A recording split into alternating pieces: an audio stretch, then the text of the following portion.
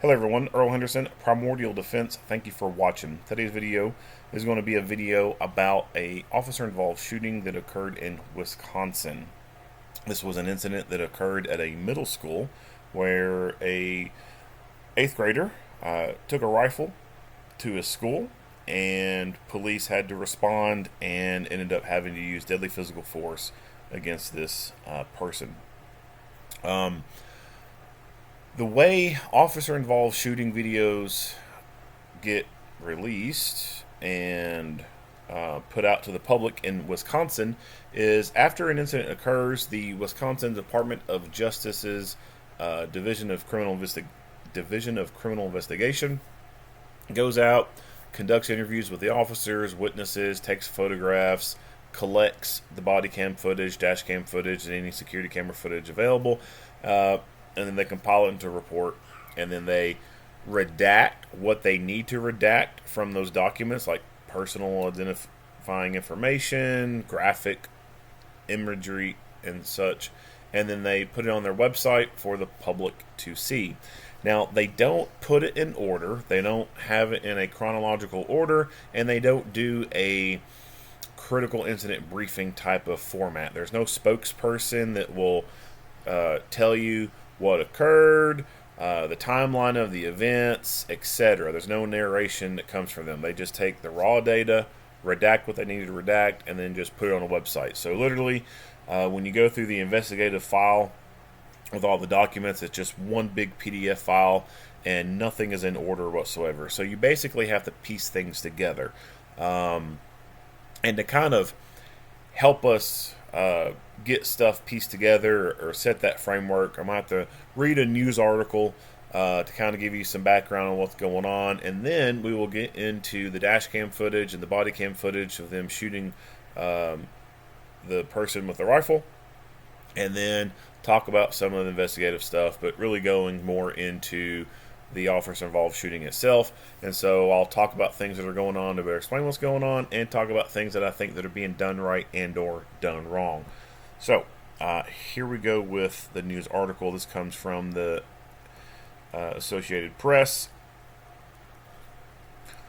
Now, mind you, this occurred in May of 2024. At time of recording, it is in August of 2024. It is August 27th of 2024 when I'm making this recording. And on August 12th is when the district attorney up there said that they were not going to be pressing any charges against any of the officers. So, 3 Wisconsin police officers who killed a student as he tried to break into his middle school with an air rifle this past spring won't face criminal charges, prosecutors announced Monday. Dane County District Attorney Ismail Ozaine said in a statement exonerating Mount Horeb police officers Tyler Stevens, Carson Stoddard, and Steve Rosemeyer that 14-year-old Damian Haglund's air rifle looked like a real firearm, and he refused repeated commands to drop the weapon. I also want to add in there that not only was he holding something that looked like a real firearm and refused to drop it, but he also pointed it at officers, pointed it and held it like he was going to shoot them with it. Moments after the announcement, the Justice Department released hundreds of pages of investigative notes connected with the May 1 shooting at Mount Horeb Middle School that show Haglund had planned to get the popular kids for months. Investigators found writings in Haglund's journal entitled Battle Plan, dated January 26, 3 months before the attack. He planned to tell his mother that he was sick, steal a car, sneak into the school at lunchtime, burn down the library, and go after the popular kids, according to the documents. He then planned to escape and die, the document said. 3 days later, he wrote that the attack would take place on May 1 because the weather would be warmer and he wouldn't have to hide in muddy fields. Investigators also discovered a message written on his bedroom wall in black marker that read, "Hi cops, to the officer who has to shoot me, I'm sorry, it's not your fault, don't forget that." Haglund also left notes behind in his room, including, "Dear Mom, this was not your fault, live your life, DH." Surveillance video shows Haglund ramming the end of the air rifle against the locked glass front doors of the school in an apparent attempt to break in. One student described how Haglund nearly got into the cafeteria by ringing a bell from the outside. Someone unlocked the door but quickly locked it again after seeing Haglund had a rifle behind his back. Students ran into the neighborhood. Rosemeyer told investigators that they appeared to be in pure fear and running for their lives. Rosemeyer found Haglund trying to pull open the door and opened fire along with Stevens and Stoddard after Haglund refused commands to drop the air rifle. Stoddard told investigators that Haglund had a rifle pointed at Rosemeyer during 90% of the incident. Stoddard said he feared that the teen would kill students if he got inside the school. Haglund never got inside the school, and no other students were hurt. Investigators recovered around 24 shell casings from the scene, suggesting the officers fired multiple rounds at Haglund. Police found 6,000 BBs, a homemade explosive known as a Molotov cocktail, fireworks, and a vial of uranium ore in Haglund's backpack. School surveillance video shows Haglund lighting off a firework and tossing it away as he's walking toward the middle school. Investigators said the uranium appears to be designed for testing Geiger counters and was available for public sale online. Haglund's mother, Melissa Haglund, did not immediately return emails and a voicemail seeking comment.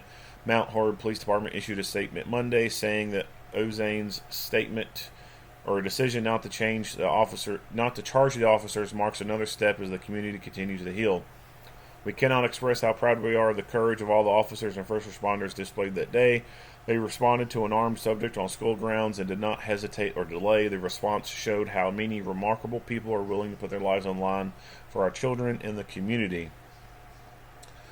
Attorney General Josh Call, who oversees the Justice Department, issued his own statement saying he was glad to see the community come together with compassion after the incident. Teachers told investigators that Haglund was smart and quirky with an oddball sense of humor, although he could be immature at times. A friend whose name was redacted from the files told agents that Haglund was friendly and liked to joke around. The friend said kids outside his friend group thought he was weird and would push him around. Another classmate told investigators that Haglund had been bullied the previous school year, but not this one, and also knew a lot about school shooters. One of Haglund's teachers shared with a police questionnaire that he had filled out at the start of the 2023-24 school year. Haglund said he lived with his mother, an uncle, and 4 pets. He said he was considering a career in architecture and liked to hike and play video games. Mount Horeb Area School District Superintendent Steve Salerno posted a message on Facebook Monday saying the investigative files should help the community understand what happened. It is a difficult, heartbreaking read. However, it repeatedly emphasizes the heroism of so many, most especially the very first responding law enforcement professionals, Salerno said. Mount Horeb is a village of 7,750 people, about 23 miles southwest of Madison, the state capital. I want to go back to where this statement up here, where he says the investigative file should help the community understand what happened. Yeah, if you've got the time to read through all 1,000 plus pages of nothing in order, going back and forth and trying to piece all that stuff together, and then going looking at the videos that are not in order at all. Sure, I guess if you have a whole lot of sitting around time, you could kind of piece that together. It's not easy to piece together. I'll tell you right now. It's just one big heaping pile of stuff that you have to sort through and figure out. It's like a puzzle, right? Like you got to figure out like which pieces go first. So it is not easy to go to that website, look at all those files, and figure out what the heck's going on. All right, so this was the news article from the AP, and let's go take a look at his obituary. All right, so here is the obituary for the 8th grader, Damian Scott Kadena Haglund. So the news article noted that he lived with his mother, his uncle, and some pets. He's 14 years of age, passed away May 1st, 2024. He was born December 22nd, 2009 in Madison, and is the son of Alejandro Kadena Garcia and Melissa Haglund.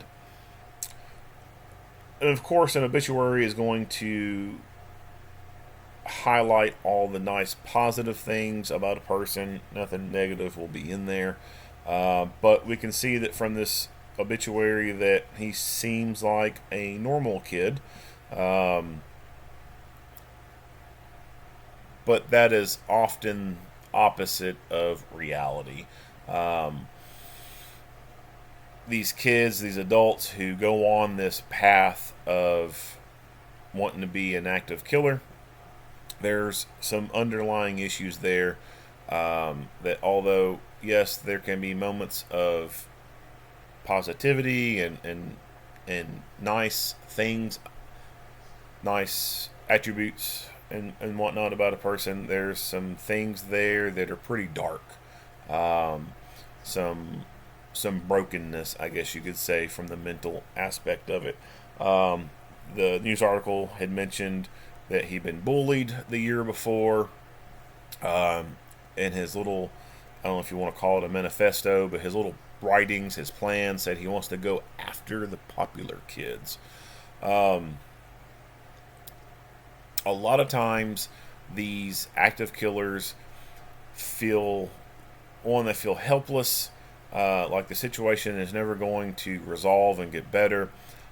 They feel as though they are not accepted by the majority, that they're not included. And that lack of inclusiveness can breed some resentment for not being accepted into the pack. Um, and because you're not included in the group, that can be turned into thinking of being purposely rejected and outcasted and always kept on the outside.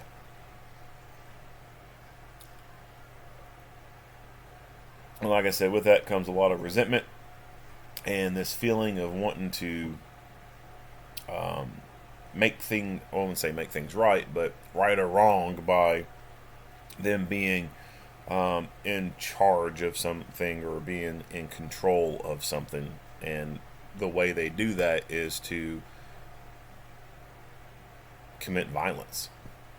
Um, he had a obsession with the Columbine killings. The Columbine killings occurred in the late 1990s and is probably one of the more famous active shooter incidents out there. Um, Even today, several years later, it is one of the probably most referenced and more popular active killer events out there. Um, Probably because, one, it involved two people doing the same stuff. Usually, active killer events involve just one person.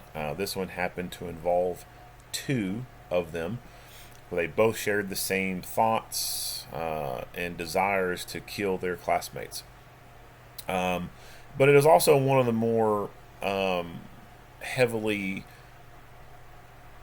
news media covered events. So, and to know why that was like that, you have to look at the history of the late 1990s. And John Benet Ramsey's murder case was going on at that time, and so there was a lot of media in Colorado at that time for the John Benet Ramsey murder. And then, boom, this thing popped off. So you've got all your major media outlets in that area, and so they drive over to the high school after it's occurred, and we get the famous footage of the students crawling out the windows and the lines of students and the SWAT teams and everything. It's just a lot of concentrated news media coverage on it.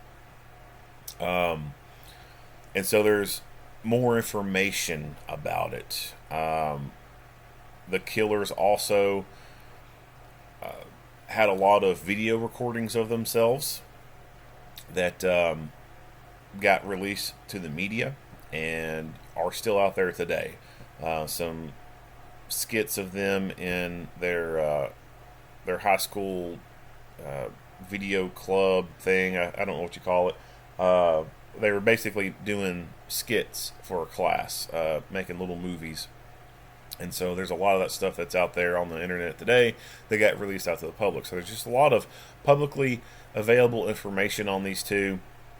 And for a lot of kids out there, they can more easily identify with these two because they're like them. They look like normal kids, doing some of the normal things that they like to do, playing video games, stuff like that, and going through what they see as some of the same things that they were going through, being bullied, being the outcasts, being the weird kids, and then boom, this is how they got their popularity. This is how they were solidifying their marker in history, right? And so, going past that point, there have been a lot of active killers who have idolized the Columbine killers and have referenced them and talked about them, and have even gone so far as to do some things to replicate what they did back in the late 90s. For example, there's some killers out there who try to replicate some of the clothing that they have worn, where they'll put natural selection on a t-shirt, or wrath on a t-shirt, whatever, to, I guess, pay tribute to who they see as their idol, I guess you could say. I wish that I could find some material from a psychologist that would kind of break that down and go into why some of these people do that. I can't explain why they do it. The only thing I can think of is, like I said, they look at these people as being similar to them, and they start to idolize them. And this kid, he kind of idolized the Columbine killers and obviously other active shooters. But we'll see later on that how he idolized them and what he did to try and emulate some of what they did. So that's it on the obituary. I'm not going to go read through it all. I'm going to go into the videos next. I'll go into the body camera footage and the dash cam footage. I'm going to skip the 911 calls. Wisconsin does a lot of redactions with their files. They don't want to show pools of blood on the ground. They consider that graphic. When it comes to witnesses and stuff and people's voices on the 911 calls, they've blurted it all out. So the only thing you hear is the dispatcher talking. You'll hear the dispatcher talking, a long period of silence, and then you hear the dispatcher talking again. So unfortunately, the 911 calls, even though they're available, I'm not going to play those. The radio traffic, I could play that, but it's pretty long, and it's just like any other recorded radio traffic. It doesn't. If something occurred in the span of 30 minutes, it's not a 30-minute long recording. It's more like a 10-minute recording, where it only records the radio traffic itself when it occurs. It's not like it records the traffic that's going on for the 10 seconds, and then there's 5 minutes of dead air, and then boom, a few seconds of talking, and then a minute of dead air.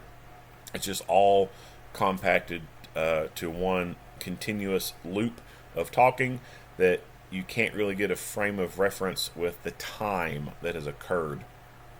I wish that there's an easy way to take the audio recording and play it in the background with some of the dash cam footage and body cam footage and security camera footage, but I don't know of an easy way to do that, so I'm going to skip the audio recordings as well. But alright, so enough of some of the background on this. Let's go ahead and get into some of the meat and potatoes.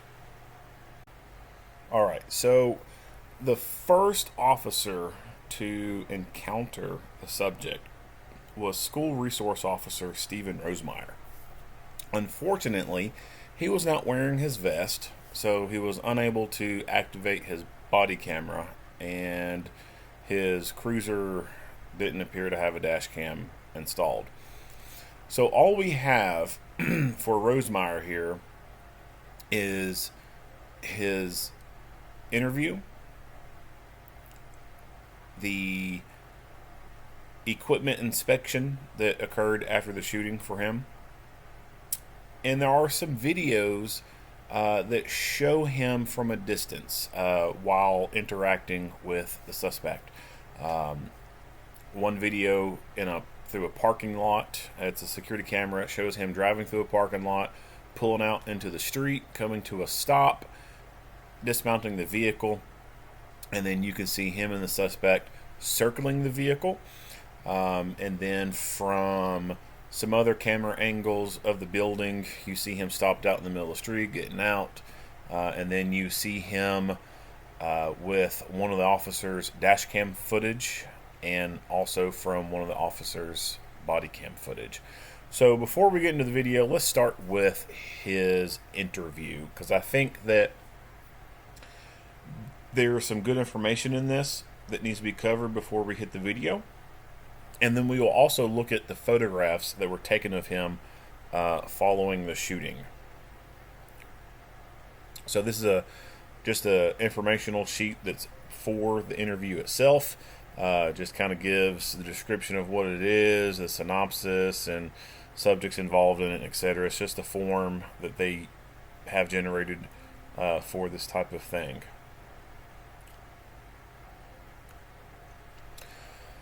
And then it goes into talking about who's doing the investigation. So really, the beginning part of this isn't that important. But one thing I do find of interest is that they gave him the opportunity to have the interview audio recorded, and he decided that it would not be recorded. Honestly, I don't even think that should be an option. I think it should have been mandatory that it be recorded, right? Like this is a homicide investigation. Albeit there was nothing wrong done from the standpoint of the officers. They acted lawfully, but still, there's no good reason, in my opinion, why they should have even given him the option of recording it. It should have been an automatic recording of this interview.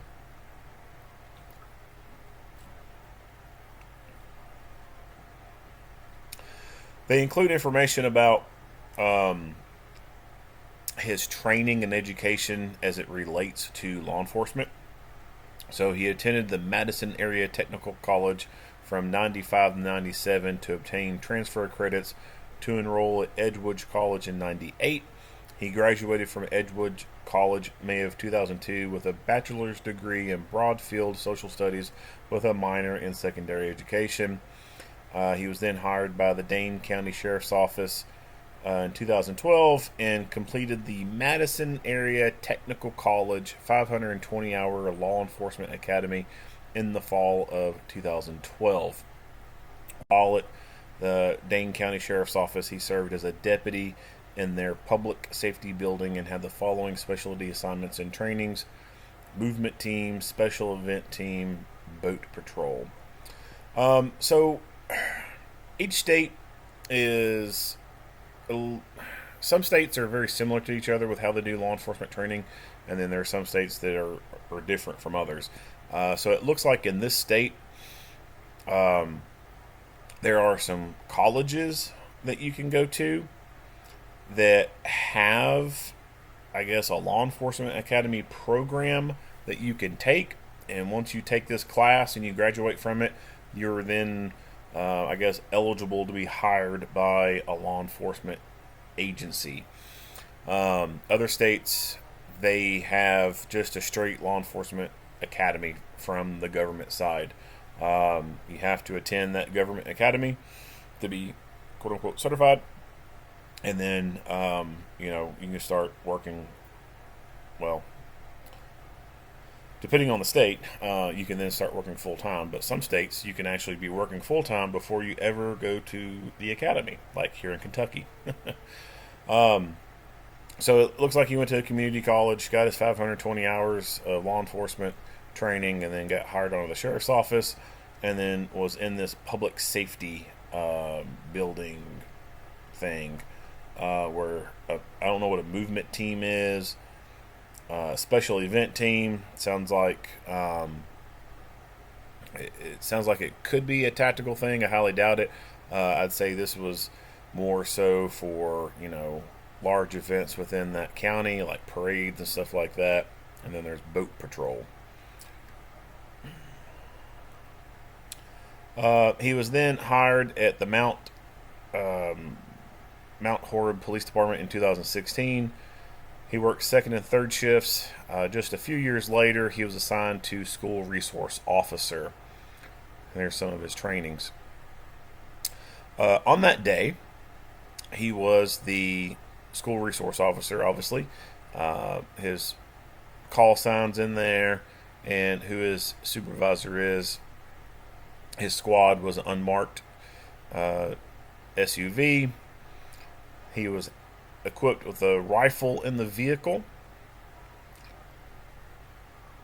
and he had an exterior carrier vest with a taser that was placed on the front passenger seat of the vehicle itself.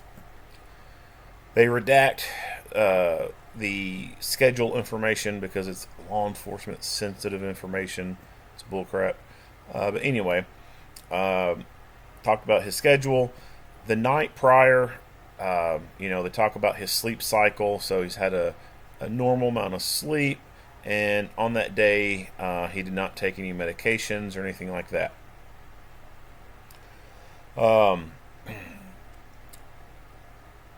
Before his shift started, he arrived at the headquarters of the police department wearing a blue-collared shirt, tan cargo pants, black shoes, black jacket with the police badge and patches on the sleeves, and a police baseball hat.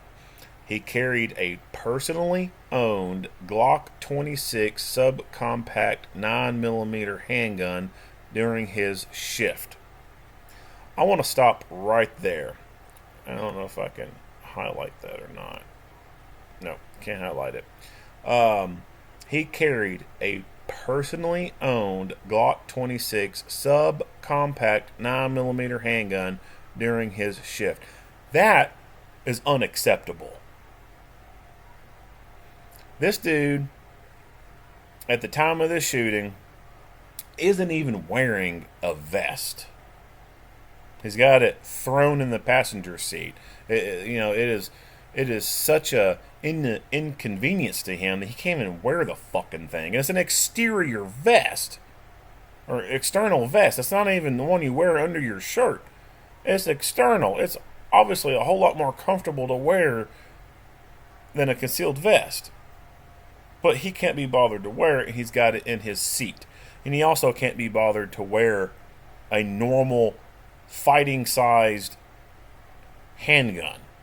He has to wear a baby Glock on his side. A baby Glock. This is a backup gun. A backup gun. A backup gun for a uniformed, armed professional is not your primary gun. A primary gun would be something like a Glock 19 or a Glock 17. That is your primary fighting pistol. A Glock 26 subcompact is a backup gun. Yes, this can be used for fighting, but it is used to back up your primary gun in the event that primary goes down. This should never have been allowed at all. They should have said, hell no, you're not carrying a Glock 26. You're going to be carrying a compact or full-sized pistol as a police officer. A police officer tasked with guarding children from being fucking murdered. That's his job. That's his role, is to protect the children from being murdered from psycho assholes. And he goes at this job with a subcompact pistol, a baby Glock. Unacceptable. That is malfeasance and dereliction of duty.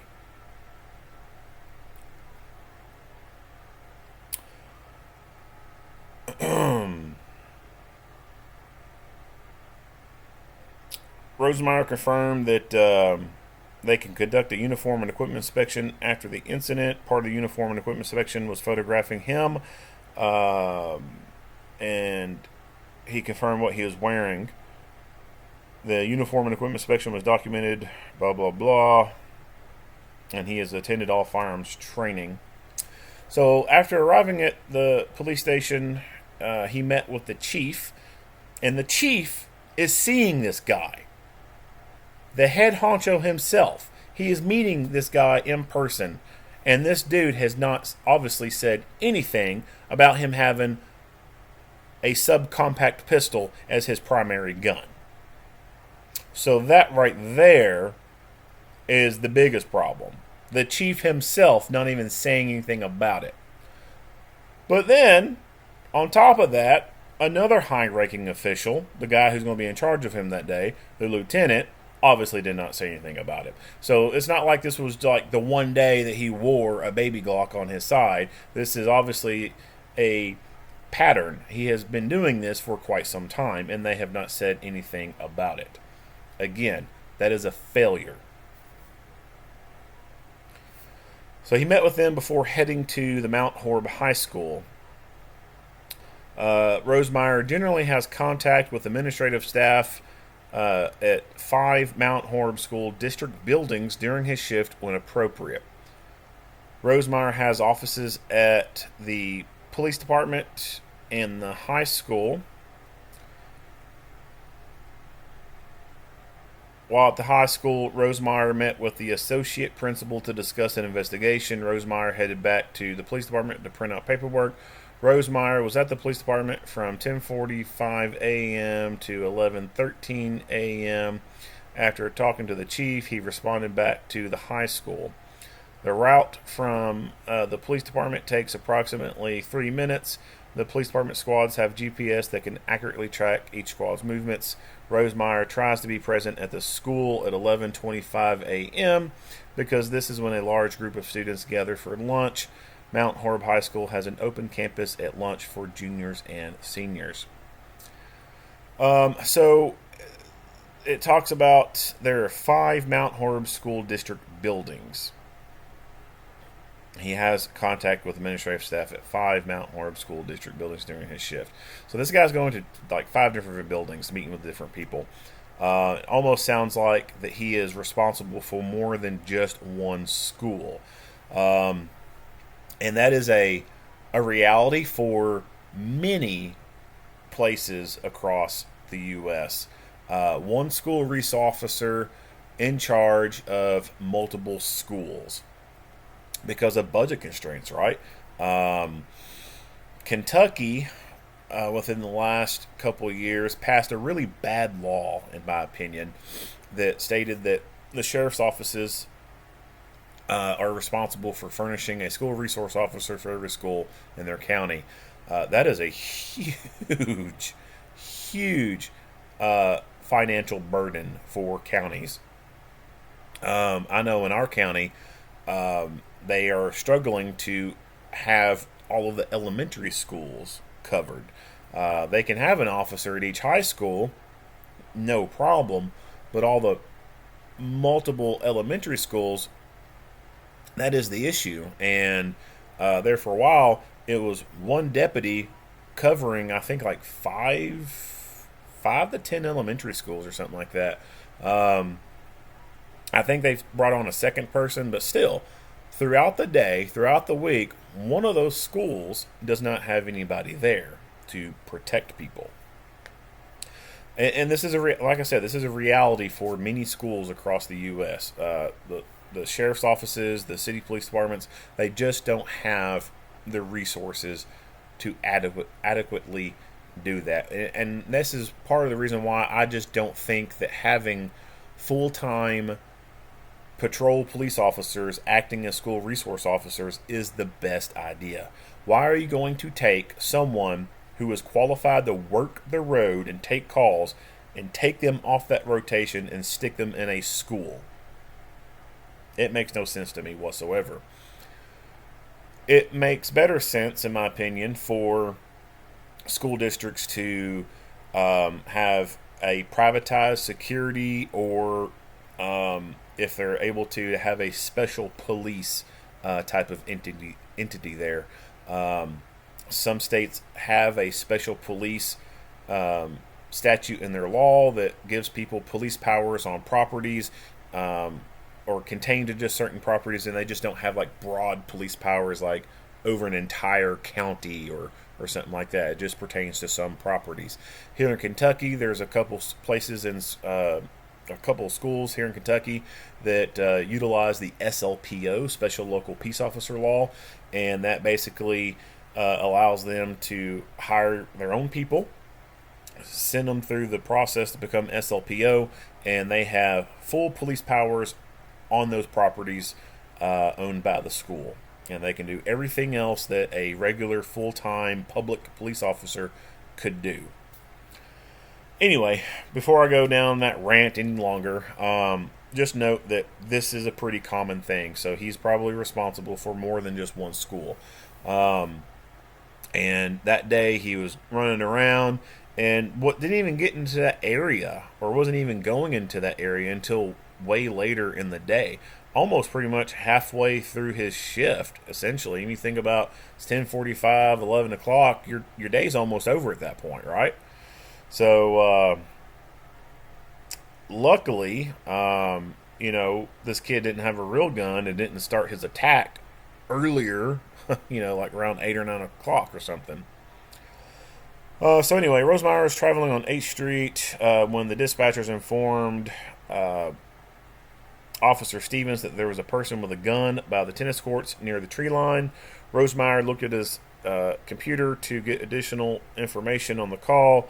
Rosemeyer notified dispatch of his location at the high school. Rosemeyer knew exactly where this area was because he tried to get the trees cut down, and then they redact some of this information. I don't know why they redact some of this information.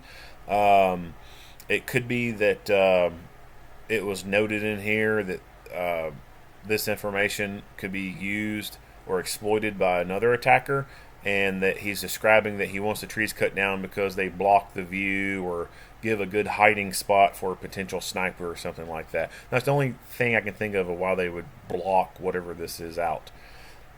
Rosemeyer said that he thought to himself, oh shit, because he was right around the call.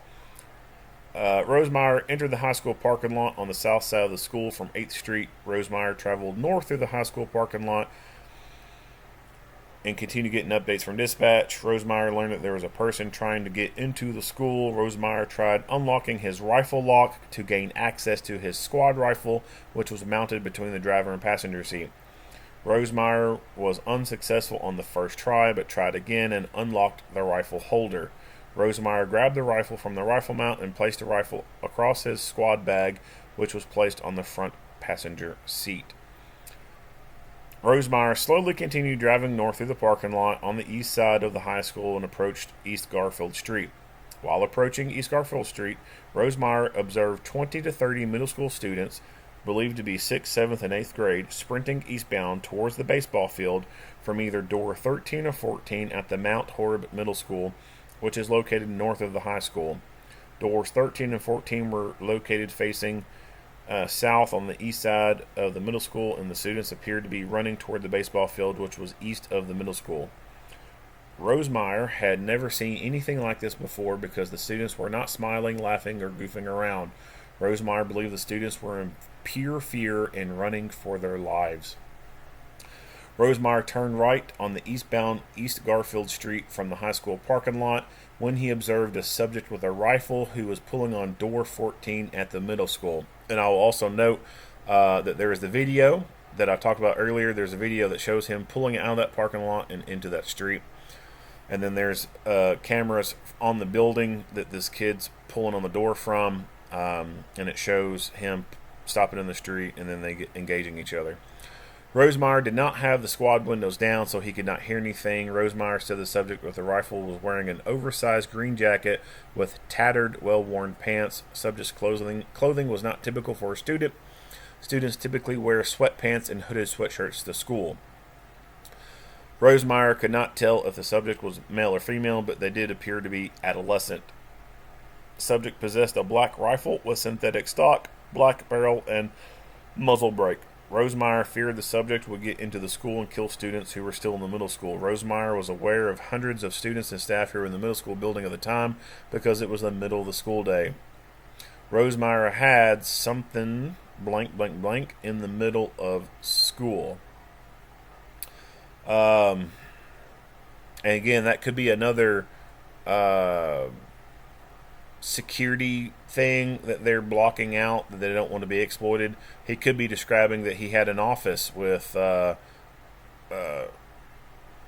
firearm and ammunition in the middle of the school. I have no idea what this is, but it's something that they felt they needed to block out. Rosemeyer also feared a student would inadvertently let the subject in the middle school by accidentally opening a door. Rosemeyer stopped his squad eastbound on East Garfield Street facing east-northeast, grabbed a squad rifle, and exited the squad. Upon exiting the squad, Rosemeyer immediately charged the rifle, making the rifle ready to fire if needed. So, the good thing that he did was he got his rifle out of the mount, and he had it out and ready so that when he came to a stop, he could get that rifle and deploy it. Rosemeyer stood on the driver's side of his squad and was approximately 40 to 50 yards from the subject, who continued to pull on the door.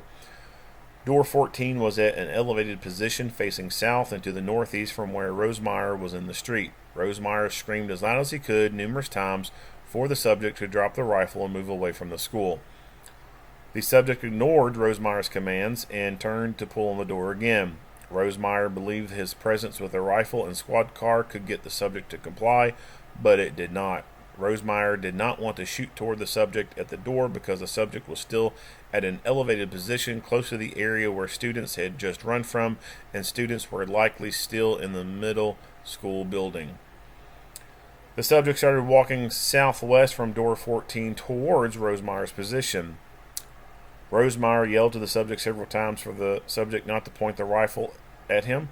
There was no cover position for Rosemeyer, so he moved to the back of his squad to create cover from the subject. As the subject moved toward Rosemeyer, the subject was holding the rifle across the front part of his own midsection. Rosemeyer said the subject was lumbering toward him and pointed the rifle at him as the subject continued moving toward him. Rosemeyer gave the subject commands not to point the weapon at him and drop the rifle. Rosemeyer had identified the subject as a male juvenile. Rosemeyer did not immediately shoot because he thought the subject was a kid, and Rosemeyer didn't think he would hit the subject because the subject continued moving. The subject pointed the rifle at Rosemeyer's face, and Rosemeyer thought he would never see his children again because he was going to die. Rosemeyer continued to move around his squad and create more cover, but the subject advanced. Rosemeyer continued trying to use his squad for cover when the subject pointed the rifle at Rosemeyer, as Rosemeyer was positioned at the southwest side of his squad. The subject was located just east of Rosemeyer's squad when Rosemeyer finally fired one or two shots from his rifle at the subject, who was approximately 20 yards away, because Rosemeyer thought he was going to die. So already, this guy's testimony said that he did not want to shoot because it was a kid.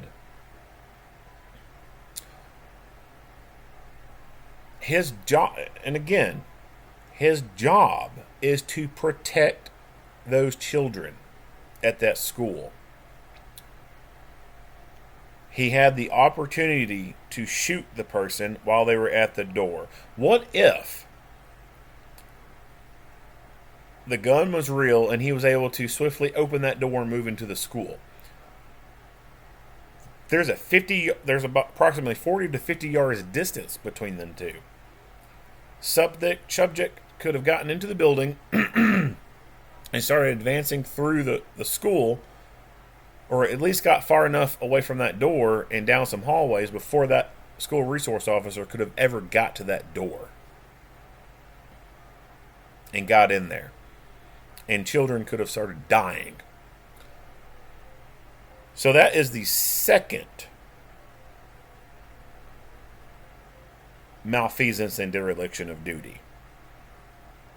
And then the subsequent failures and negligence and dereliction of duty, malfeasance, is as he's advancing towards him and he has ample opportunity to smoke him, and he refuses to do it. And refuses to do it because he sees that it's a kid. I don't give a shit if it's a fucking kid. That kid is there to kill other kids. Obviously, in this case, that's not what it was. It was a fake rifle. But in that moment, you have no way of knowing. There have been kids who have gone on to kill multiple other kids in schools. It doesn't matter that they're a juvenile at that point. They are a killer. They are a substantial risk to the public. The public that you, as a public servant, are sworn to protect.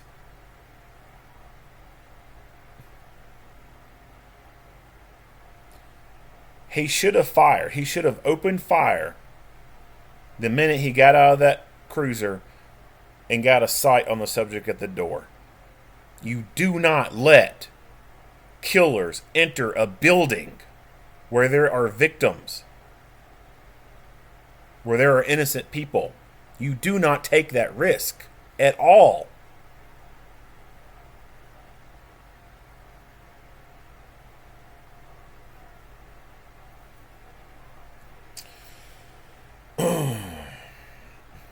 The subject moved to the north of his squad, and Rosemeyer moved on the south side of the squad to the east to use his squad as partial cover.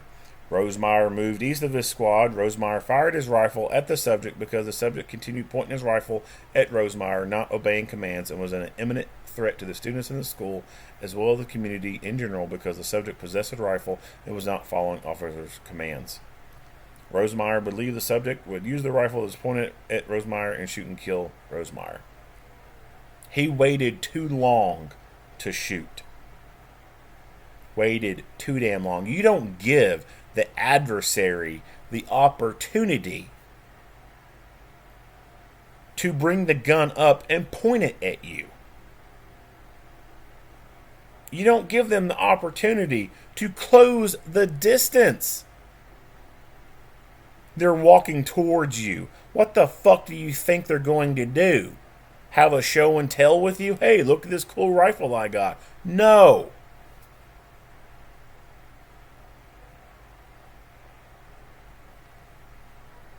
How this guy, oh my God, how this dude is employed as a school resource officer, it is baffling.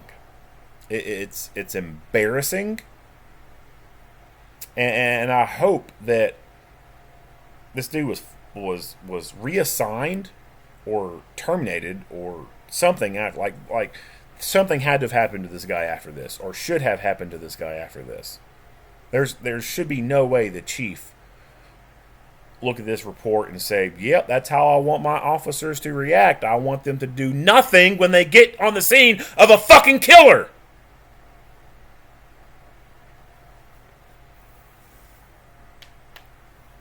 There are some people out there who are school resource officers simply for the fact that they're not a meat eater.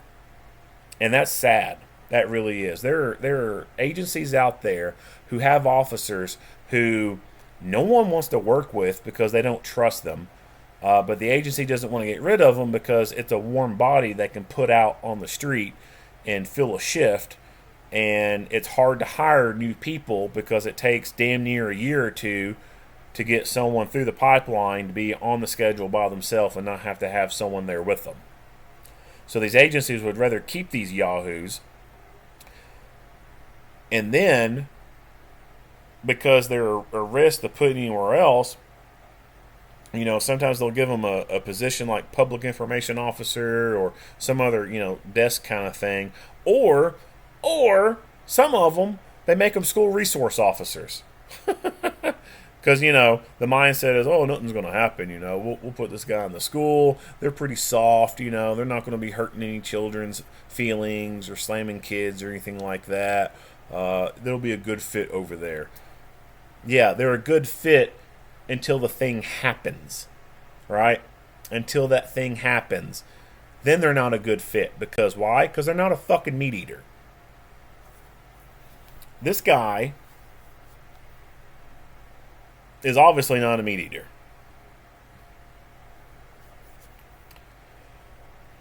Shit like this shit pisses me off. It really does. It fucking enrages me.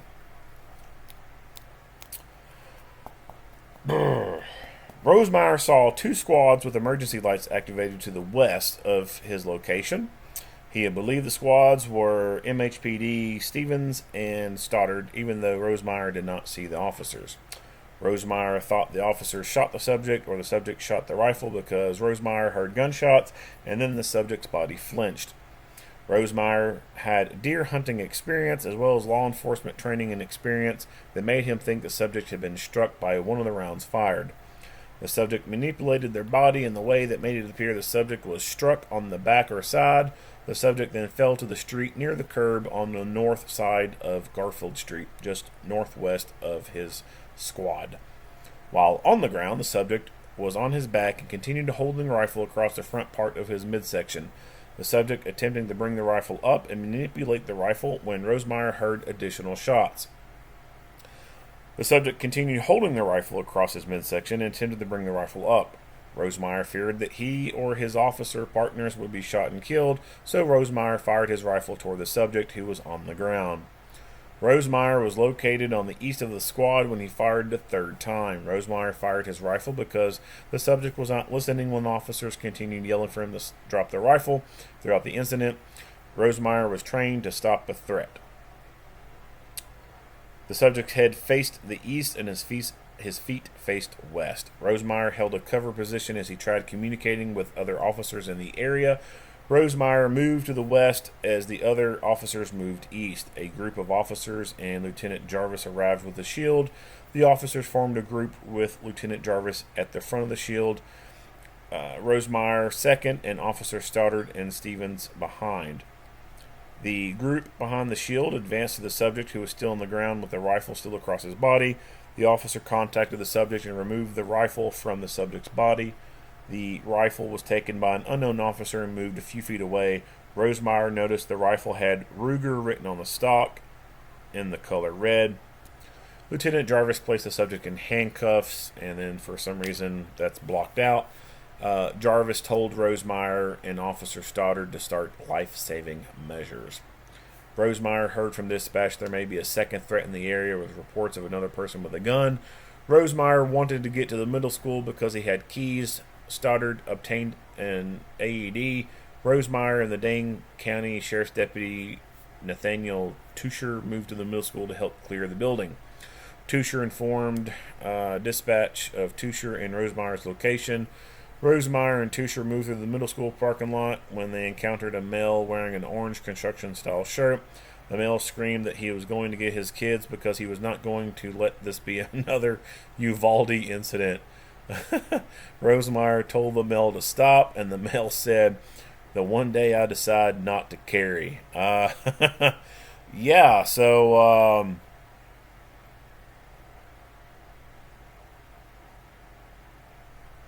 interesting choice of words there. Yeah, you already know how upset and unsatisfied I am with this dude's performance when he first arrived, and it was damn near becoming Uvalde.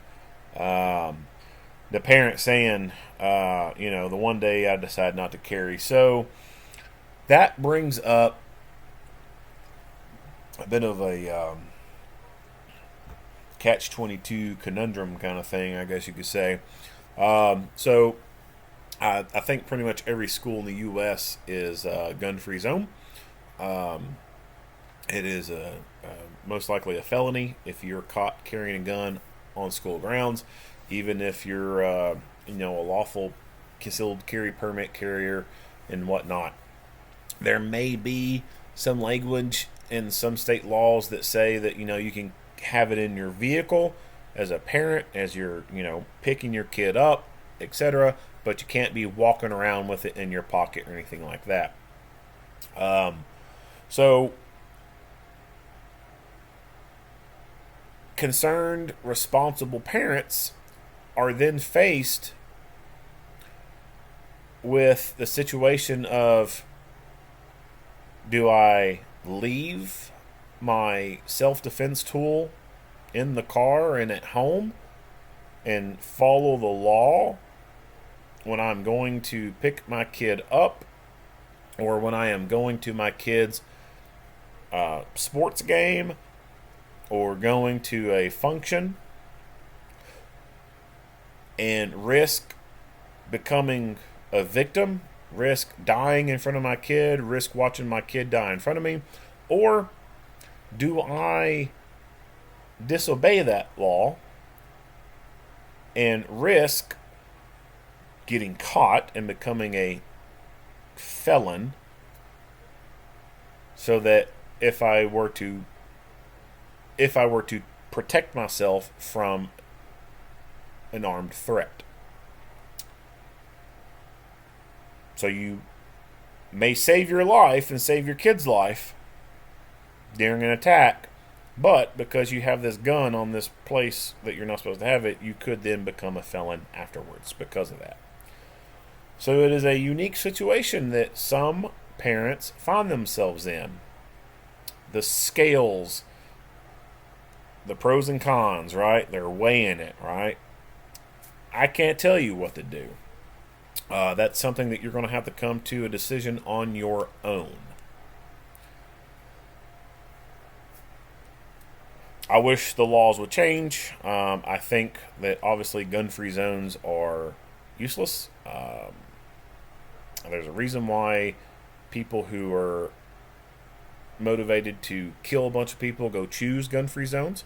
Because they know that they have a higher degree of success, since they feel pretty confident no one's going to have a gun there to stop them. It's just unrealistic. It really is.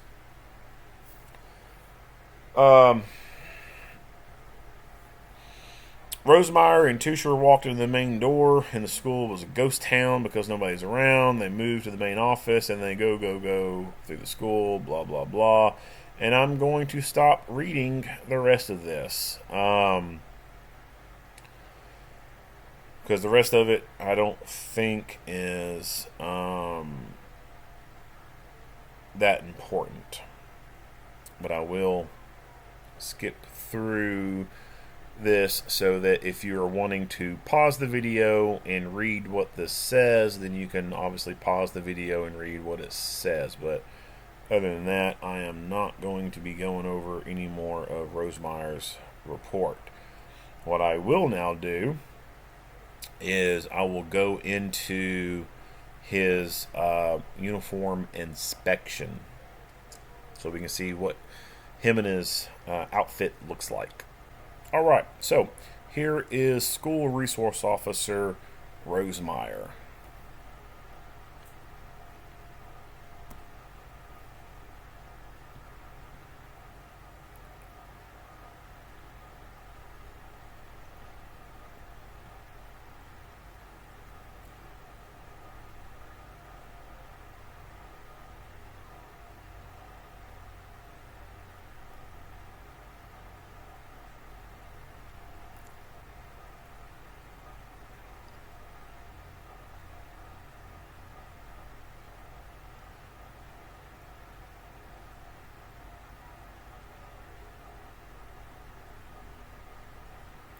So that's a body camera that came from his vest, but he was obviously not wearing it.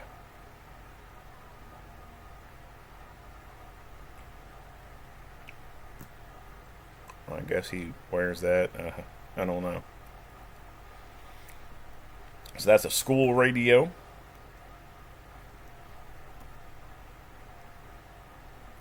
ass freaking paddle holster. I hate paddle holster designs. Like, they're so stupid. So a paddle holster is not a great holster, in my opinion, to be utilizing as an armed professional, because the whole holster and everything can be ripped off of your body quite easily. Your belt just slides behind this piece right here. So you can see here's the main body of this plastic, and then here's the body of the holster, and then this little thing right here is supposed to be kind of what keeps the belt kind of clipped in, so to speak. So the belt would be between this point right here and this point right here. So you can kind of see the rectangle shape where the belt would slide through at. So basically, to take this thing on and off, you just have your pants on, belt tighten up, and you just slide this piece down behind your pants. And then keep sliding it down, and then boom, the belt clicks into place, so to speak. And then to take this thing off, you basically just pull the holster away from your body and then pull upwards, and the whole thing comes out. So if it's easy to take off yourself, then in a fight for your gun, the holster can be easily taken away from you with the gun inside of it, which is why I don't like this design at all. Not something that an armed professional should be using at all. And I hate that this design is even still offered out there. He has full-size magazines for his Glock 26, or I guess one magazine, and then that's the magazine that would have been in his Glock 26. And here is his personally owned Glock 26. Alright, so that's all the photos from the uniform and equipment inspection. Let's scroll back real quick to take another look at him. So I guess this is one of those dudes that likes wearing a jacket all the time. And of course it is Minnesota, so I'm sorry, not Minnesota, Wisconsin. So it can be a little chilly up there, right? But does this guy plan on wearing his jacket indoors at all times? What if he needs to take his jacket off? Like, what other identifying patches or embroidery or whatever, or a badge is on him? Nothing. There's nothing identifying this guy as a peace officer. If you're going to be a uniformed peace officer, you need to be uniformed. This shirt he has needs to have a badge on it. And if it's not going to have a badge on there, he needs to have a badge clipped to his belt. It's just not realistic, in my opinion, to be wearing a jacket all day, every day, inside a building. But he seems like a petite enough looking dude that he probably needs a jacket. The other problem that I see is a lack of equipment. This is not a this is not a fucking police belt, okay? This is not a duty belt. This is just regular pant belt right here that he's wearing. And the only thing he's got is a subcompact pistol in one magazine. And I think that magazine thing has a thing of cuffs on it. No pepper spray, no taser, no tourniquet, no baton, no thing of gloves. He had a radio. He had a radio clipped to him. But the radio's not even in a pouch. It's just on a clip. So if he gets into a fight, well, that radio's coming off. Because those clips don't they don't stay on you very well in a fight.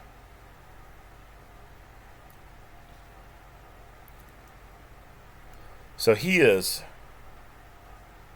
negligently under equipped here. He is not properly equipped or attired for his function. His function is to be a police officer in a school protecting children. There are security guards out there with no arrest powers, no sworn obligation to protect people, and they are better equipped than this clown. This is a disgrace. It really is. The fact that this dude was allowed to go to work like this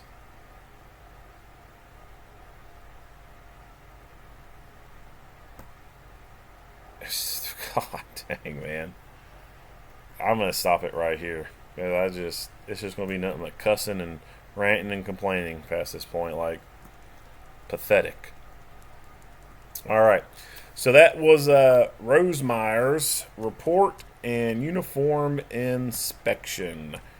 Let's move it on to the other ones. All right.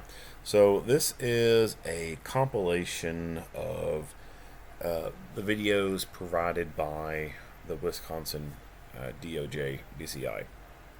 This is going to be security camera footage from buildings, and then also dash cam footage and body cam footage at the very end. This footage here, I think this is like an apartment complex, townhouse kind of thing. Damian, he had faked being sick, stayed home, and then he stole the vehicle, crashed it outside of a house, and then got out on foot and walked the rest of the way to his school. And so this is just footage showing him. Let me hit play here. You'll see him start to come from over here. Actually see him where I'm circling the cursor at. But you'll see him walk this length, and he'll pass in front of this building here.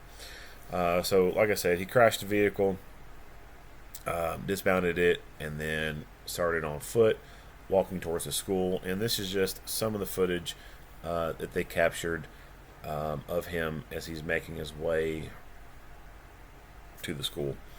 There was actually another camera angle from here. I think it's labeled garage. Really not much to see from it. Same kind of stuff you see here, just kind of a little figure walking across. But this was just something they collected during the investigation, just showing his movement from the area that he crashed the vehicle and the path he took to get towards the school. Really not a whole lot to see here, but just wanted to include it for people's viewing pleasures. Let me back this up some. Something else to keep in mind too is some of these cameras are I guess motion activated, so you may see him standing in one spot in one moment, and then boom, it's like he freaking Star Trek'd his way to another location, and it's not any kind of editing of the video or anything like that. It's just the cameras. Some cameras are motion activated, and once they pick up motion, they start hard recording, and then when they don't pick anything up, they stop recording, and then when movement is picked up again, boom, you have a totally different sight. That, of course, saves space on the recording, so that you can get more recorded activities versus having an actual true 24-hour video of really nothing going on.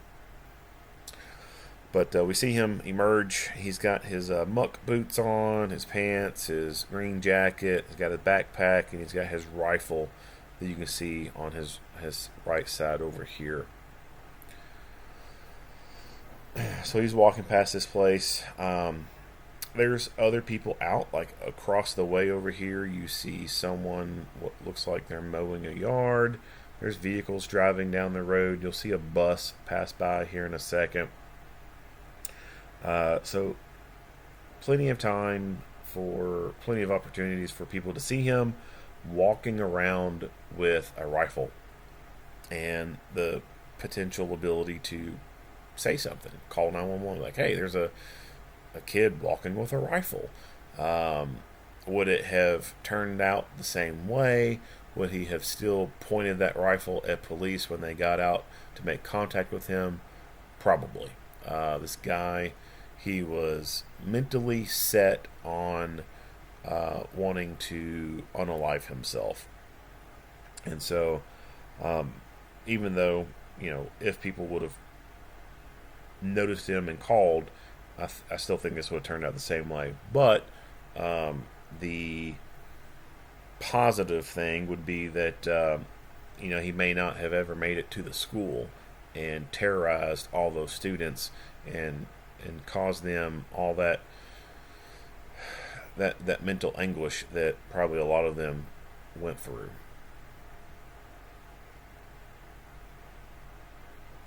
Because that's you think about it, like those students that were inside that school looking out the window, seeing him with that rifle. Think about how scared they were. Some of them undoubtedly having some mental health issues after that. Right? Like, I would not be surprised if, like, some of them were too afraid to go to school immediately after that. So this is footage from the school. The softball field's over here. He sets off a smoke bomb, and he has a bag of fireworks and pyrotechnics, and he also has a vial of uranium, like radioactive material, and so he sets off his smoke bomb. And there's actually a couple other videos that were on the website, and when I did the download, the videos wouldn't play. They said something about a codec not being supported, so I don't know if those have any better angles or not of showing kind of what's going on. But this is, I guess, the only one that shows the smoke bomb going off. No real explanation behind why he decided to set off a smoke bomb in this particular area. There was some reports, I believe, of there being 2 shots being fired. Of course, him having a pellet rifle, no shots coming out of it. But he did have some other pyrotechnic stuff. And I think it's possible that he may have lit some of those things off. And that could be what the 911 caller had described as 2 shots being fired. It's possible that he decided to set the smoke bomb off to scare people, to bring attention to it. It's possible that he intended to set this off to cause the school resource officer to come out there and confront him, or to divert the school resource officer to coming back there to figuring out what was going on while he goes to the front of the school and goes in. It's really anyone's guess on why he set the smoke bomb off, but he does set a smoke bomb off. It's very anticlimactic. It doesn't do that great of a job, which is typical of most fireworks smoke bombs. They just don't do a very great job. Here he's coming up to the door. This is the cafeteria, so there are students here behind this blur box. He jumps the little fence, goes over here to the window. He strikes the window with the butt of the rifle, and then boom, you can see all these students right here in the blur box just running, trying to get away from him. And then eventually they're all gone, and now you can see what the cafeteria area looked like. So they was at lunch when all this was going on. And again, like I said, think about the fear that they went through. This is a side door. that he tries to get into. This is the door that he comes from when school resource officer Rosemeyer arrives on scene.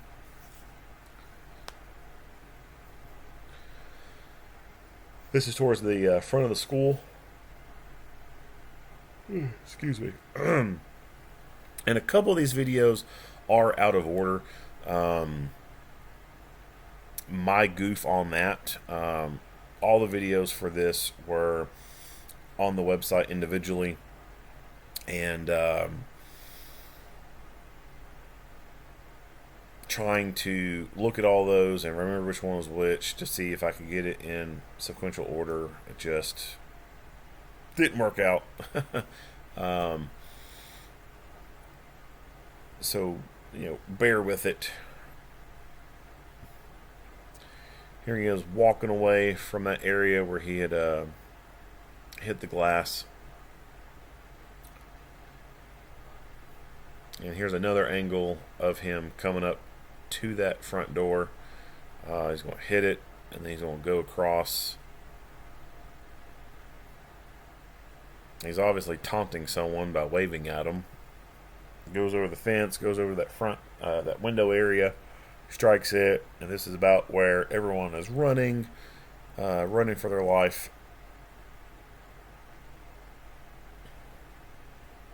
He obviously can't get in, so he walks away.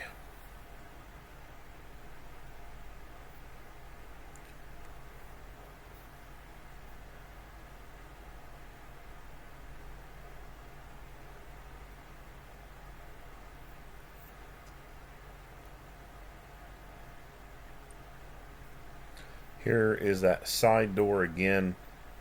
So he tries it. He walks away from it.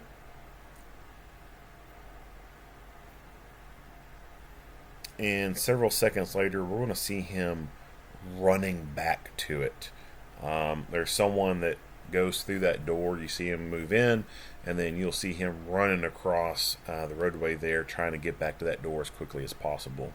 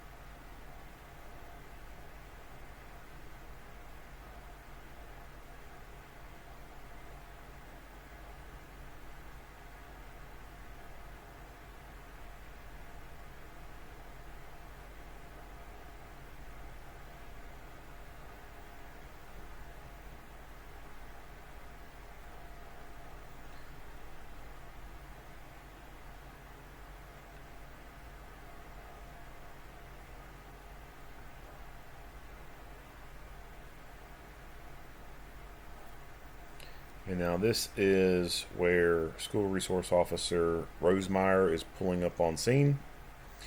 He is just past the screen. You can't see him. We won't see him on this one. Well, we will, but we just don't see his car. But there goes Damian, and you'll see him with his rifle up in a high ready position, holding it as if he was aiming it to shoot. He's moving towards the cruiser, and then eventually we'll see school resource officer Rosemeyer come into view. This is after Damian's been shot and goes down to the ground, and Rosemeyer is sort of backing away from his cruiser, using his cruiser as a form of cover and peeking around the side to be able to see Damian on the ground. I'll go ahead and try to skip forward. So there's Rosemeyer. See him kind of backing away some. He's got his rifle out. But other than that, we don't see much else.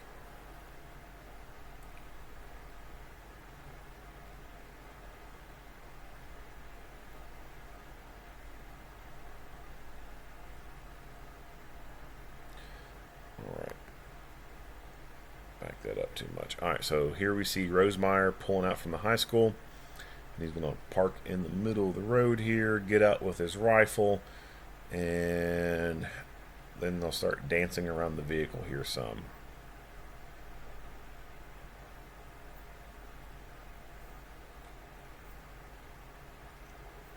That should have been the time that he shot. Someone's coming at you with the rifle, and you've got a rifle, and they're raising it. That's not the time to run away. That is the time to put them down. So at this point, Stoddard has arrived. He's put some rounds into him, puts more rounds into him, goes down. He's going to roll over here in a second, and then boom, they're going to cover him up with a blur box so we can't see his dead body. Because apparently from this angle with this poor quality resolution of the camera, it is graphic. And then here is the arrest team forming and going forward to cuff him up and take the rifle off of him. So not much to be seen from this angle. And this was what I was talking about, where I got some of the stuff out of order. So I should have had this one well before. But things happen, right? Alright, back this up some. Alright, so this is Rosemeyer pulling out of the high school, pulling out into the roadway here, parking, and then we'll see them get out, do their thing. We'll see Stoddard and Stevens over in this area eventually. I don't know why they have blurred out the majority of this video. I'm guessing it shows part of the school that could be a security threat if it's visible. There are some overhead maps that they've included in their reports, and they have blurred out the tops of the schools as if you can't go to Google and see them on satellite imagery. I don't know. They do some excessive redacting, in my opinion. I think they go above and beyond with the redaction stuff. It's a little too much.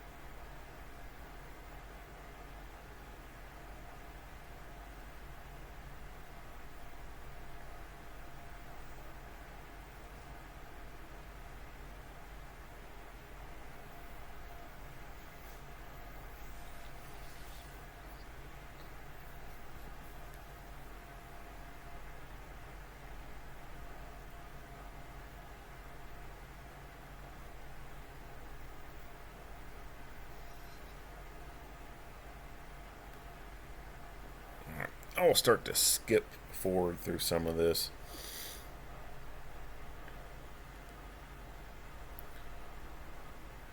They start to advance forward.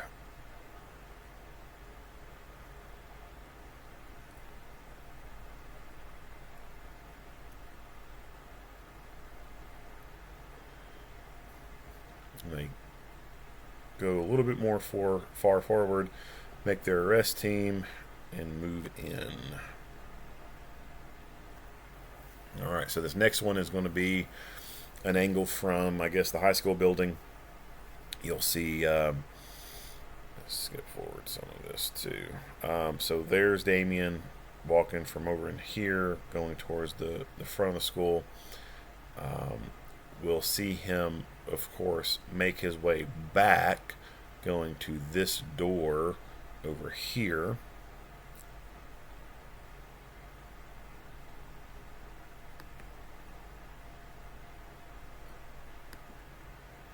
Oops. And then we'll see Rosemeyer drive through the parking lot here and park out in the middle of the street.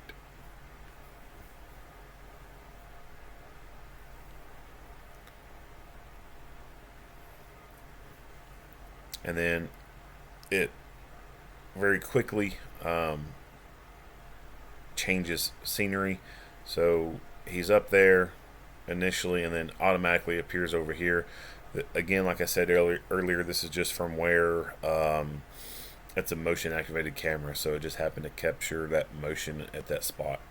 So we missed some of the stuff going on because it's a motion activated camera, but you can see him. And I'll back this up 10 more seconds. Actually, go 20 seconds. We'll go back to where we see him appear in the back here. So boom, that's where he falls down after being shot at, goes around, boom, falls again. He rolls, and then you'll see him start to try and get up with the rifle in his hands.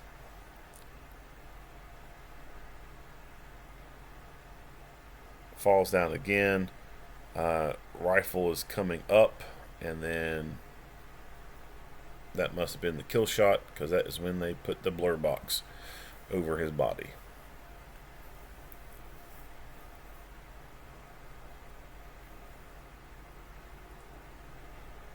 And not much else from this footage here. See the arrest team moving in. This is going to be Officer Stoddard's. I don't know if it's pronounced Stoddard or Stoddard. I'm just going to say Stoddard.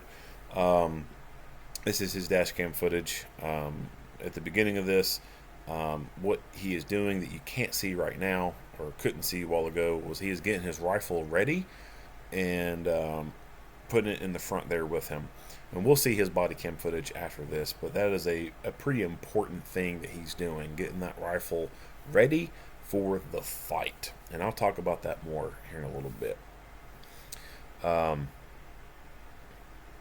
There's no sound with the audio, but as soon as he makes this turn right, you see out in the middle of the street Rosemeyer's vehicle, and action.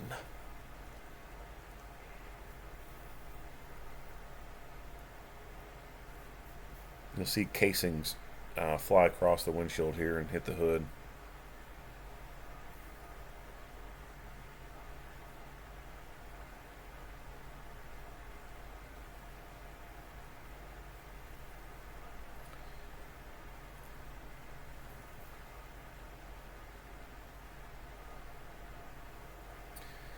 He explosively moves off the X and runs for cover. And I'll talk about that a little bit more when we get into his body cam footage. But I like this guy. I think he's a pretty squared away dude. This town is lucky to have an officer like this. Because contrary to some people's beliefs, not all cops are great cops. Some of them suck at their job. But this guy, Stoddard, he don't. Like, he's squared away. He is what you want.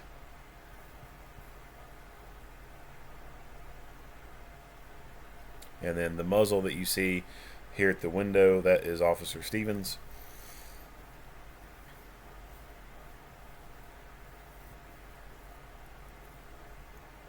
Alright, I'll hit skip 30 seconds. Go back some. Alright, so while they're sitting here, another cruiser comes in, and the way they park, they kind of block the rest of what we're going to see with them interacting with Damian, but we will see them advancing forward. Stoddard is taking somewhat of a position of cover behind this red car, and then they'll kind of convene over here, go back to the sidewalk area, move down, and then go across the street to take them into custody. And so we'll skip through some of this. There's not a lot of it's very relevant. Another cruiser comes in, parks, blocks most of the road here.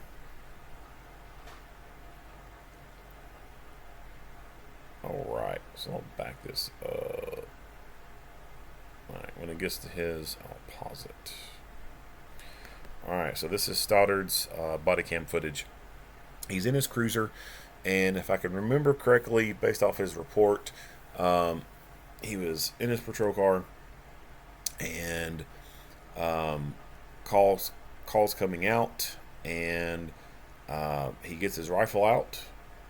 He dangers it up. He puts himself en route to the call, and then gets out and does work. So let's talk about what he's doing right now. He's getting his rifle. So he's got the call. He knows he's going to a call involving a person that's been spotted with a gun, that's hiding in the trees, bushes area.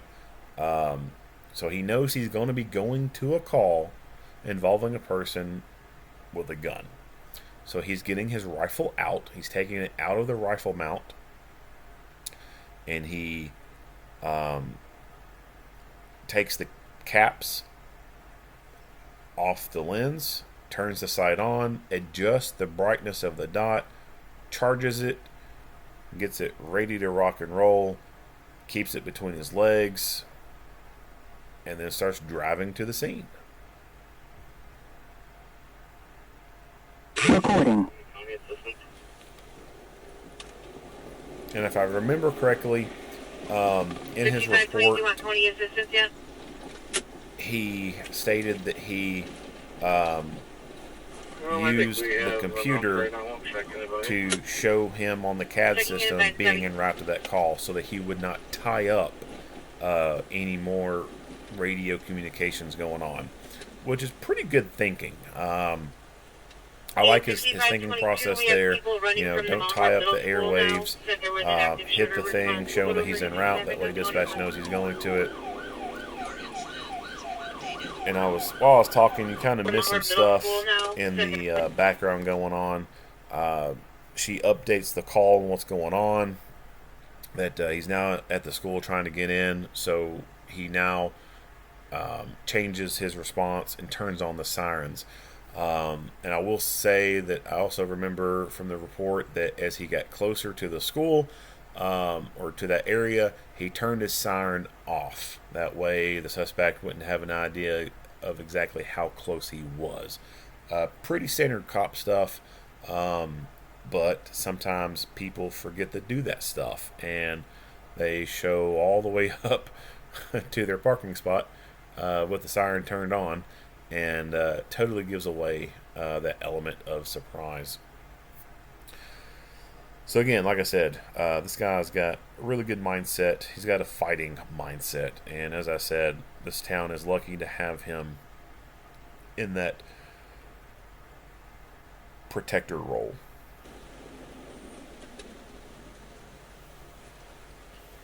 In 6522, we have people running from the Mount Horeb Middle School now. Said there was an active shooter response. We'll go to emergency traffic on County 1.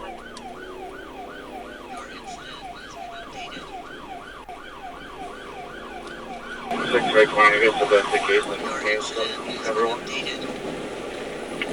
Copy Albeit, County DOA created here and self-assigned here as you are able to do so. 4503, 4505. Let's go to emergency traffic, which we've been on now here for a second. Let's do 10 over on 3. Drop it! Drop it!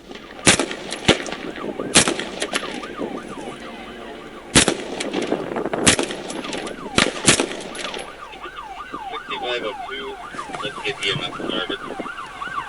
6524, shots fired. Drop it!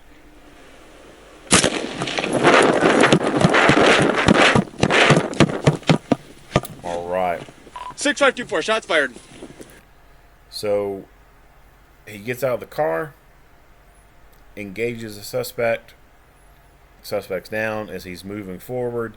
That is when the suspect's moving around some more, and their movements is showing that they're still a threat. So he takes one more shot, and then he explosively runs off the X and goes for a position of hard cover. A vehicle is not a great piece of cover. Bullets can go through them pretty easily. So he doesn't even entertain the idea of going behind his vehicle. He darts off to the side and goes over behind this brick building that is going to stop bullets more effectively than the thin metal-bodied vehicle. I will say that I think he could have come out from behind his new cover a little bit better, but overall, I like the fact that he purposely moved to that position of cover. Shots fired. Drop the rifle! He braces himself with the Drop cover. it! 2-4, suspects down.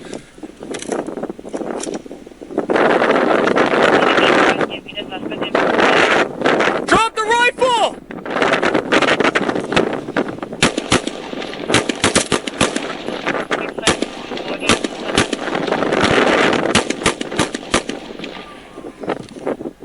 6524, suspect still moving on the ground with the rifle.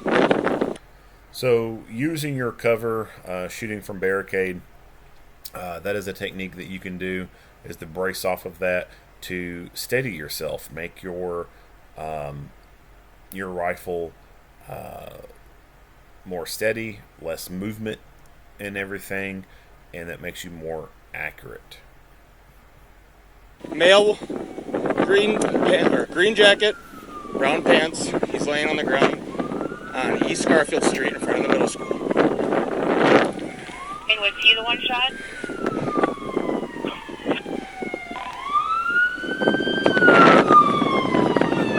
Verification. Subject still moving.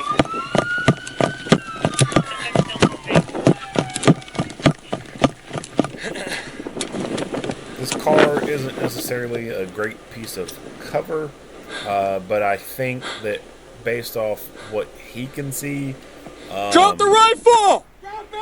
there's probably Sir, get out of the street! probably a pretty good chance that he can see that the fight is most likely over, but still need to take caution in approaching and just doesn't want to walk up there You good, Steve? without any kind of cover or anything like that. Negative. He is down right in front of the school. Copy. Is he the one Get shot? forward Is just that a who little you have? bit. And we do have other units coming to back you up. Give me the last update here.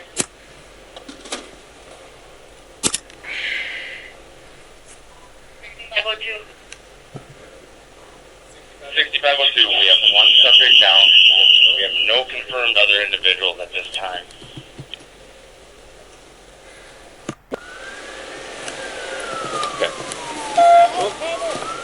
No, don't. You're gonna don't. I don't want crossfire. All right. So a few things to talk about at this point. Let's go talk about magazines first.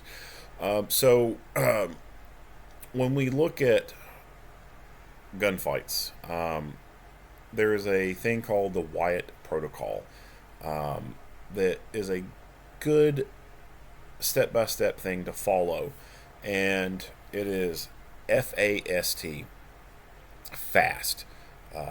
Fight, assess, scan, top off, and take cover, treat injuries, talk to others.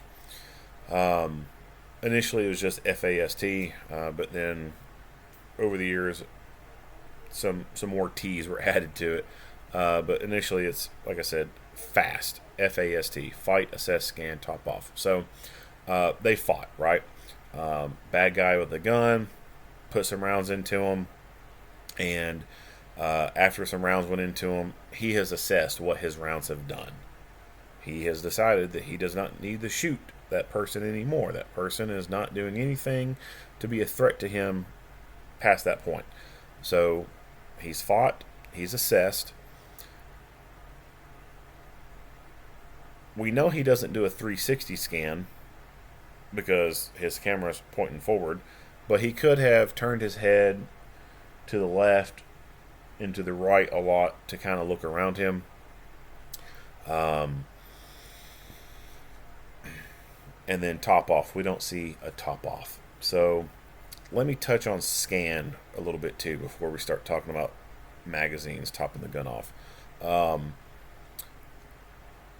A lot of people will gripe and complain about a 360 scan. They'll say, "Oh, you take your you take your eyes off the bad guy and turn your back to him."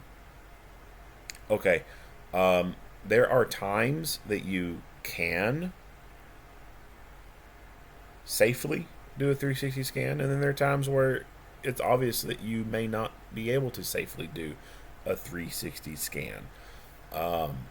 Ideally, a 360 scan is the best way to look around to see if there's any other people that need to be shot. In active shooter scenarios, although it is very rare to have two of them, it has happened before, and the most famous one is Columbine. So in this scenario, after they've shot, he's gone down. There's other officers there.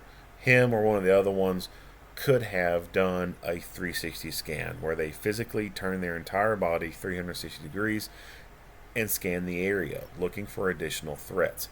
The reason why a 360 scan is better than just turning your head left and right is tunnel vision.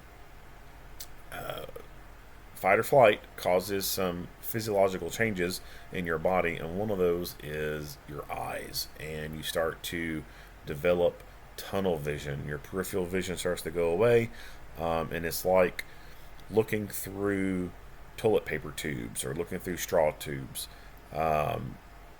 It's very narrow, and so when you're trying to turn your head all the way to the left, look behind you, turn it to the right, look behind you, you are not picking up as much as you can with your vision, because your peripheral is going out, and your focal tunnel vision, when you turn your head like that, is only scanning a small sector. You're not seeing the big picture. When you are training or practicing, and you are not experiencing the effects of adrenaline and experiencing the tunnel vision, you kind of get this false sense that just turning your head left and right works, because you're able to see all kinds of stuff, right? And that's because your peripheral vision is not being affected. So a 360 scan is a good way to do it, to make sure that there's no one else around. Like I said, although it's rare, active shooters have done stuff in pairs before. And we don't even know for sure that this is an active shooter type of incident. This could be a terrorism type of incident, a Mumbai kind of incident. We have terrorists out there who want to bring terror to America. And some of those plans that we've discovered include basically doing active shooter type events. So it could be that there's another terrorist somewhere, which is why you want to scan and look around. All right, so scanning, and then topping off. So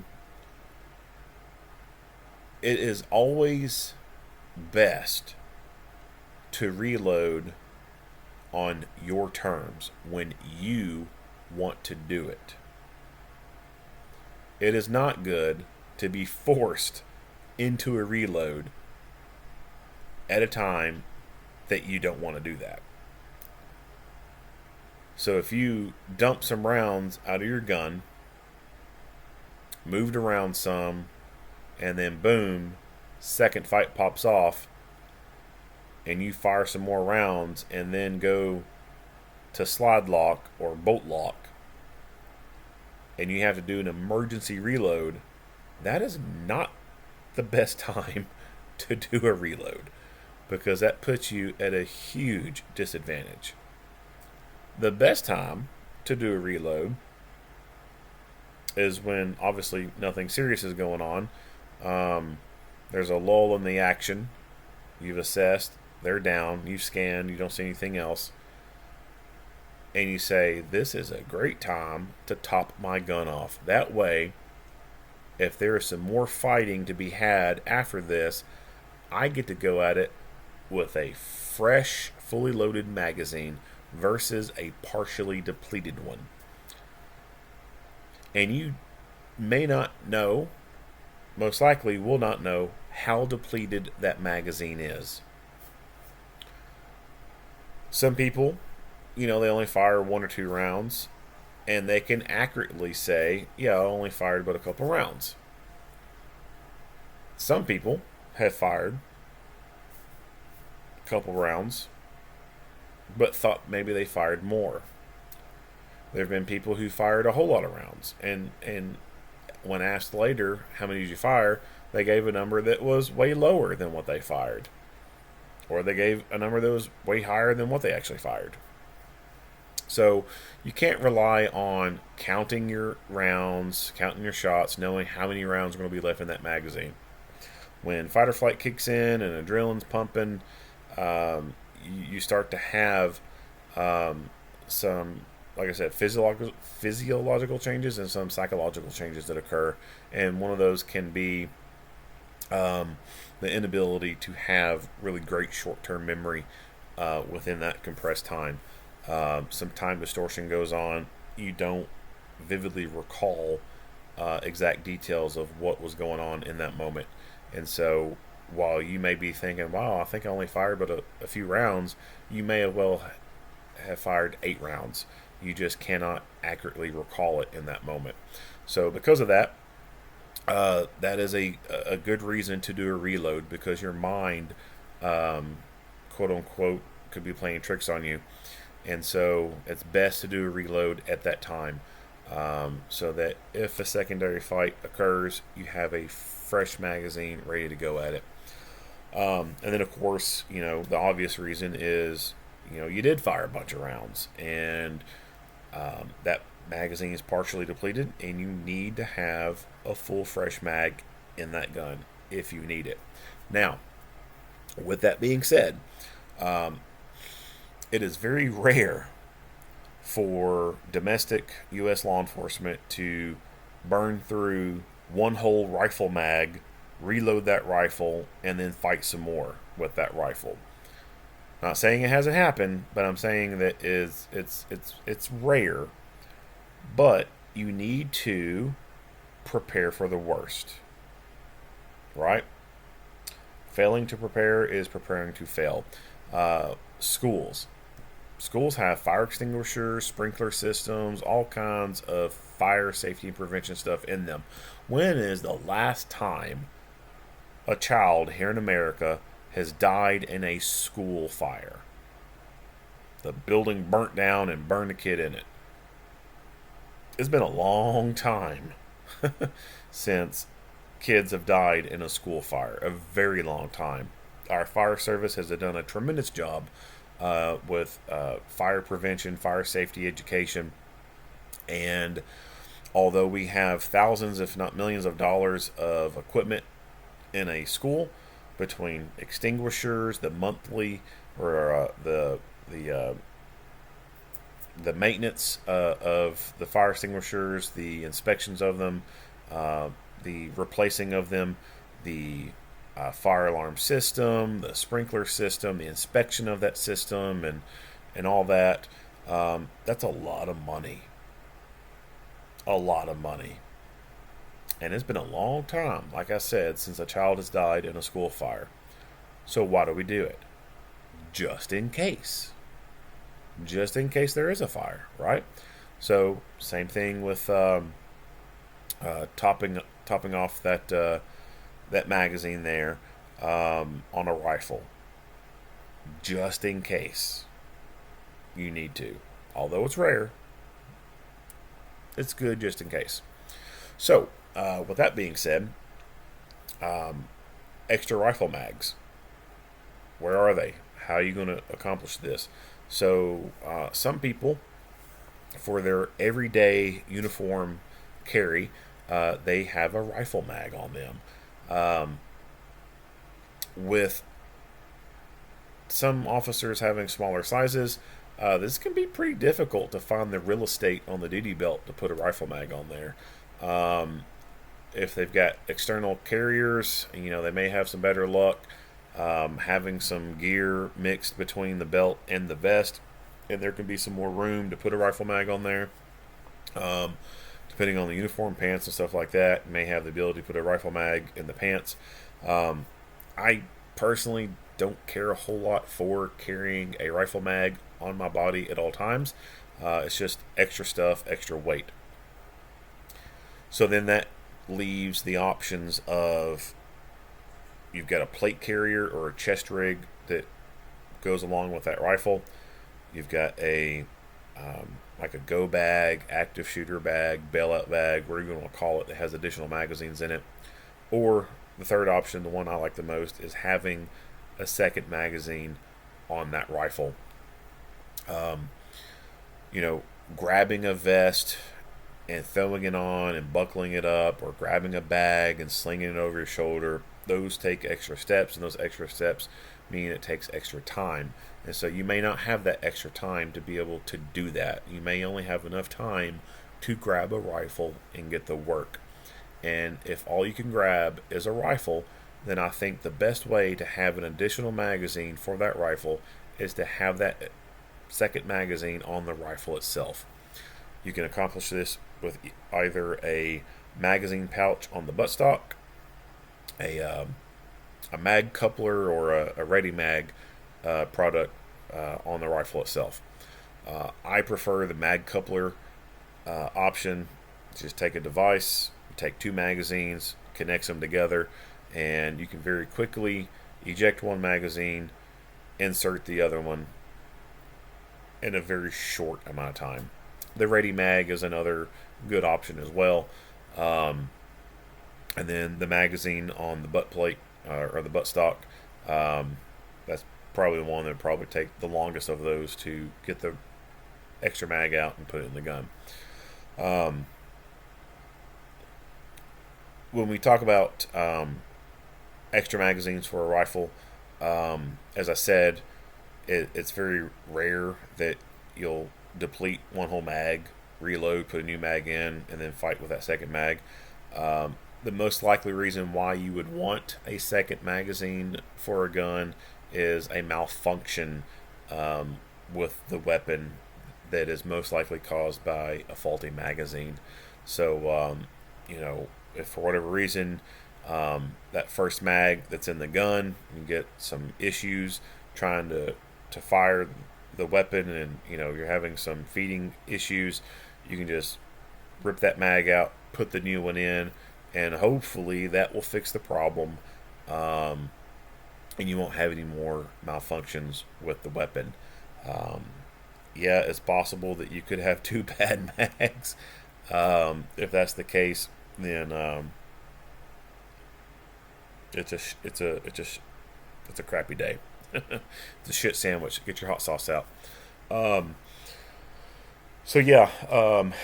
Fast fight, assess, scan, top off. So it would have been great to see a scan, and it would have been great to see a top off on the rifle.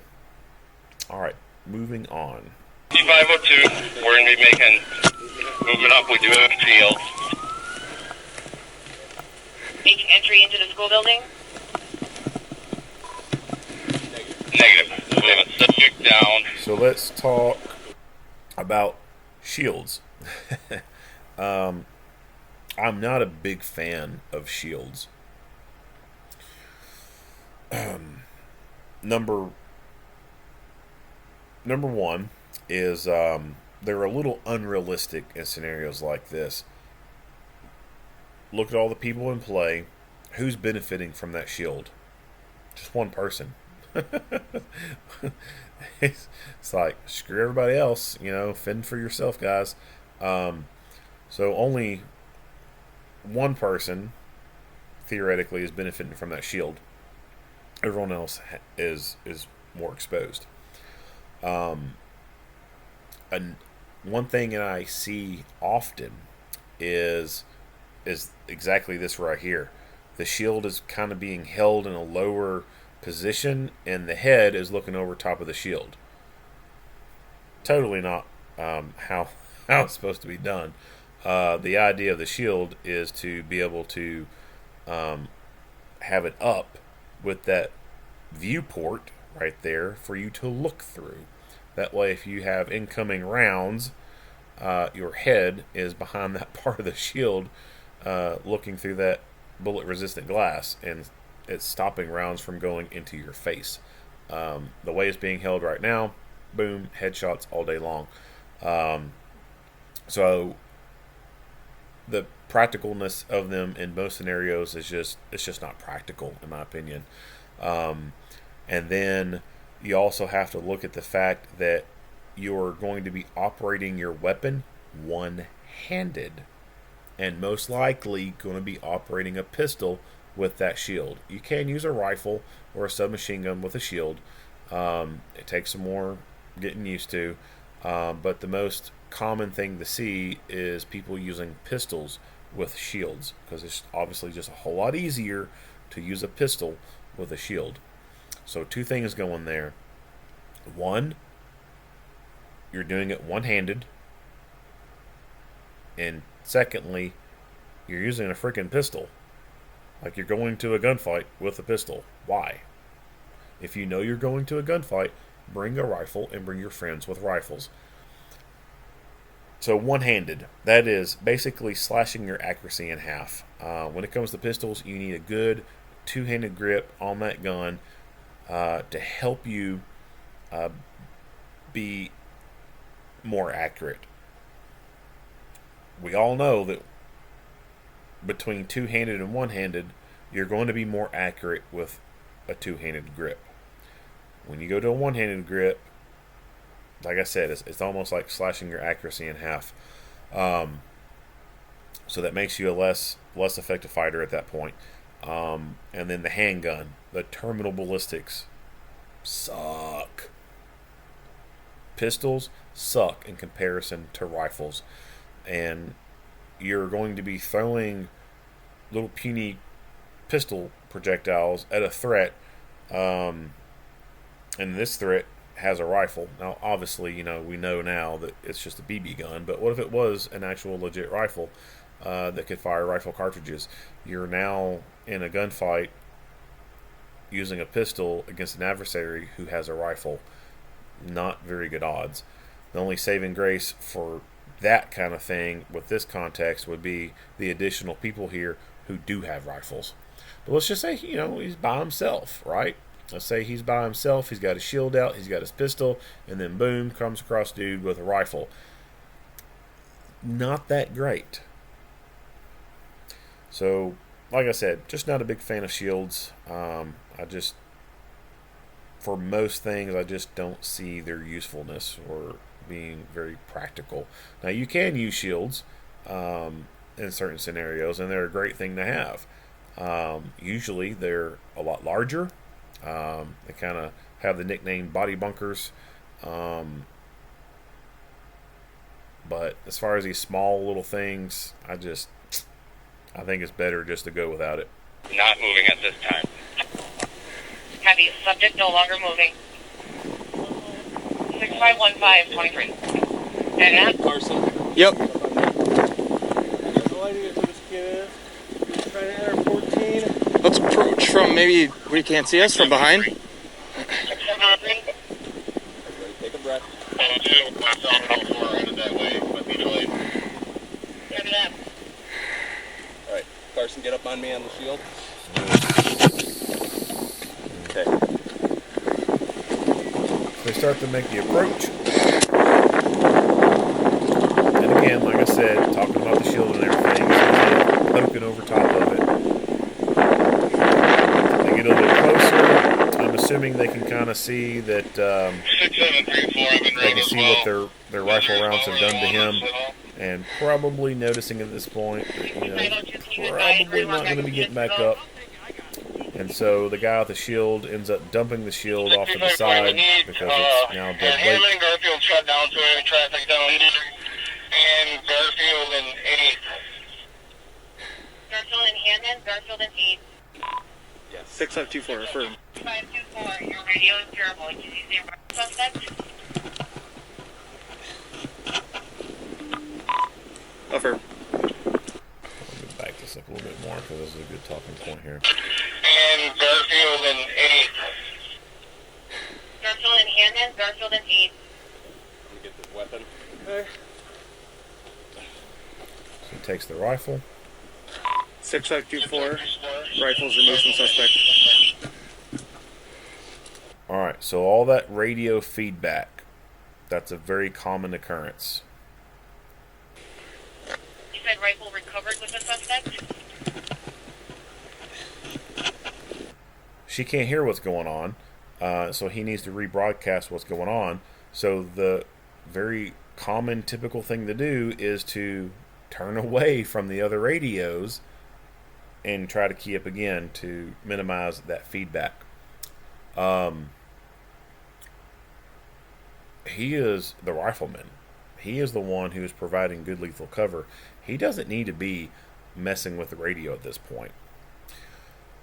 The LAPD videos are good to watch when it comes to things like this because they most often have their sergeant or the high-ranking officer there when they form the arrest team. They identify who's going to be doing what, who's got lethal cover, who's got less lethal cover, who's putting handcuffs on, and who is going to be the radio operator. And when it comes to critical things like this, if you're going to be the person on that rifle, you're going to be that designated lethal cover, you don't need to be messing with the radio. Someone else needs to be messing with the radio because your job is to suppress threats. And right now, because he's on the radio and there was a lot of feedback on it, and he's doing the most second nature thing, you turn away from the other radio so it doesn't happen. Is he now able to effectively provide lethal cover? Probably not. Now granted, there may be some obvious signs of death here that makes him feel a little bit more comfortable doing what he's doing. But overall, I think this is a bad tactic to do. If you're going to be the person providing lethal cover, that's your job. That's it. Someone else needs to be talking on the radio.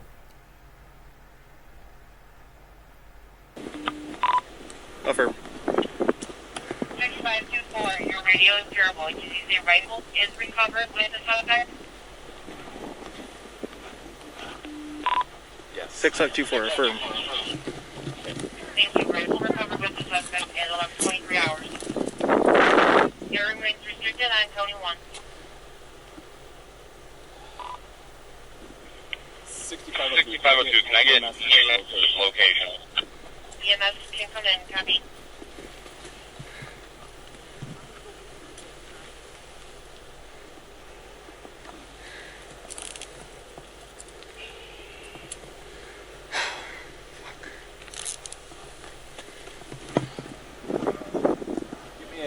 Get me a AD. 6524, suspect in custody.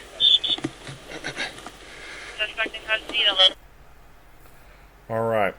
So this is now the dash cam footage of Officer Stevens.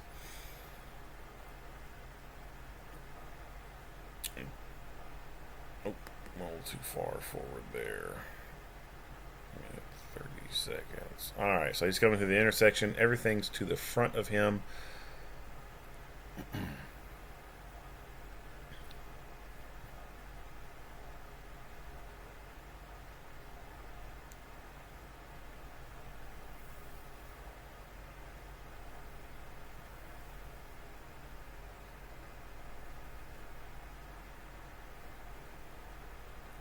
You see the vehicle shake as he slams that door.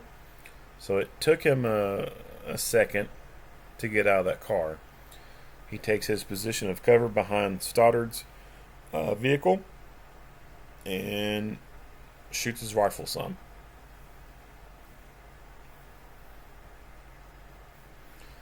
And then past this point, we don't really get to see much of anything because of this vehicle in the way. But from his dash cam footage, we do see some other things going on around them.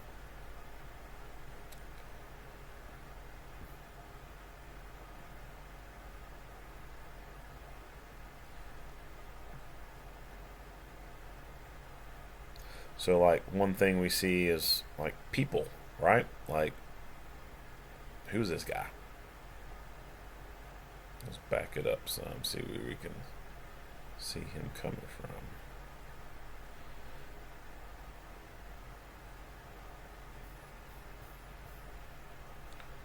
So, not even sure, like, where he comes from.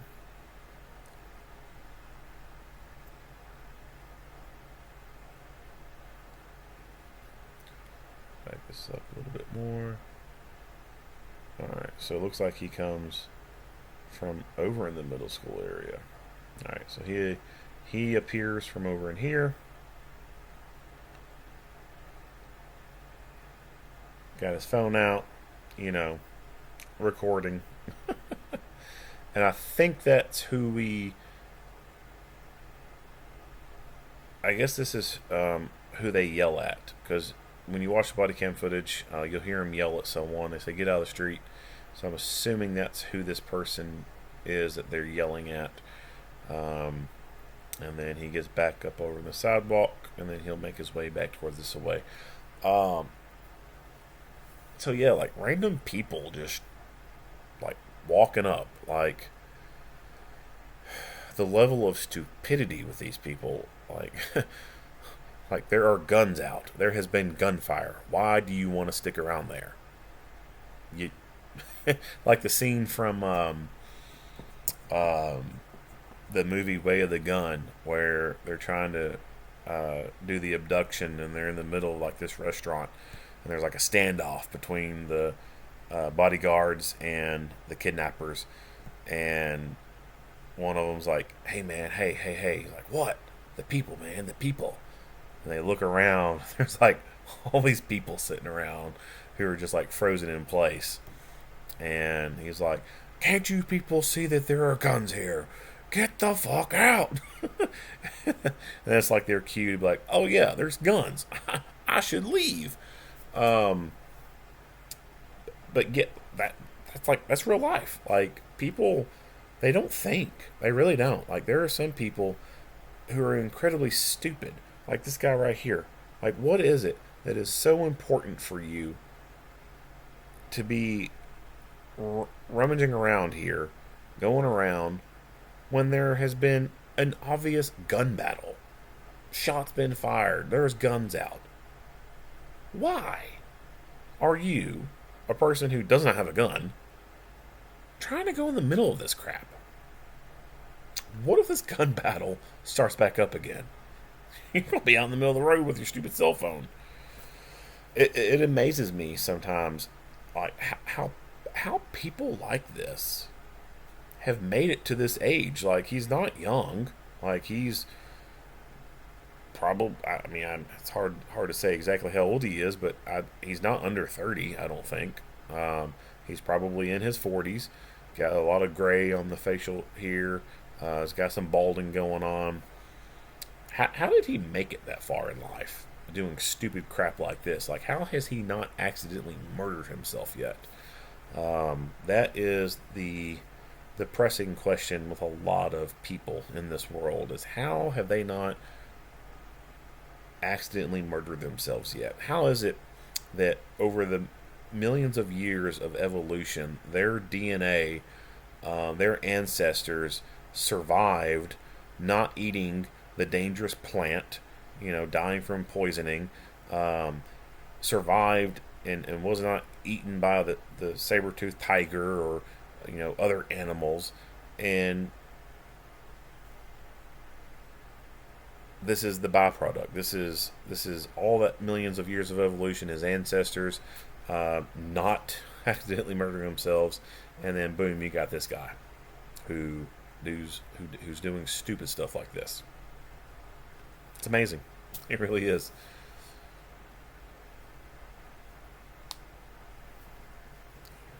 What is he tweeting right now?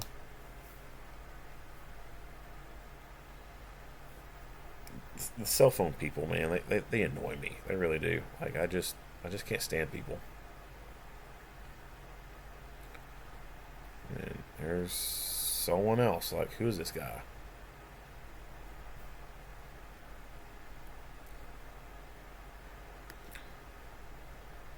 No idea. Like, no idea who this person is, what he's doing. Doesn't look like a police officer. Doesn't look like a firefighter or an EMT.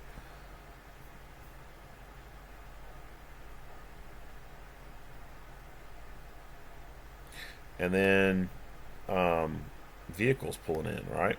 So like we got this truck pulling in, and then we got another vehicle that's pulling in. Like, you know, they can see what's going on in the road down here. Like, you know, they can see a body laying out there and people with guns. But yet, nope, we're still just going to casually pull into the parking lot here like nothing's going on. Don't want to be late. When instead they should be turning the hell around and getting out of there.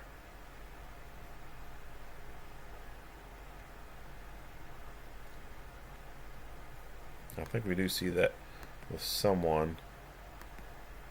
Yeah, this guy right there. Oh, they start to... Okay, so they're starting to leave. And I guess they, want to go left. They start to turn left. And I can only imagine that people are like shouting at them, "No, don't go this way." And he abruptly makes a turn and goes this way. Idiot. I just live right down the road there. Can I go through? You'd be amazed at how many people say that crap or ask that crap. Like, you could have road barriers and cones in the middle of the road and a sign that says "road is flooded," and people will still pull up and be like, I just live right around the corner right there. Can I go through? Yeah, if you want to drown, sure, go ahead.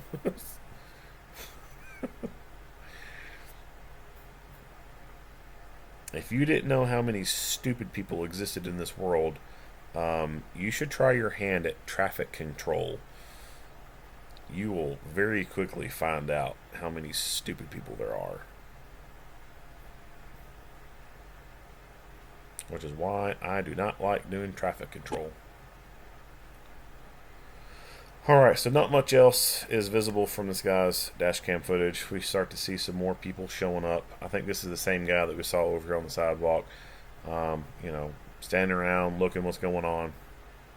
Again, like I said, it's a gunfight that just happened. You don't want to be there. So Stevens, I think he was at the police station when this started, and so he leaves. Starts going to the scene. 4503, 4503. We don't get to see a whole lot from his body cam footage. It's all kind of herky-jerky. Cameras being covered up by his rifle and his arm. But the very beginning of this video, we do get to see some decent footage that I want to talk about to kind of reinforce what I've already talked about. So, he's pulling up on scene. He is just now throwing that gear selector into park. Fired. Shots fired.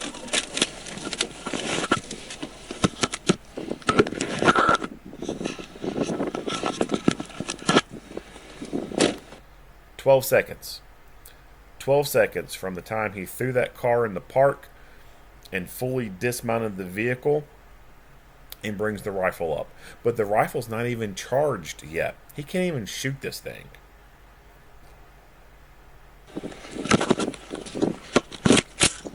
Now it's charged.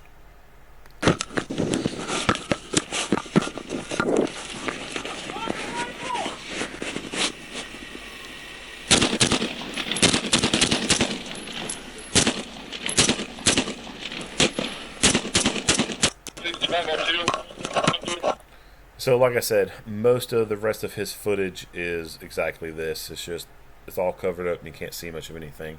So, what I talked about earlier about before you ever get on scene for a high-risk call, get your rifle out. Get it dangered up. Get it prepared. Get it prepped. Get it ready for the fight. That way, when you arrive, the minute you dismount that vehicle, oh, hell, you don't even have to dismount the vehicle. You can start pumping around through the windshield. But as soon as you arrive on scene, you're ready to fight with a rifle. Whereas this guy, he gets on scene and it takes him about 14 to 15 seconds to be able to fire that rifle, because he had to get it out of its storage position, get the cap off the sight, turn the sight on, charge it, and put it into play. So you can see how ineffective that is. The most effective thing to do is, when the call comes out, stop what you're doing, get that rifle ready for the fight, and then proceed to the call. So when you get there, you're ready to rock. Alright, so that is it for this video, or this series of videos that comes from their site. Now we will jump into some of the reports and some of the photographs taken at this scene. Alright, here is the interview inspection report and the photographs. So for started here, this is the uniform inspection report that they did. Just gives the basically synopsis at the beginning of what's going on, who's been doing or who's doing this quote unquote interview or inspection or whatever, and then they itemize the things that he has. I will say that it is the uniform inspection document here that they don't articulate that it's a department issued handgun that he's utilizing, but rather they just mention, that it's what it is. The other two officers, they did note in the uniform inspection that they had personally owned handguns. Stoddard had a department issued handgun, and I think it might be in his incident report where that is defined at, but for some reason it's not defined in this one. But he has his department, and here's another interesting thing too. So when they say department issued stuff, like they say department radio with lapel microphone, but then they don't say department taser or something like that. So it's an interesting way they write this up by saying some things are department issued and then saying which things are personally owned. The inconsistency just sticks out to me. Now, granted, there are some officers who have to buy their own tasers and stuff like that. But if that was the case, I think, if they're wanting to itemize which things are department issued and which things are not, then I think they need to stick to what is department issued and what is not just assign a couple things here and there with definitions of being department issued. And with that being said, as far as things that are department issued, there's a lot of agencies across this country that don't really issue a whole lot. There's plenty of officers out there in this country who have to bring their own equipment to work. It's like it's like how some people are mechanics in this country. They go to work in a mechanic shop, and the mechanic shop doesn't really have a whole lot of its own tools. It's the freaking mechanic who's coming there with their own toolbox and their own collection of tools that they use, because there's so many people out there who believe in one brand over the other, and they think that this brand of tools is better than this brand of tools. And when you really look at it in the law enforcement world, when it comes to guns, it's almost the same way, right? Like, oh, I believe in my Craftsman over my Milwaukee. Oh, I like this. I believe in the Glock over the Springfield, right? Like, now, granted, there is an argument to be made with some of those things, but there's certain things that are pretty equal to or comparable to others. Like when it comes to fighting pistols, Glock, HK, Sig, and Smith and Wesson, like those are pretty darn good. When it comes to tools, like Craftsman, Milwaukee, Ryobi, or I don't know if they make hand tools. I know they make power tools, but Snap-on, they're pretty well the same, right? Like, come on now. Anyway, I don't know why I went off on that little tangent there, but anyway, so they itemize the things that he has on his uniform or on his person, and pretty standard stuff that a lot of officers are wearing out there. And then that's it. So not much else on the report. They did note that the pistol, it was equipped with Streamlight TLR1 and a Vortex Defender red dot. And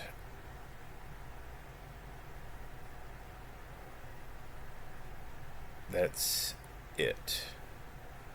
All right, so that's the report. Now we're just going to go into the photos. All right, so this is Officer Stoddard. I don't know why the photographs cut his face off. The other two officers, they show their faces and what they look like, but for some reason his face is cut off on this. I have no idea why. But pretty standard or pretty typical appearance here. So he's rocking an external vest. That's become a very popular thing across the country. A lot of officers are going to external carriers, whether they're uniformed style carriers or they are more tactical style carriers. The biggest reasons is one, the comfort of an external carrier. There's more ventilation to be had when you're wearing it. Body armor, it gets warm. So if you've ever been on a boat and you had to wear a life jacket, body armor is not as thick as a life jacket, but that life jacket it's thick enough that when you put it on, it insulates, right? Like it holds in heat pretty well, and so like it could be cold weather out and wearing a life jacket, and like that vest feels good wearing it on you, right? Now when it comes summertime, well, that's why you just don't see a whole lot of people wearing life jackets in the summer, because they get warm, they're uncomfortable, and incidentally, that's how a lot of people end up drowning, because they're not wearing the freaking life jacket. But body armor is the same way. You put it on, it retains heat pretty well, and so with your traditional vests that you wear under a shirt, they're concealed. When you have a concealed vest on, you have a uniform shirt over top of it, you can't ventilate as easily. And so if you've ever noticed officers who have to wear their armor like that, you'll notice them taking their hands and reaching up to the collar of their shirt and pulling it outwards. And what they're doing is they're venting that heat that is building up under that vest. It gets warm. So if you see an officer wearing a regular looking uniform and you can see that they have an armor vest under their shirt, and you see them pulling at their collar and pulling it away from their body, that's because it's hot as hell. So that's the only way you can vent concealed armor is doing that little trick of pulling the shirt away. With an external carrier, the armholes are more open, so you can actually put an arm right in there and pull the vest a little a ways from you, and get some ventilation going. It also is very beneficial. So like when you get back to the station and you're inside the building and you're in the report room area or the break room, whatever, somewhere that's kind of secured, like you have to have like a key card or a key to get through a door, like general public just can't walk in there. It's safer for you to take that vest completely off and set it on a chair and start to cool down rapidly. You could do this out in the field.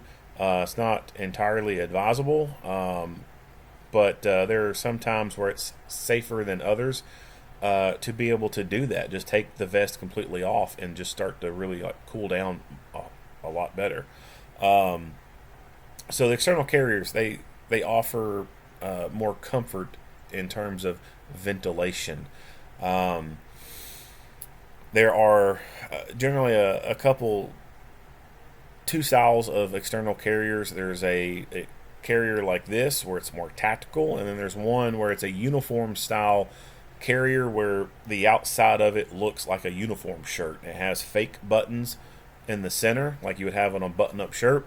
It has 2 breast pockets, and the material just looks like a uniform shirt, and that's meant to be blending in with the uniform shirt. It depends on the agency, on what they're going to be wearing. But the tactical style vest is, aside from the cooling aspect of it, or the comfort aspect of it, as far as venting the heat, the reason why the tactical ones are more popular is because you can attach all this stuff to the front of the vest. And the reason why they do that is they get all the weight off of the belt, which affects your hips and your back. So there is something to be said about having all this stuff on your belt and being in a car. It hurts your back, right? Like it does. It's uncomfortable, and you got to think, day after day, week after week, month after month, year after year. You wear this every day for work, 40 hours a week. Well, wishfully 40 hours a week. Like maybe 60 hours a week, right? It wears down on you, and it does. It can cause some back problems, but it's not just that alone. It's also being in the car and riding around a whole lot, being in a more seated position. But anyway, a lot of people like putting everything on the vest because it takes that weight off the waistline there and on the back, and they put it onto the vest. I don't know how strong of an argument that is, because you think about the weight of everything. Like you still got the same weight, you're just redistributing it somewhere else, and you're redistributing it almost solely all the way to the front. And when you think about like big-breasted women, and they complain about their backs hurting all the time because their big boobs are weighty, and it causes that weight stress on them, and they say their back hurt. And you'll hear women who have like really large breasts and they go get a breast reduction. They talk about their back feeling so much better. When you take everything off the belt that is distributed around your body 360 and you put everything to the front, that really makes me wonder, is it really helping your back to have everything to the front like that? Because you've got the weight of the vest itself and then all that stuff directly to the front. Part of me wonders if it's actually probably making people's backs a little bit more worse than what they were with everything on the belt. I think that a lot of it is it's just a simpler way to have all that gear on a vest that's easier to take on and off. Everything on the gun belt, yeah, it does make things a little bit more difficult, and it is easier to have everything on that vest. You just lift that vest up and put it on, and that's all you gotta deal with. I don't know. You can go back and forth on the pros and cons of external carriers and tactical style ones and everything mounted to the vest, whatever. I do think that external carriers are better than internal carriers or concealed vests because of the venting. But when it comes to the tactical carriers, I'm just not a big fan of the tactical carriers for a uniform look. I just think they look a little gaudy. And I think that as far as placement of gear and everything, I just don't think that it's the most optimal. Reason being is you can take a look at this taser right here and how it's so close and bunched up to this that it's practically being pushed outwards or pressing into the flashlight, and flashlight's pressing into it. If you think back to the older style tasers, the Echo models, the original ones that came out in 2003, those were very susceptible to some stress fractures when the taser cam was on the end of the DPM and it was pushing on things, or things would catch on it and you would get stress fractures in the body of the taser. Now, the newer ones are better. They're built a lot tougher, and so those issues don't exist anymore. But you're still putting some stress on this taser when there's objects right behind it pushing up on it. But the most important thing to think about is getting the taser out of the holster. Are you getting a good grip when you have this obstruction right here?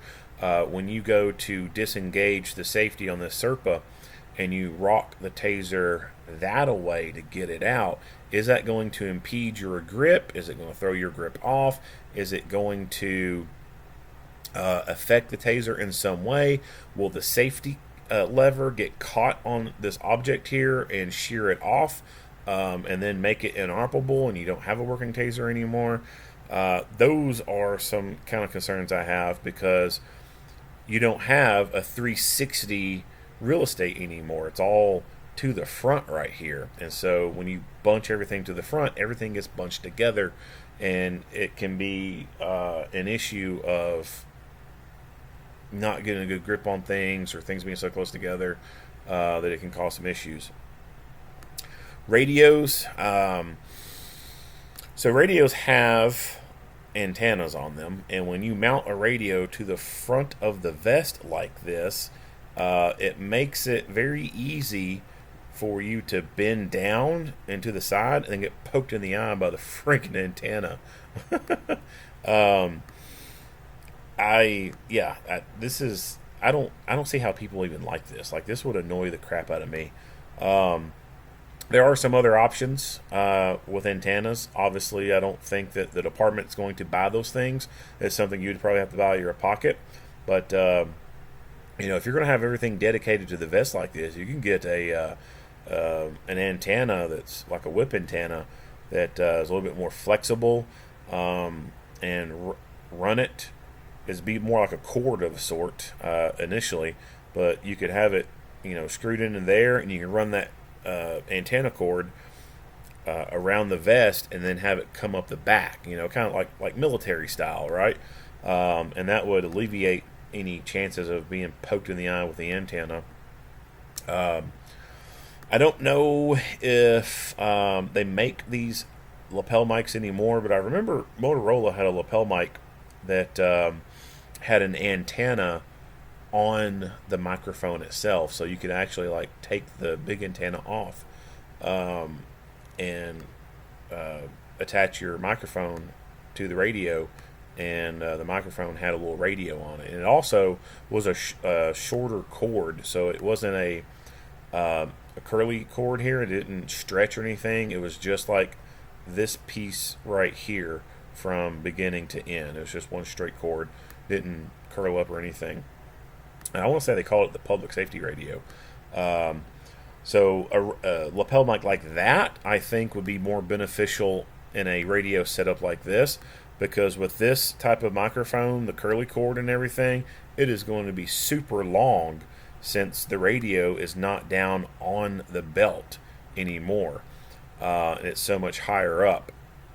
So look, from radio to lapel mic, you only need that much, well, not exactly that much cord, but you only need a shorter length of cord versus all this extra cord that is now dangling and being a possible catch hazard.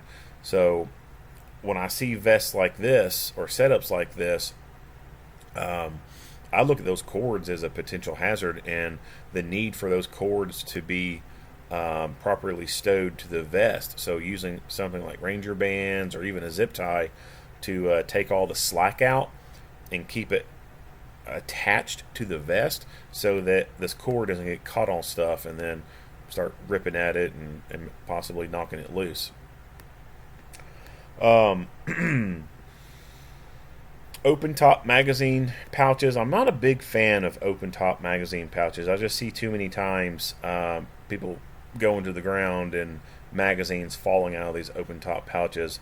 Call me a boomer, but I'm more of a fan of magazine pouches that have a lid on them, so that you can snap it shut and not worrying about losing your magazine. Tourniquets. So we are seeing more and more officers across the nation wearing tourniquets. That's a good thing. It's been a slow progression. I wish it would have caught on a lot sooner than what it has. But at least people are starting to carry these things more and more. The only thing I would gripe about this is the tourniquet is in a closed position. When it's being stored for use, I think that this strap right here needs to be stowed in the open position, so that under stress and everything, you're not having to fight with this thing to get it on. It should just be take it out of the pouch, apply it, turn the windlass until you can't turn it anymore, pop it in that spot, and then put the tab over top of it. But yeah. And this thing right here, this is a door stop. So this is something that you can put on a door. And so when the door goes to shut, it doesn't allow the door to shut all the way. That way, like an apartment complex or a business that has like a front door that someone has to let you in. When you get there, you can take that door stop, put it in the door, and the door won't close all the way, and then other responding units can more easily get into that place where they need to go without having to wait for someone to come open it, or having the need for someone to stay there and keep it open for people. It's also useful for more interior rooms and stuff that you don't want a door to close and lock because there may not be someone around who can open it. You can go ahead and put that on a door to ensure that if it does swing or something, it's not going to shut and latch and then not be able to be reopened again. These are pretty neat pieces of equipment. I've seen people take metal hooks, like they go to some hardware store, like a Lowe's or something, and they would get like these little metal hooks or whatever to do the same thing essentially. There's also some like big, fat, oversized, I want to say rubber bands because they're not a continuous loop. It's just one big, I won't say big, it's probably like a 5-inch long piece of rubber with 2 holes on the end. And the idea behind that is you can loop one hole around a door handle on one side of the door, stretch that band across the latch of the door, and then hook the other hole on the other doorknob on the other side of the door. That way, if the door did close, that latch isn't going into the jam and locking on you. All right. The gun belt here. So he has just his holster here, and then the gun belt, the rest of it is slick. Nothing else on it, but a couple of belt keepers to keep the belt in its place. So that's what the front view looks like. Side view.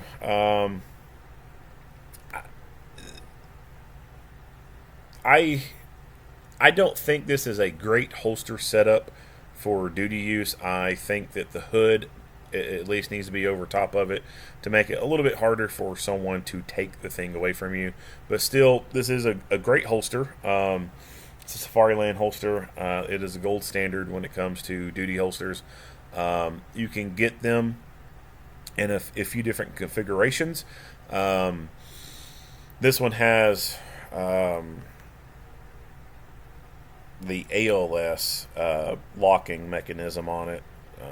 That little thumb thing right there. So the only thing to get this gun out of the holster, he just has to press down on this little tab right here to get the gun come out. This style holster can also come with a self-locking hood that goes over top of it, so you would have to rotate that hood in a down position and then hit this thing to get the come out. For duty use, where you're going to be in a uniform and dealing with people, I think at minimum you need to have those two things on a holster like that. Having just this ALS right there is an invitation for problems, in my opinion, because it's just one locking mechanism in place. But all in all, it's still a great holster.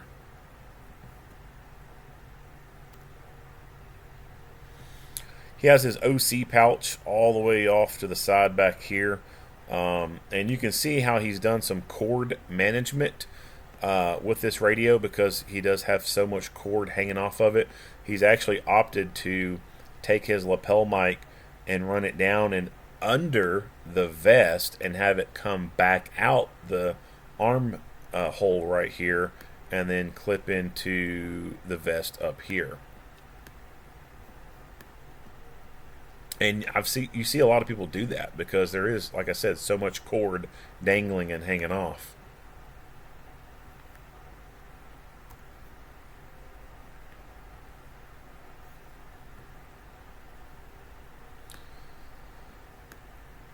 This is another problem.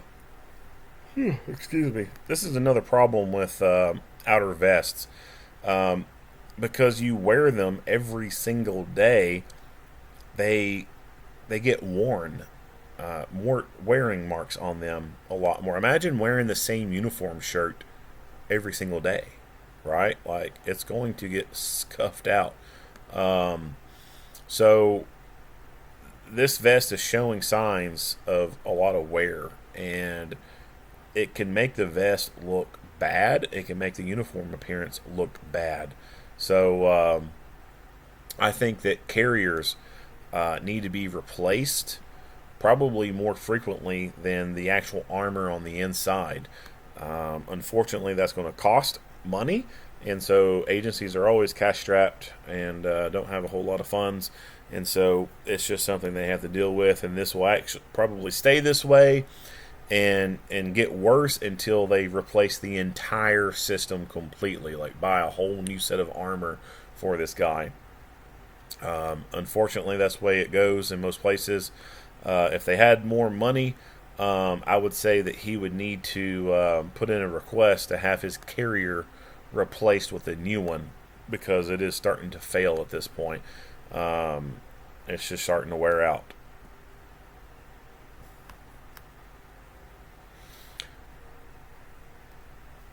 His ball cap and his pistola. So this is excuse me, need some coffee. So this is a pretty standard setup right now across the nation. Glock pistol with a weapon-mounted light and a red dot sight. This is becoming the normal fighting pistol, and not just in law enforcement, but also military and armed citizens.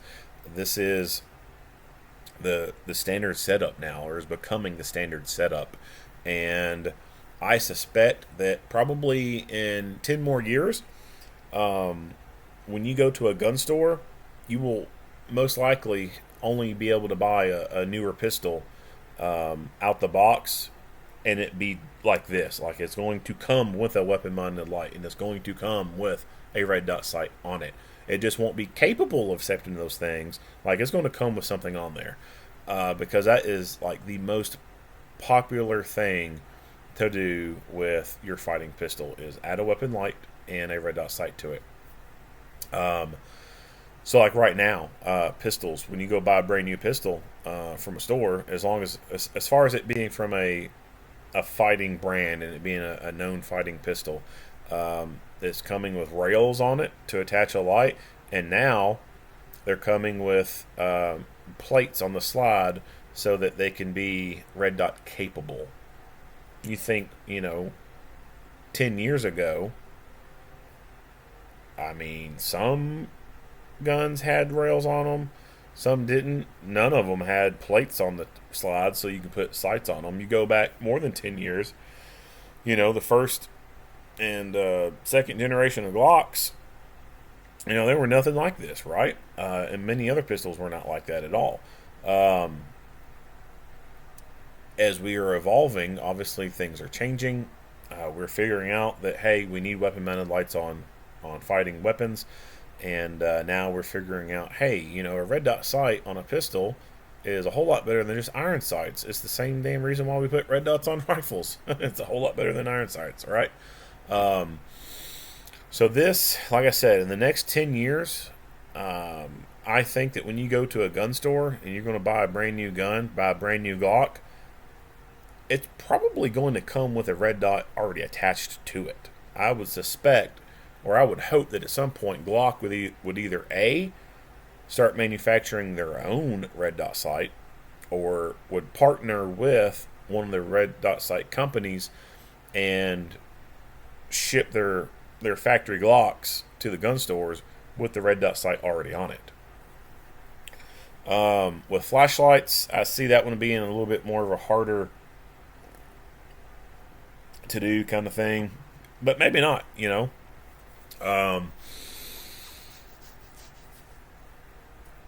Hell, 10 years from now, the weapon mounted light things is going to be way different than what we see right now. The light technology is it's exploding. But one more thing, and this is not too far from what's known as a Roland Special. The only thing missing from this is a compensator at the end. But another prediction I have is that within the next 10 years, we're going to start seeing small silencers being added to this type of setup right here. Not a big long one that can be shot 1,000 times or more, but small ones that use wipes in the can to where you realistically only takes like a couple magazines, and then it starts getting too loud and you gotta disassemble it, put new wipes in it, and then seal it back up. Those kind of silencers, like I said, I think in the next 10 years we will start to see those become more popular on a fighting pistol setup, because silencers are becoming more popular and people are starting to see the benefits of silencers. Obviously, people are seeing the benefits of silencers on rifles, and it's only going to make sense that that's going to transfer over to pistols. We're already starting to see some people make silencers or smaller silencers for pistols versus like the big can that everyone is so used to, looking like James Bond screwing on a big old can or whatever. I think those smaller wipe cans are going to become a more popular setup for a fighting pistol.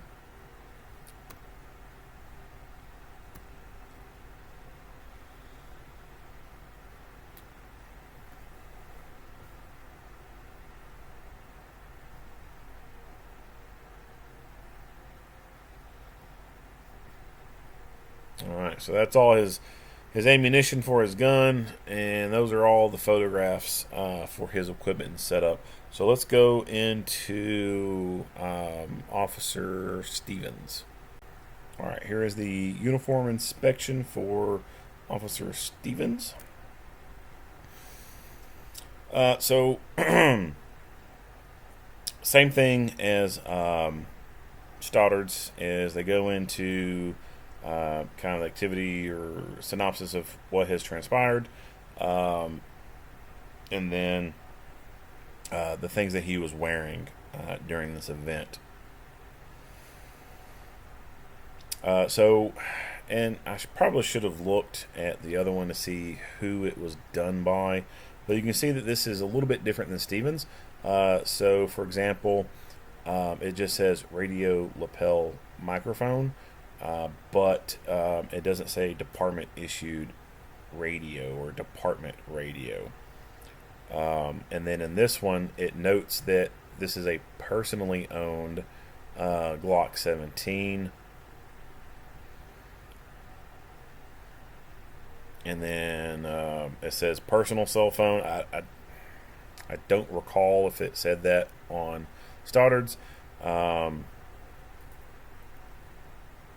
then it just says that it's loaded with 17 cartridges, but it doesn't note that the cartridges were department issued or not. And then on his, they note that not only are they Hornady, but they say that they're hollow point cartridges. The other one, it just said department issued Winchester cartridges. So there are some inconsistencies with how the reports are done, in having certain details that are included or absent between the two. All right, so out of that report, and then we'll go look at his photos.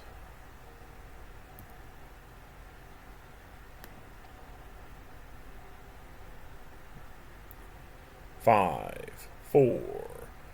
All right, so here is Officer Stevens, and his vest setup and everything is pretty similar to Stoddard, but the only difference between his pictures and this one is they include the face in this photo, and boy, that's a I think I would have asked, hey, can you take a different photo? Because he's got some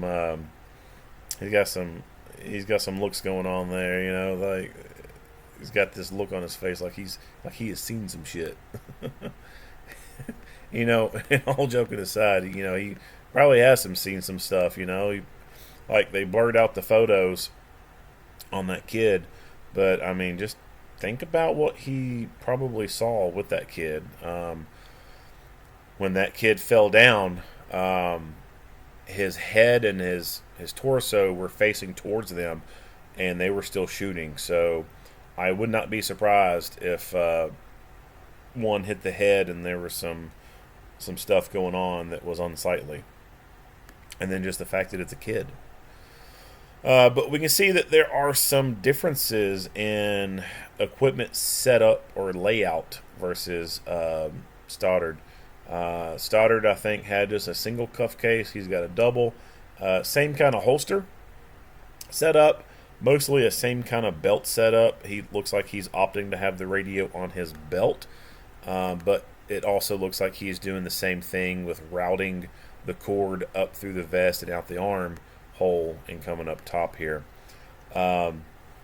Different layout on the front of the vest itself. His taser is set up in a way to where he doesn't really have any obstructions in the way that's going to hinder him drawing the taser and or cause any issues when he is drawing it. So the safety catch isn't going to catch on anything or anything like that.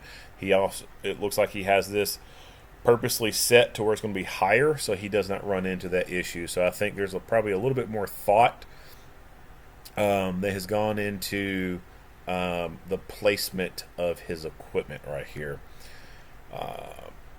He's opted to have what looks to be a tourniquet pouch with a lid over top of it to keep that tourniquet protected and in, and he obviously has the time band or windlass strap in the open position because you can see the open Velcro here, which is good. Not really sure about what's inside this pouch. Could be a multi-tool of some sort, maybe inside a little pouch. Not really sure what's in there. And then a smaller handheld light, almost looking like a Surefire Fury, but not too sure about that. And then open top mags on this side over here.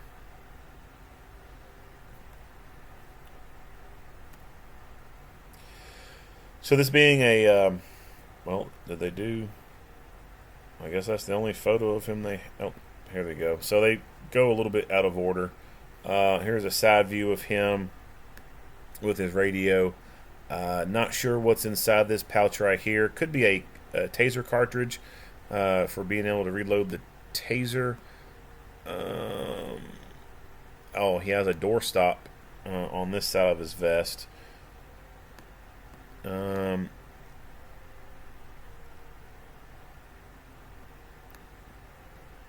Looks like the radio is on a swivel mount, so the radio stays inside this case, and then you just rotate the radio in a direction, and the swivel thing allows you to lift it up and out of that little bracket.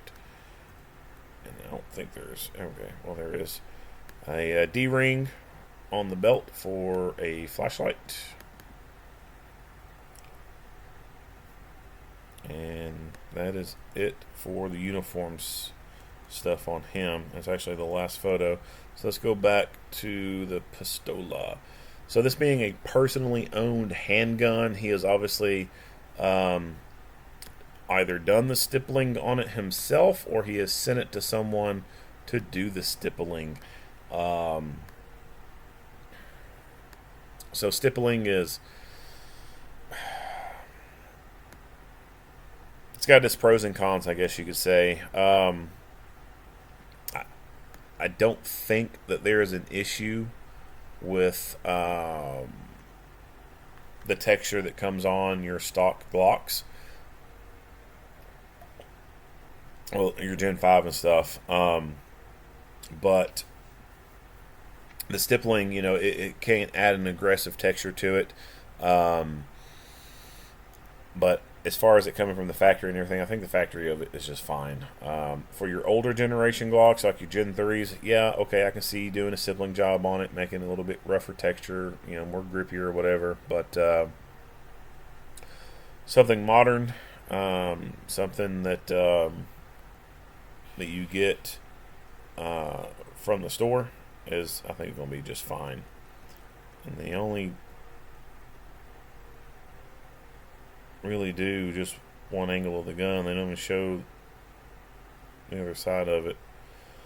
So the person who did this didn't even really take a whole lot of photos like they did the other one. Taking a label maker and putting on your magazine is a pretty good idea, especially for training. Like, you're going to be on the range with other people who have most likely Glocks, and when you get a bunch of Glock magazines laying on the ground, they all look the same. So you taking a paint pen or a label maker and putting on those magazines, I think, is a pretty good idea, so that you can quickly know which magazine is yours. And also having a numbering system on them too, so that you can identify which mags are good, which mags are bad. Alright, so no more on his. Let's go into the rifles. Alright, so this is the pictures of the rifles that they've got. This is a note from one of the investigators. So Stoddard had the rifle with serial number W13643. Stevens had 13641, and Rosemeyer had 13642. And that's interesting. I just now noticed that too. They're damn near sequential. Yeah, they are. So you got 13641, 13642, and 13643. That's interesting. Huh. So for Stoddard, he's got 22 in the magazine, 1 in the chamber. So he possibly fired 5 shots. Stevens, he had 28 in the mag, 1 in the chamber, and 16 in 1 magazine. So he did a tactical reload. So potentially he fired 11 times. Rosemeyer had 23 in the mag, 1 in the chamber, so he potentially fired 4 times. And they are, so that means he's loaded his magazine to 28.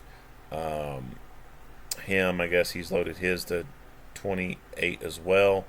And that's kind of a carryover from the old days of the aluminum magazines. They would hold 30, right? Like their 30 round mag. You put 30 rounds inside those metal box mags. You can't get them to seat properly in the rifle when the bolt is in the closed position. You pretty much have to lock that bolt open, insert that magazine, lock it in place, and then drop the bolt to have that thing seated in there. Otherwise, you just can't push that magazine into the rifle because the spring inside the magazine is not going to compress anymore when it's fully loaded to 30.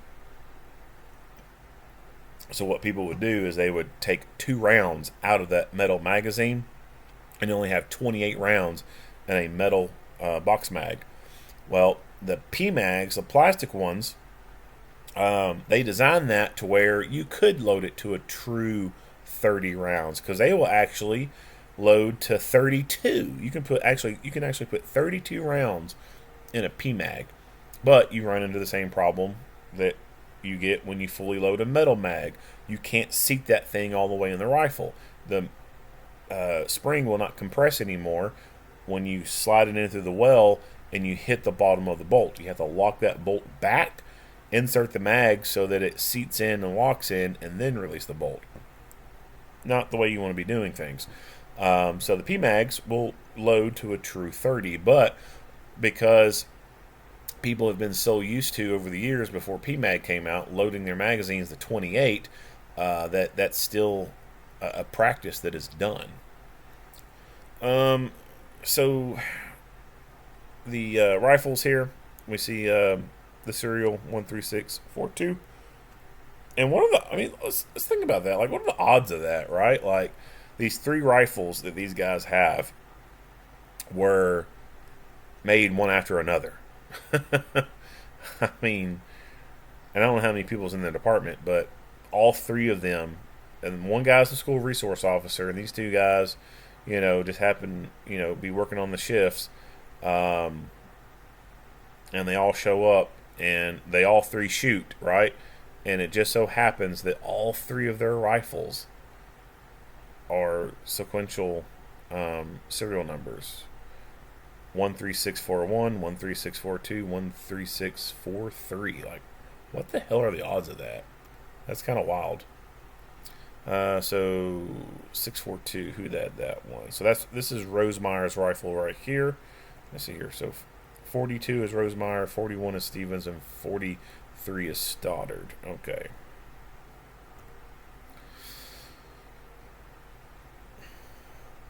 Not a big fan of these weapon lights right here. So I'm assuming that the evidence box was so small that they had to take the red dot sight off, or else it wouldn't fit inside of it. Otherwise, why would you take the red dot sight off? I think that 16 denotes which squad it happened to be issued to. So this would be Squad 16's rifle. Alright, so we're still on 4-1. We're still on Rosemeyer. No, this is Stevens. So this one's a Stevens rifle. Has same similar weapon-mounted light and same similar sight on top of it. And he was in Squad 18. Those are his 2 magazines that he utilized. And then this one is Stoddard's rifle.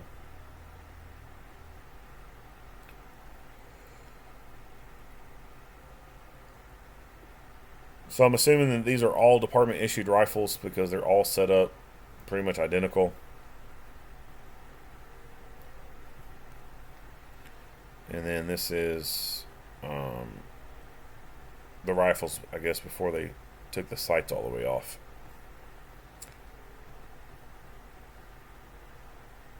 Well, whose rifle is this then? Because this one's way different. This has a Surefire light on it. And this sight is a lot different. This is an aim point. Alright, so I'm not sure whose rifle this is then.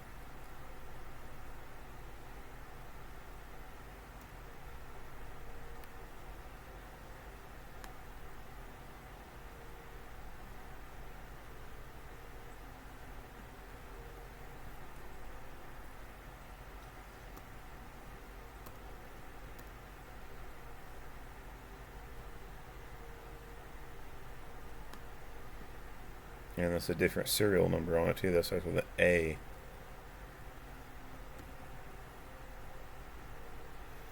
Alright, so I don't know whose rifle this is. But they got a hell of a lot better light on it.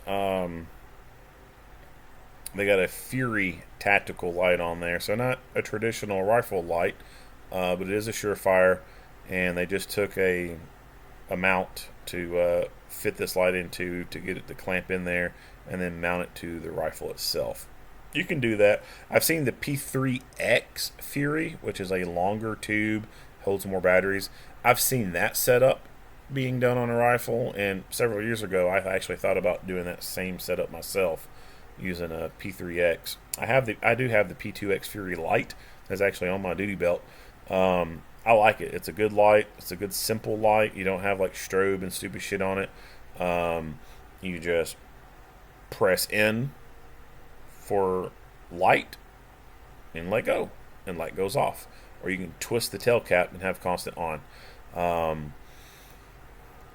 It's hard to find a good light now because everyone wants to have like all these stupid little features into it. You know, you lightly press for this amount of lumens, and then you press harder for this amount of lumens, and you double click it, and you get strobe light and all this other stupid crap. Like I hate all those options. I want a fighting light that I click on, and it's as bright as the sun, and click it off. That's it. That's all I want.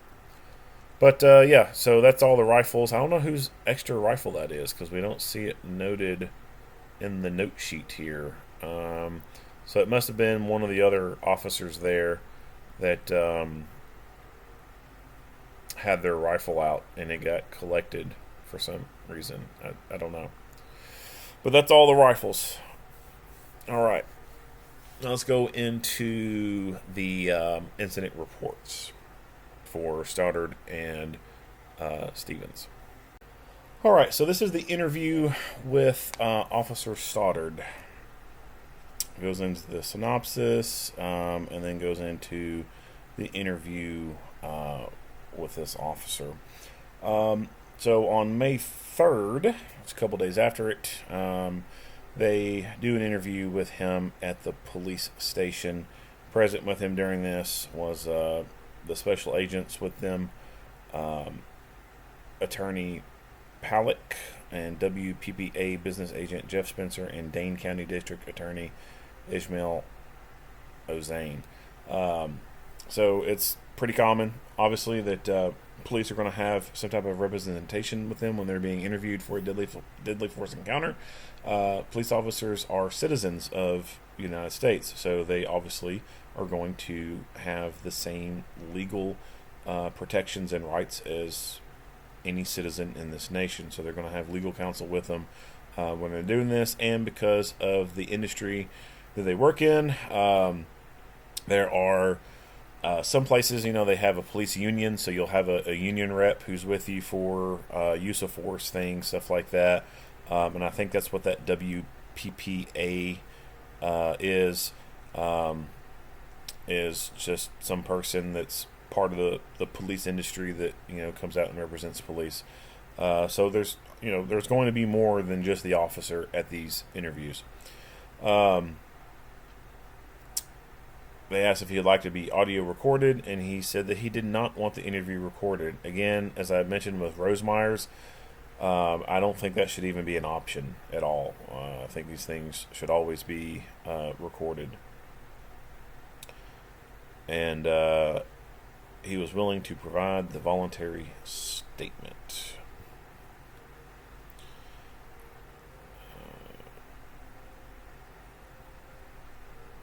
Alright, next page.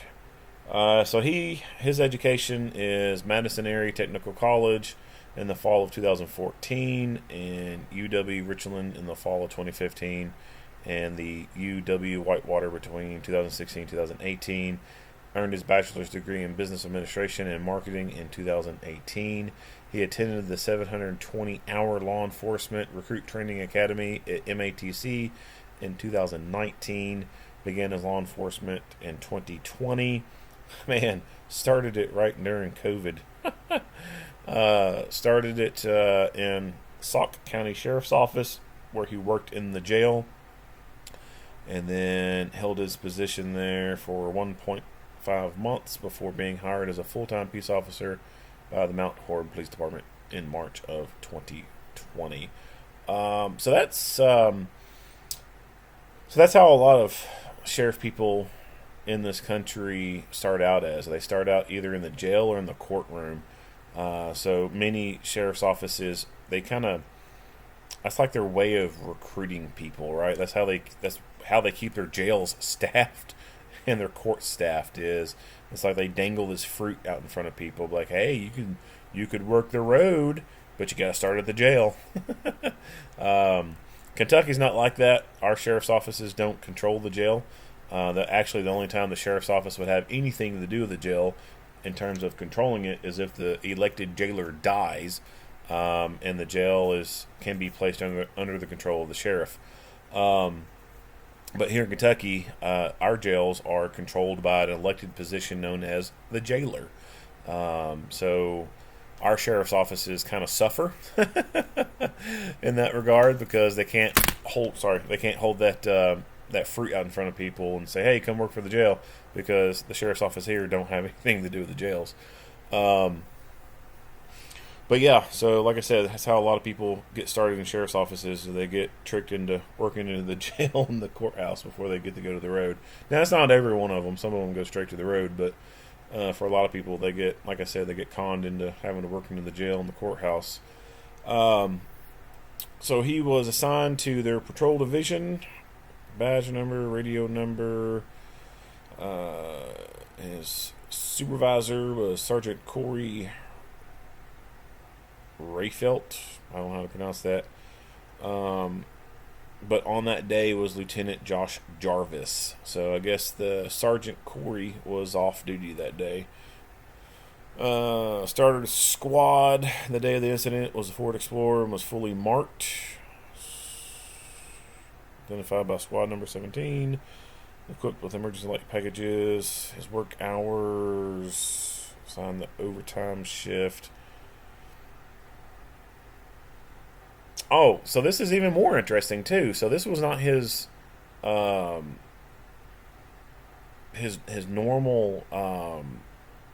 work schedule. Like, he could have been off that day, but this was overtime shift. So going back to the rifles, all the serial numbers on the rifles being in order, that's even crazier. Like, this was an overtime day for him, so he might not even had been there if it had occurred on a different day. That's wild. In a full uniform, blah blah blah. And again, like I said, the reason why they say that is if in case the defense tries to say, "Oh, well, we didn't know he was a cop." Well, bull crap. He was in a obviously marked cruiser that had words on it and light package, and his uniform said police. Yada yada yada. You're lying. So this is where they say that he had a department issued Glock. And like I said, the other two officers had personally owned pistols. And department issued rifle secured in the vehicle had a 30-round magazine, which contained approximately 28 rounds. Rifle equipped with Vortex, Strike-Fire, Red Dot, optic, flashlight, and sling. And they note that he attended all firearms training, blah, blah, blah. Did not take any medication. Nothing out of ordinary with his sleeping patterns. And the day of the incident, he did not attend a shift briefing due to overtime. And that he had not responded to any calls for service prior to this incident. All right, so here we go into the more meat and potatoes of it. He was working and conducting a follow-up. He was speaking with a citizen on a department cell phone regarding an ongoing issue. Started with sitting in his assigned squad car, which was parked in the parking lot of the New Hope Church, which was located at 639 8th Street in the city of Mount Horeb. While seated in his squad, he observed a flag appear on the map of his mobile data computer. He used his computer to check available information for the call and learned that it was for a weapons violation call in the city of Mount Horeb. at the Mount Horeb Middle School, when Dane County Dispatch Center also began providing information over the radio and advised that a subject with a rifle was observed kneeling near the tennis courts and tree line outside the middle school, and 2 shots had been fired. Stoddard stated that he ended his phone call, removed the rifle from its vertical squad rack, activated the red dot optic, chambered the round in the rifle, placed it between his legs, and began responding to the middle school. Stoddard initially responded with both lights and siren activated, but as he got closer, deactivated his siren so as to try not to give away to the suspect his route of approach into the scene. Stoddard stated that as he turned onto Garfield Street, he observed the school resource officer parked in Garfield Street in front of the middle school. Stoddard stated that Rosemeyer was already outside his car with his rifle out. Stoddard parked his car on the south side of Garfield Street in front of Mount Horeb High School and just west of the Mount Horeb High School crosswalk. Stoddard advised that he parked approximately 35 to 40 yards to the west of where Rosemeyer's squad was located. Stoddard exited his squad through the driver's door with his rifle in hand. Stoddard observed Rosemeyer standing in the street off the driver's side wheel well of his squad car, and an unknown male subject was standing near the curb of the south side of Garfield Street, south of Rosemeyer's squad. Stoddard observed Rosemeyer had his rifle pointed at the subject, and the subject also had a rifle in his hands. Stoddard stated that he did not hear any verbalization, but assumed that Rosemeyer was giving commands for the subject to drop the weapon. Stoddard stated that the rifle the subject was in possession of appeared to have a muzzle device and a scope. Stoddard stated that he observed as the subject began to move towards the rear of Rosemeyer's squad, the subject pointed his rifle at Rosemeyer. Stoddard stated that he thought the subject was going to shoot and kill Rosemeyer. Stoddard stated that he yelled at the subject and gave multiple verbal commands for the subject to drop his rifle. Stoddard stated that he recognized Rosemeyer was in imminent danger but did not fire at the subject due to Rosemeyer's location. Stoddard stated that the subject had moved to the rear of the squad and Rosemeyer was in a location that created a crossfire. Rosemeyer moved closer to the front passenger side wheel of his squad, and Stoddard heard a gunshot. Stoddard stated that he could not tell who fired the gunshot, if it was Rosemeyer or the subject firing their weapon.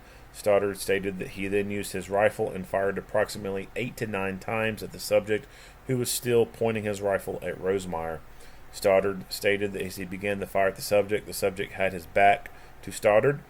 Stoddard stated that during the initial 8 to 9 rounds he fired at the subject fell down and onto his left shoulder. The subject began to stand back up from the ground with his rifle pointed in Stoddard's direction. The subject continued to walk towards Rosemeyer. The subject and Rosemeyer were circling Rosemeyer's squad. Stoddard stated that Rosemeyer and the subject made a circle around the squad, and when the subject had gotten back to the rear of the squad, Stoddard fired his rifle again at the subject.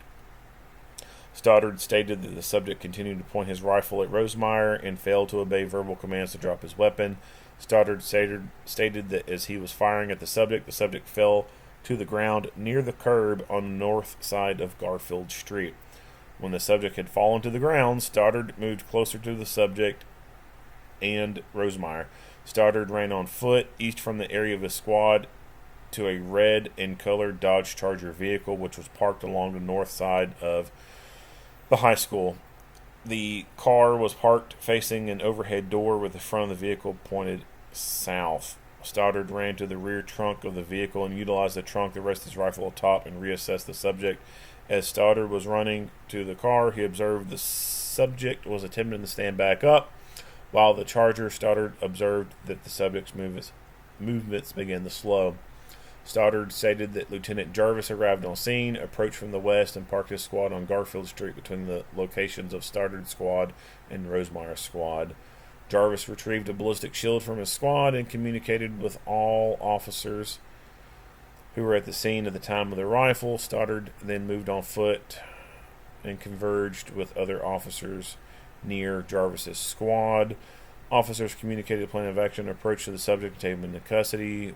Jarvis wielded the ballistic shield with Stoddard along the left side of Jarvis. Stoddard observed the subject was laying on his back with his feet pointing to the east and his head pointed west. The subject's face was turned to the north, and the rifle was laying across his stomach.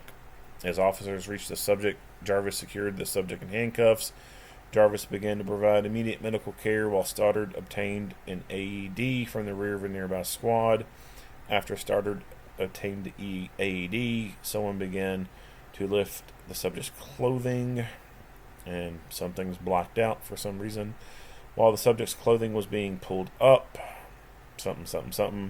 Stoddard observed that the subject was wearing a white in color shirt that had writing on the front, which appeared to have been drawn onto the t-shirt with a black marker. The subject's t-shirt had the words "Natural Selection" written across the front. The white t-shirt was pulled up, blank, blank, blank. I'm assuming that is describing his injuries.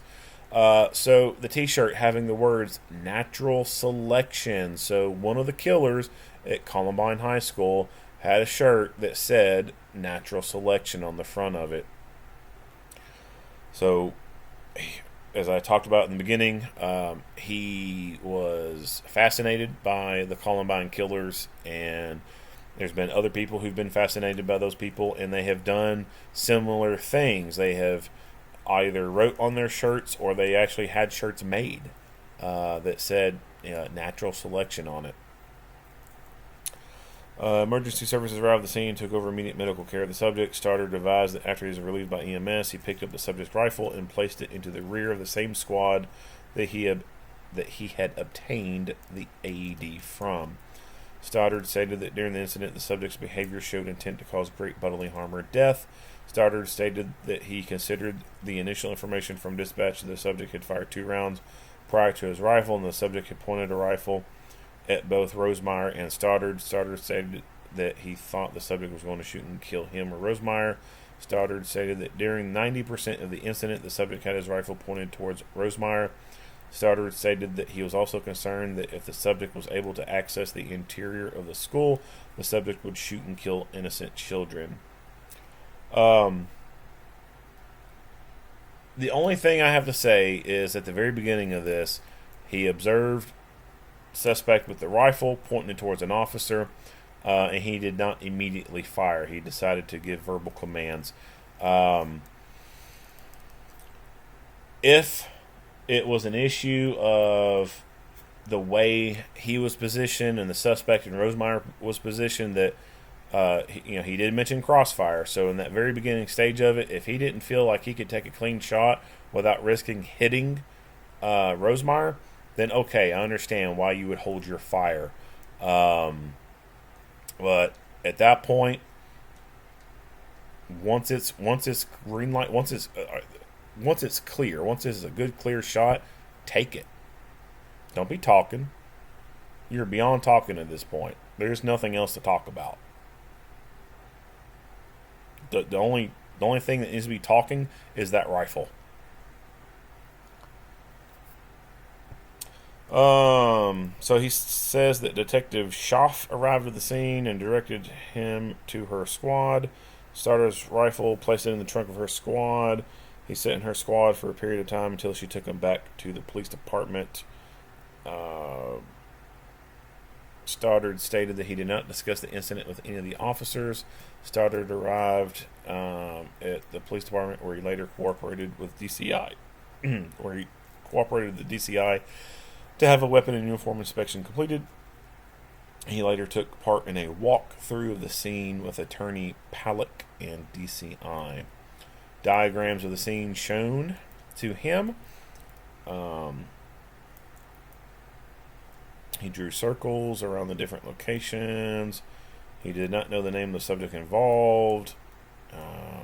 Didn't had any knowledge of having contact with him, and that he has not been provided any details about the incident to anyone outside of privileged communication. He was not injured during the incident, not physically injured during the incident. Unless he was wearing hearing protection on, then I would argue that yes, he was physically injured during this incident. his ears were injured.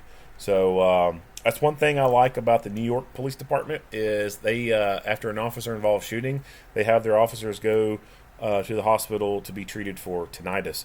Because when you shoot a firearm without hearing protection on, you are subjecting your ears to damage at that point.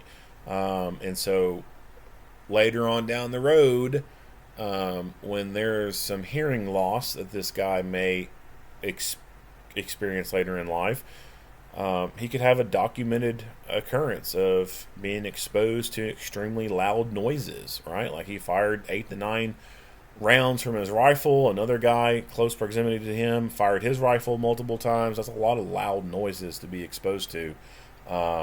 So I would argue that yes, he has been physically injured. His ears were exposed to loud noises.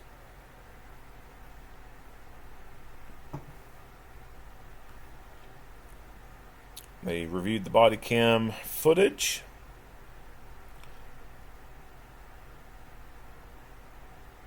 And after reviewing the footage, he said he wanted to add the following. Between running from his squad and the car, he made a stop against the high school building. Stoddard stated that during his stop along the high school, he fired his rifle. Stoddard did not recall the subject's actions at the time that he fired his rifle while at the high school building, and that his body-worn camera did not show the subject's actions. So,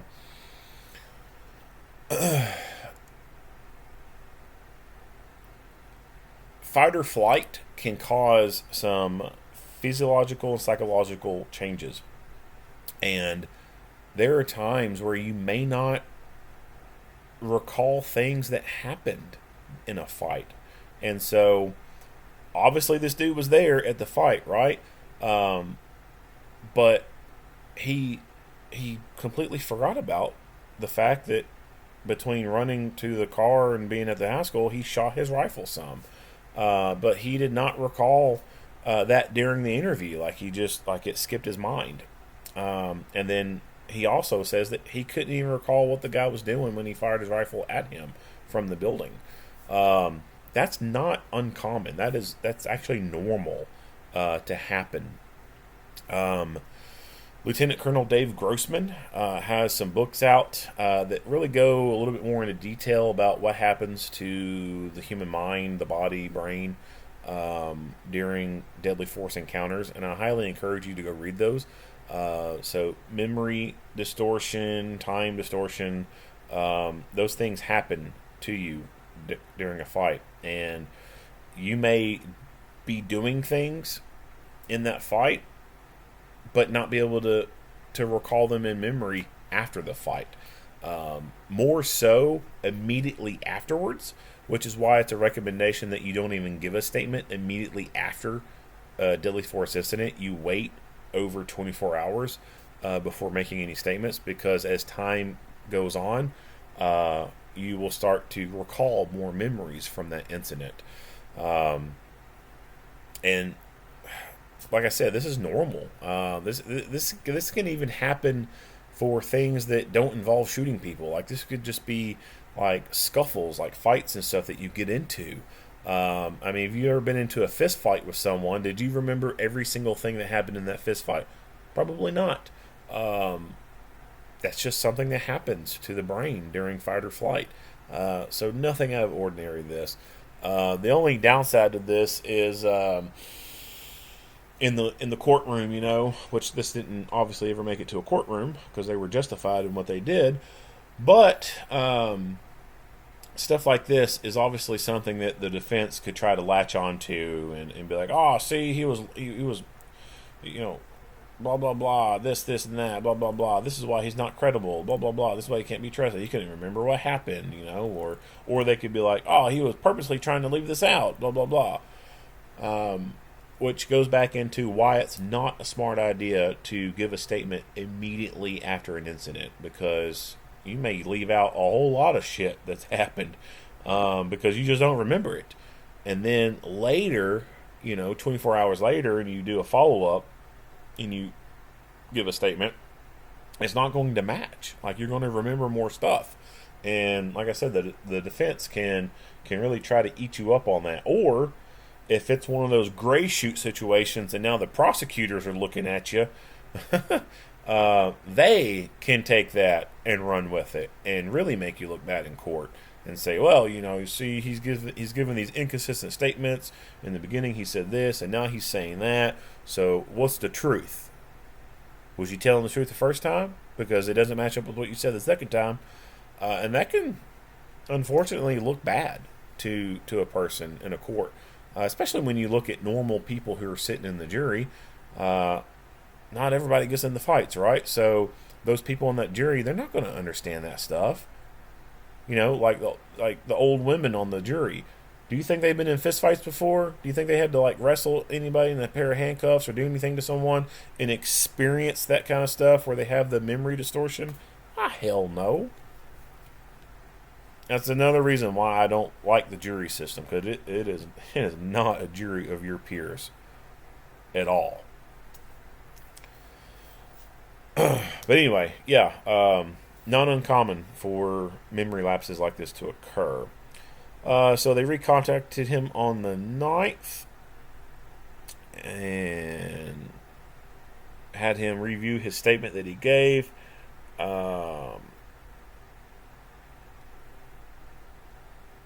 And said that it was accurate after minor clarifications and some minor grammatical changes were made in the report. And he was fine with what the report was going to be. Here are some of the overheads that they gave him during it. And like I said, for some reason they decided to block out the top of these buildings. I don't know why, considering the fact you can go to Google Earth and see exactly what is on these rooftops. Again, just excessive redaction, unnecessary excessive redaction going on here.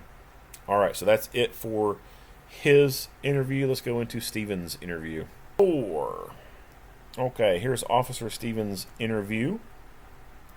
All right, so they meet with him prior to the interview. They talk about this stuff. He made a statement on the 3rd, a couple days after the incident. They note who's present with him. And again, same stuff I said for Stoddard, same thing for this. It's very common to have other people in the interview. So his background information: he attended MATC in Madison from 95 to 96. Attended his law enforcement training at Fox Valley Technical College in Appleton. The academy began in 96. Stevens worked part-time officer for 3 different agencies and then started working full-time for these other agencies. He started his employment as full-time officer with Mount Horeb in 2013. And he is an FTO. Stevens is currently assigned to Patrol Division, radio number, supervisor, work hours. All right, clothing equipment. He is in full uniform. Talk about his body camera was not on him during the time he was photographed. Carrying a personally owned Glock 19. Department issued rifle. Department issued less lethal shotgun. He had a medical bag in his squad.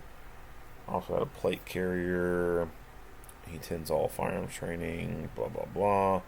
He didn't take any medication that day that would affect him. Sleep and off-duty activities were nothing out of the ordinary. He arrived at headquarters or the police station at 5:45 a.m. He wore his uniform to work. He obtained his duty belt and outer vest from his locker. Stevens met with night shift officers along with day shift officers in the squad room. He conducted a squad check and signed into the squad computer. He was not involved in anything out of ordinary during his shift prior to the incident.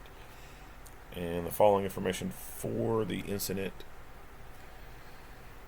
While at the police station, Stevens was notified by a staff member that someone called and wanted an officer to stop over his residence regarding a traffic accident involving something. Stevens got into a squad to head to the location. When Stevens was pulling onto Blue Mounds Street, dispatch advised over the radio that there was an individual with a long gun or a rifle near the tennis courts.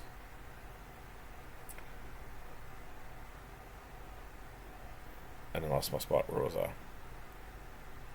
There we go. Stevens activated his emergency lights and siren. Officer Stevens' body camera and squad camera automatically turn on when the squad's lights and siren are activated.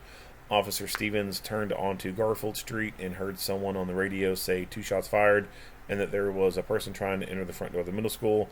Officer Stevens was not sure who he heard the information from, but believed it was possibly dispatch. Dispatch asked Stevens if he wanted additional people. Officer Stevens advised dispatch to send everyone. You know, on something like this, why the hell is a dispatcher asking an officer, do you want additional people? No, I just want one person. Fucking, of course you're going to want more people on an active shooter call. Like, that's stupid. You know, people in police work, you know, they'll gripe about dispatchers and stuff and say, well, you know, you didn't go to the police academy, so you know what it's like. So you got to listen to us on stuff. You just can't make your own calls on things. You know, that kind of mindset, right? And they make it where the dispatcher, you know, has to listen to what the officer says, you know. I don't think that's the greatest way to always operate. I think that dispatchers need to have some ability to think and act on their own, so to speak. Like, they need to be able to make some shots, so to speak, from the dispatch chair. And this would be one of those times where that would be an obvious thing. Like, why is the dispatcher asking this officer if he wants additional units to come with him to a fucking active shooter call? That is stupid. That's something the dispatcher should be like, units A, B, C, D, E, F, G, H, I, J, K, L, M, N, O, P, go to this call. Like, there should be no fucking questioning about that. The dispatcher should make that determination right then and there. I'm assigning these resources to go to this active shooter call. You don't like it, take it over to the supervisor. I don't know. Like, the way some things are done in law enforcement just baffle me, and this is one of them. Like, why are you still operating in this way, right? So dispatchers, I think, should be operating in not a full command role. Like, I don't think they should be given all the commands and everything, but I do believe that dispatchers should be given that task of being able to make some better shots, make some better decisions on stuff. Especially, you know, if they have in their dispatch room a map with all the patrol cars that is live, it shows exactly where everyone's at. And they could be able to more accurately, more efficiently say, well, this unit over here is closer to this call, so we're going to direct this unit to go to that call, versus letting the officers on the street decide who's going to go to a certain call if someone initially is not available to go, right? And it's kind of hard to explain that verbally without any visuals or anything, and without people kind of knowing how police stuff works. But, you know, you think about your city and everything, and, you know, you got, you know, say you got 10 officers on call.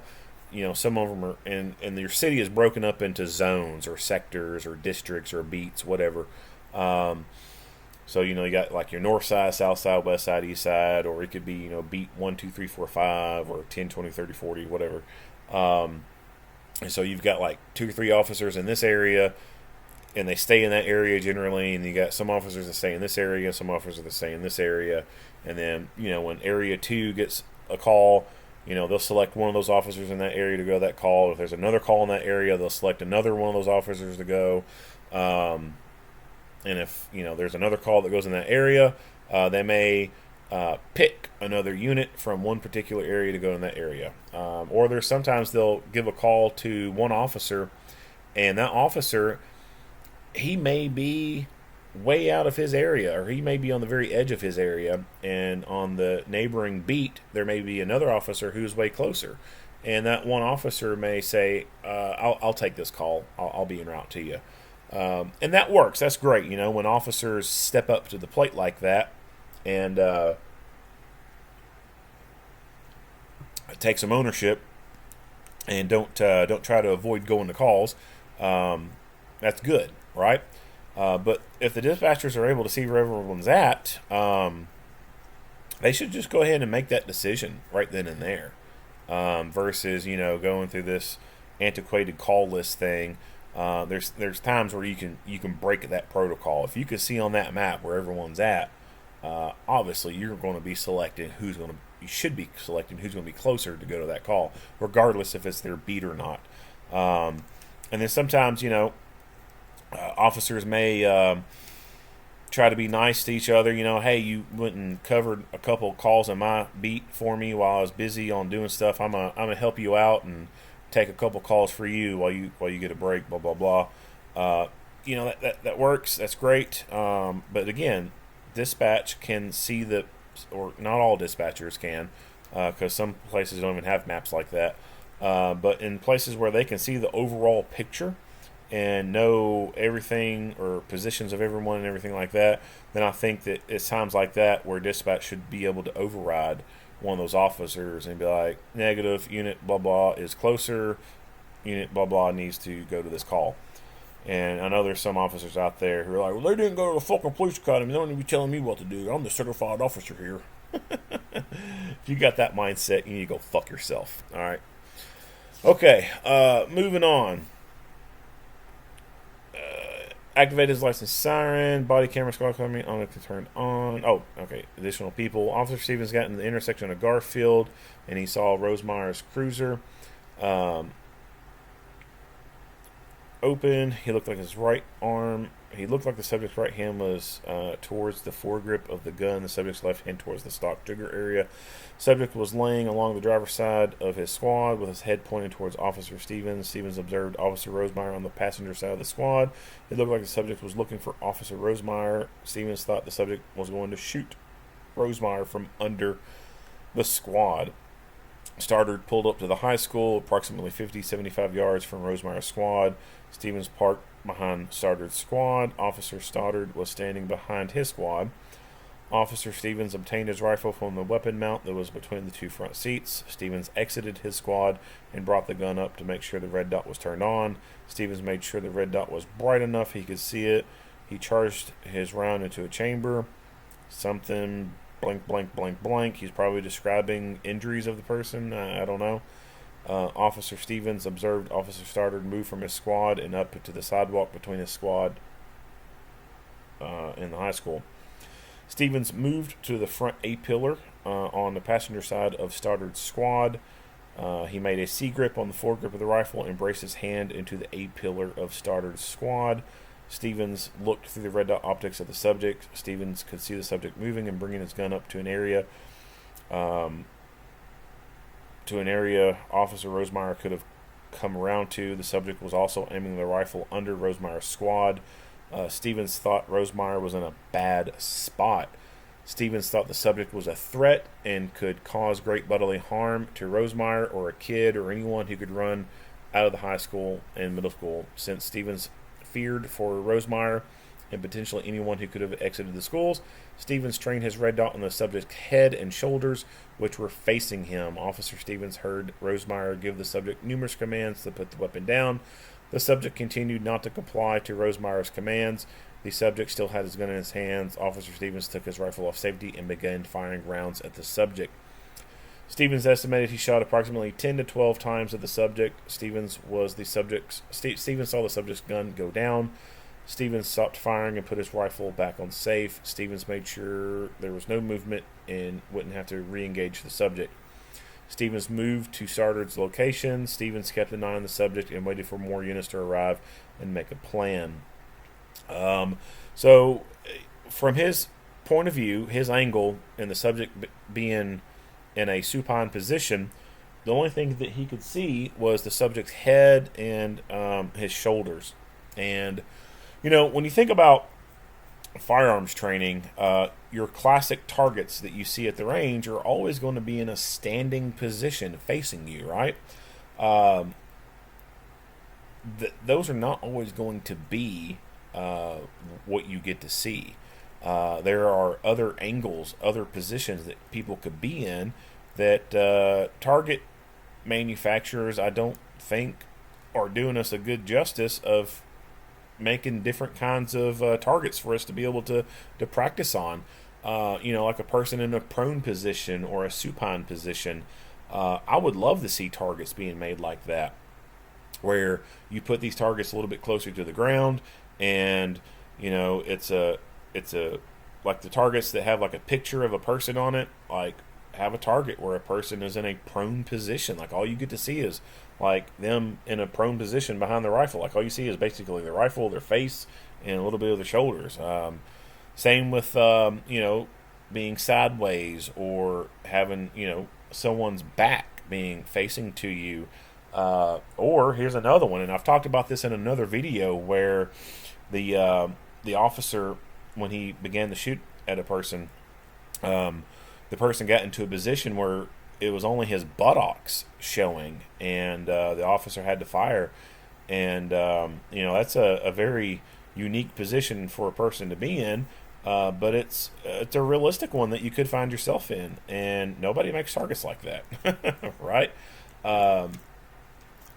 So I think that's something that if you haven't thought of, you need to think about. Not everyone's going to be facing you standing up. You may be facing someone, and they're in a weird position or a non-traditional position. So that's something to think about. Where did I leave off at? Jarvis and Schaff arrived around at the same time.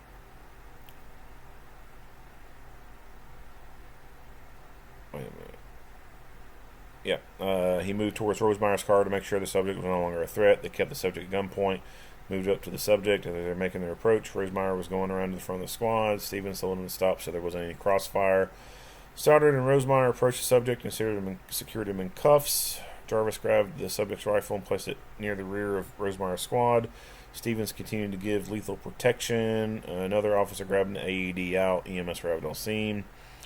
They received reports of another subject. Possibly Stevens decided that he would start that direction in case there was another suspect. Officer Stevens saw Officer Weaver from Cross Plains Police Department along with a deputy unknown, blah, blah, blah, and so forth. All right, so I don't... Did it mention that he did a reload?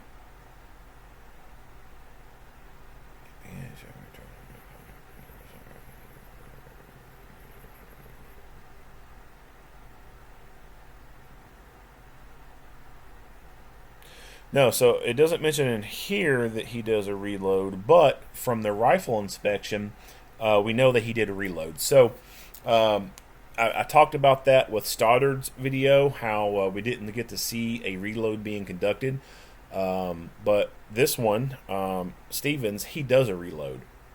And that's good. Like you, as I noted earlier, when you do reloads, the best time to do them is on your terms when you want to do it. That way, if you have to get into another fight, you're doing it with a fresh magazine, not a partially depleted one. So good on him for topping his gun off.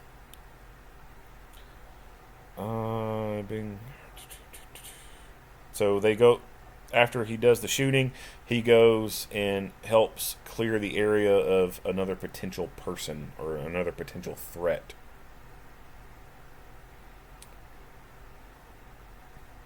He knows the backpack with a stuff in it, and then found a pair of black Crocs just sitting there as if someone ran out of them. That's one thing to think about for an active shooter kind of scenario, is people are going to be abandoning things, and that's that's one thing to think about footwear, especially now today when people are so lazily dressed, wearing flip-flops or slides, Crocs, or heck, even shoes with the laces that aren't even tied correctly. They're all super loose and everything. Like, you're likely to find shoes just laying around. So he got in the car that Stoddard and Rosemire ended up being in. They go to the station. They didn't talk to anybody. He was shown a map. He marked stuff. Didn't know the person. Didn't think any history with the subject. They went over the body cam footage, and he did not have any details to provide after watching the video, and then it ends. And then a few days later, they, I guess, finalize the incident report. He looks at it, signs it, all that good stuff. All right, so that's it on his incident report. Not much to note from it. The highlight of it is, like I said, I want to say that, you know, the best time to do a reload is on your terms when you want to do it. Just because that fight right there is over with doesn't mean you might not have to fight some more. And if you have to fight some more, it's better to do it with a fully loaded magazine versus a partially depleted one. All right, moving on. All right, so here is one of the reports generated by the Wisconsin DOJ, and it's got several photos in it. And then there's some other files that have photographs too. So this is, you know, obviously, you know, they're taking a picture of a piece of paper for when they download all these photos. There's an information card that goes along with it. That way they figure out what they got going on, because, I mean, they probably go to a lot of things and take a lot of photos. So crime scene photos start with kind of like a general look around of the area, kind of documenting you know, where they're at, what the scene looks like in general, and the thing or things that they will want to focus on. They will take pictures of those things from a far distance, a intermediate distance, and then a close-up of that. So, for example, here, where the cameraman's standing, that's a far away picture. An intermediate picture, he would, you know, stand, you know, probably, you know, right up in here or something like that. And then for a close-up, be standing pretty much almost right up on it. And you would do that for every object of interest. So every piece of evidence that you want to photograph, you'll do those 3 types of photographs for each object.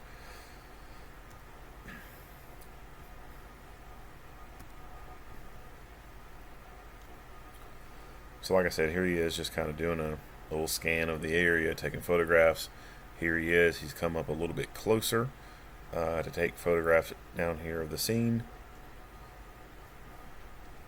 And as you get closer, you can also scan around and see things from that perspective. Here he is zooming in just a little bit more, getting it from a different angle.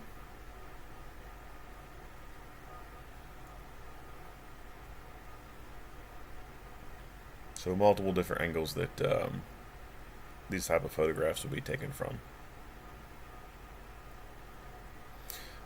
So this agency believes in censoring graphic images, and I would imagine that there's probably a lot of blood on those pants, and they put that little box on there to cover it because it's graphic. This makes no sense to me.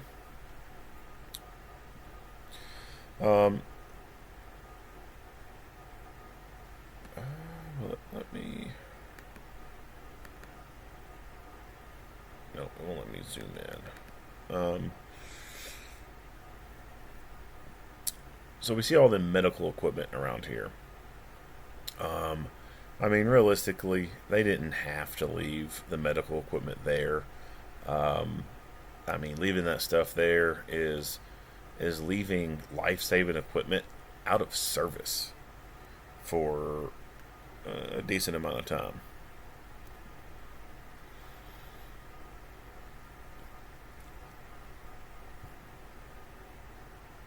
Like this Lucas unit back here, these AEDs and suction units, and then the trauma bags themselves. That is quite a bit of life-saving emergency equipment just to be leaving there for a long period of time. I think it would have been okay to take that stuff away from the scene, put it back on the truck, put it back in service.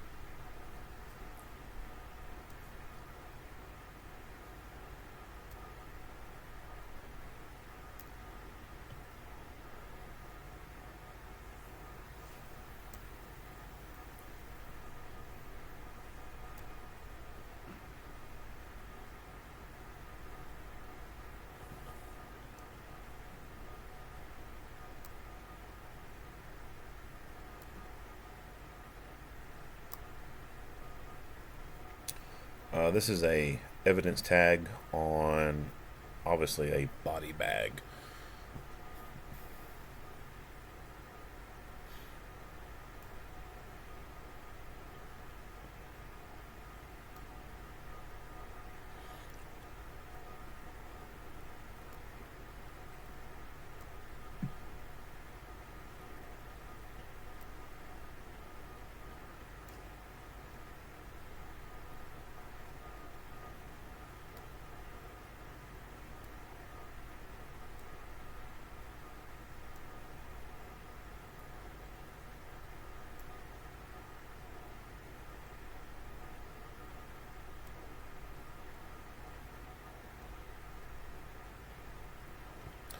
Obviously, we're around. Missed the target, or could have hit the target and went through them. Doubt that one, but most likely missed and struck the ground and left a pretty good impact there. You can see some of that projectile right there.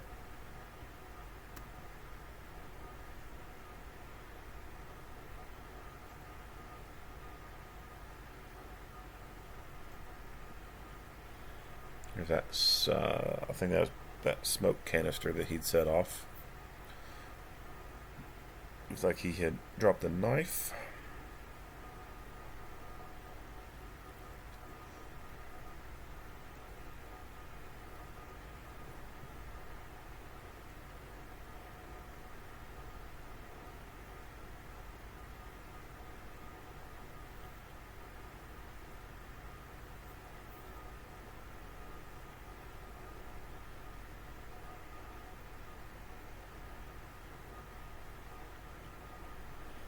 These appear to be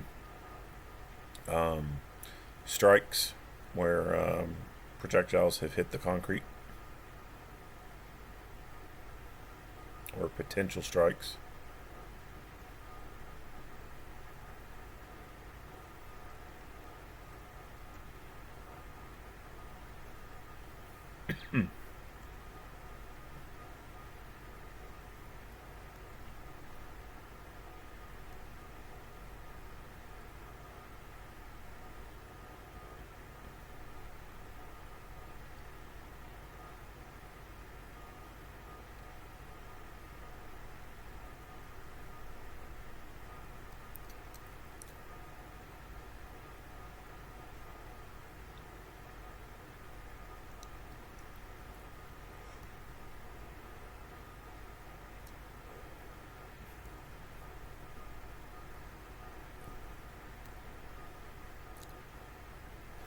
And it looks like he took a knife from home, pulled out of the kitchen drawer. Just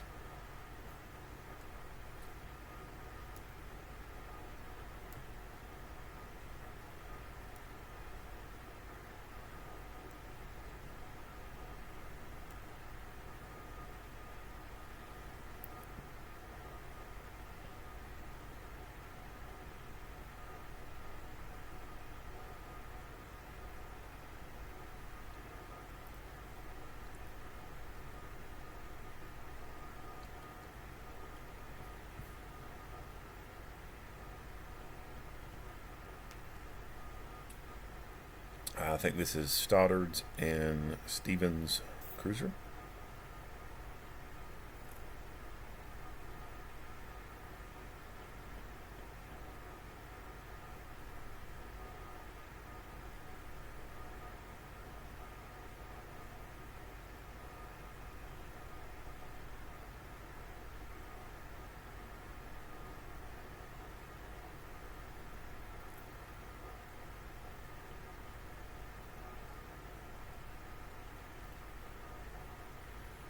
Now we can see that as this person has gone around taking photographs or whatever, they obviously took the photographs down here first, and then as they were going around taking more, they started clearing some of this area up down here, taking the EMS equipment with them, take it off the scene and put it back in service where it belongs. These are going to be all the rifle casings.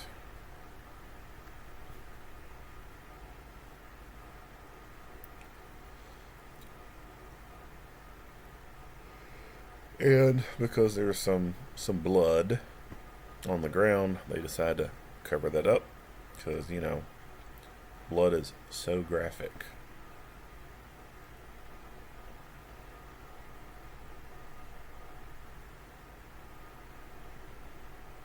But they missed some right here and right there. So there's no, I don't know, there's no rhyme or reason to why they do those redactions. I guess it was just a bright enough pool of it that they had to block it out. But I mean, you can obviously see that there's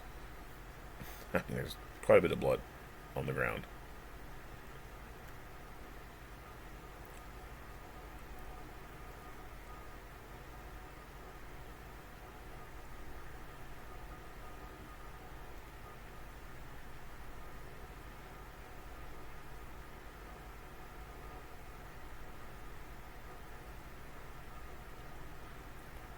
See some of the projectiles from where they had missed some shots.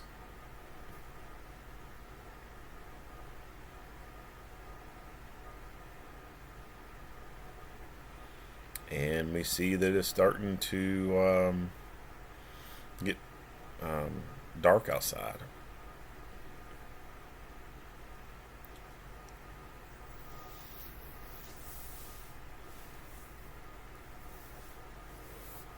This is the pellet rifle that the kid had.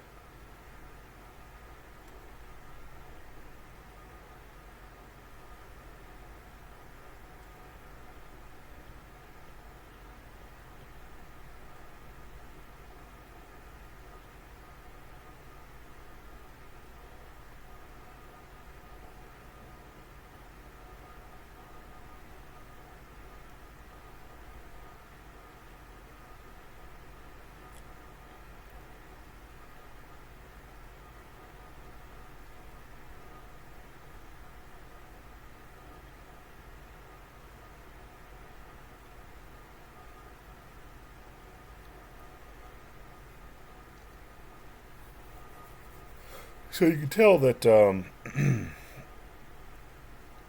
you know, try to take multiple pictures here to, you know, get the lighting just right to capture the image that you want. You know, they're wanting to capture the tool markings right here on the back of the casing here. It has all the lettering on it, and of course the primer strike.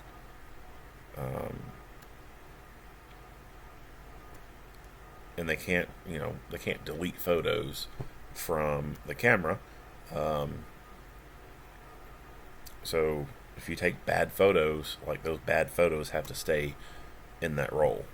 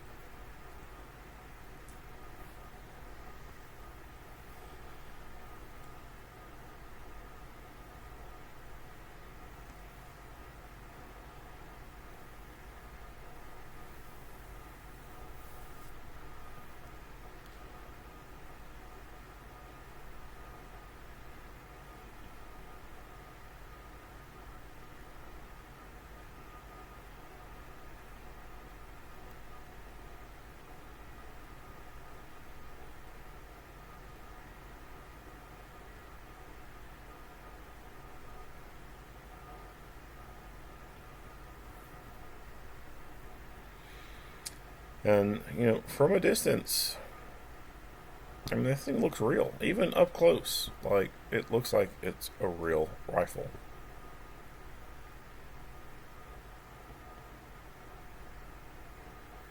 There's a impression on the window from where he struck it with the buttstock.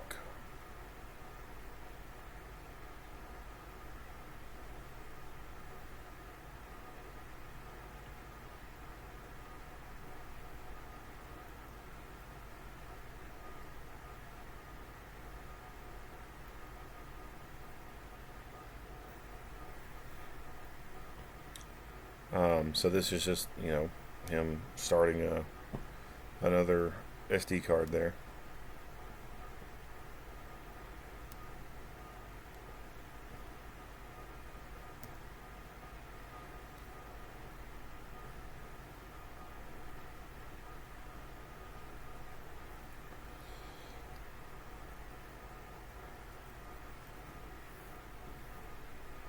Somehow a pistol cartridge has ended up on the ground.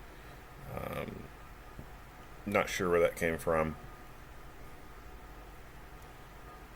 Could have fallen out of the car. I don't know exactly where it is in relation to everything else.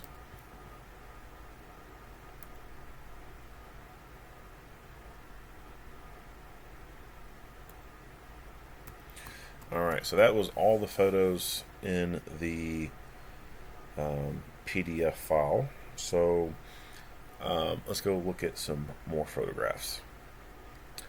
So here are some of the contents of his bag. He has some pyrotechnics here, some fireworks, and some other random odd assortment of stuff. He brought BBs for his BB rifle. I have no idea, like, if he was actually using that thing and, like, shooting BBs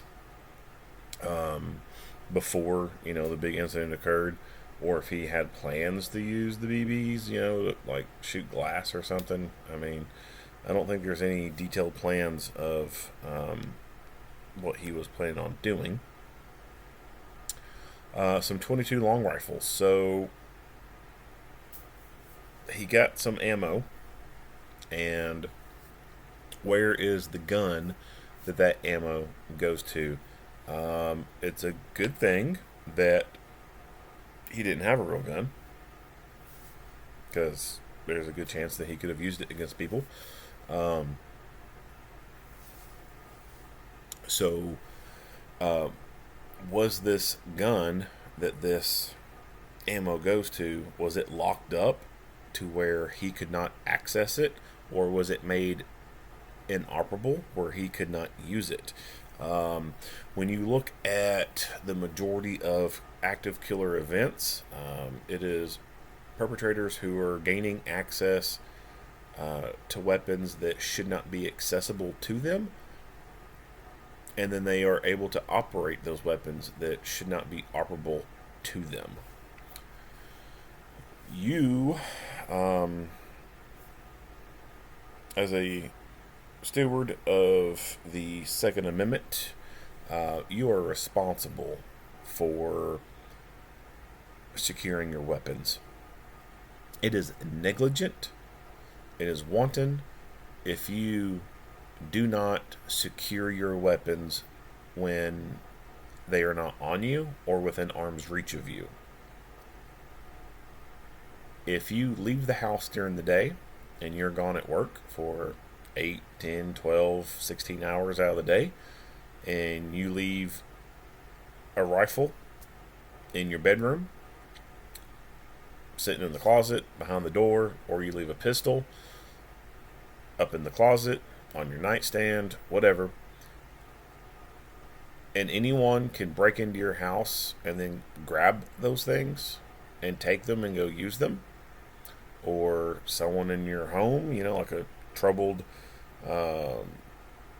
evil-minded teen who's wanting to go commit active shooter, if they're just able to go to your closet and take the gun and take it to school, That's wrong. That's negligent. That is wanton, and I should not be doing that. There's no difference in that practice and having narcotics, like prescribed narcotics. Like you go to the doctor for something and you get prescribed some hydrocodone or some heavy strength muscle relaxers, and you just take them out of the childproof prescription bottle and you just pour them out on the coffee table and just let them sit there.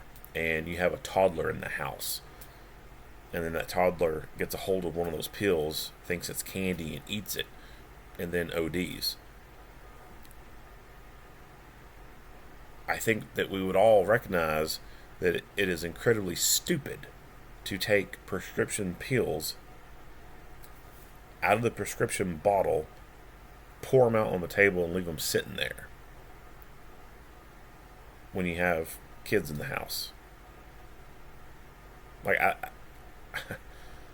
you would be hard pressed to find anyone who would say, well, yeah, that's okay. It's my house. My pills. But when it comes to guns, that's when a lot of gun people, well, it's my house. I'm going to do what I want. It's my guns. That's my Second Amendment right. Okay, yeah, sure. You have a Second Amendment right, but you also have the responsibility to keep the things inaccessible or inoperable to unauthorized people. And then when you start talking about locking guns up, putting a lock on them, and then everyone's like, well, what am I going to tell a burglar when he's breaking in my house? Time out, give me a second to unlock my gun, blah, blah, blah, blah, blah. And, it is hard to reason with these people, and it's hard to approach the idea of keeping a gun locked up and be able to explain your side and go into detail and say, no, what I'm saying is keep your gun locked up when you leave it at home and you leave to go to work. Like, if you're at work and your gun's at home, you're not going to be fucking using it. Why the fuck are you leaving it unlocked? Lock the damn thing up. You're not at home. You're at work. Lock the gun up if you're leaving it at home. But it's hard to explain that and get to that point, because the minute you start talking about locking a gun up, they start saying my rights. Okay, we understand you got rights. All right, now shut the fuck up for a minute and hear us out. Gun people are their own worst enemy. The reason why we are going to lose our gun rights in this country, and the reason why things are going to be getting tougher on gun rights and more bad gun laws are going to come out, is because of gun people themselves. When you look at murders in cities, big cities, it's criminals that are making up the bulk of these killings. And I'll use Louisville, Kentucky, for example, because, I'm in Kentucky. When you look at the majority of the murders in Louisville, it's all street crime stuff. It's all a bunch of gangs and thugs out there shooting each other. And of the ones who do get caught, you often find that they're convicted felons, or they're not even 21, or hell, some of them are under the age of 18. So the ones who are under the age of 18, they can't go to a gun store and buy a gun. Hell, they're not even by law able to possess a firearm. The ones from age 18 to 21, they can't go to a gun store and buy a pistol. They can privately buy one, but if they're a convicted felon, they're not supposed to be in possession of one, and a lot of them are convicted felons. So where are the guns coming from? Well, they're stealing the damn things. That's where they're getting them. How are they stealing them? Well, they go to people's houses and break in, and people leave their guns laying around, so they take those. The biggest is vehicles. People leaving their guns in their cars, leaving them in the middle consoles that don't even have locks on them. And hell, some people make it extra easy by leaving the car unlocked. So, these little street thugs go car hopping. They try the door handles on vehicles, find one that's open, they get in, they start rummaging around, and voila, they find a pistol. And they take that pistol. And that pistol ends up getting used in a street crime. So, lawful gun owners are arming criminals. They are supplying weapons indirectly to the criminals by negligently storing their firearms, leaving them where they are easily accessible and are operable to unauthorized people.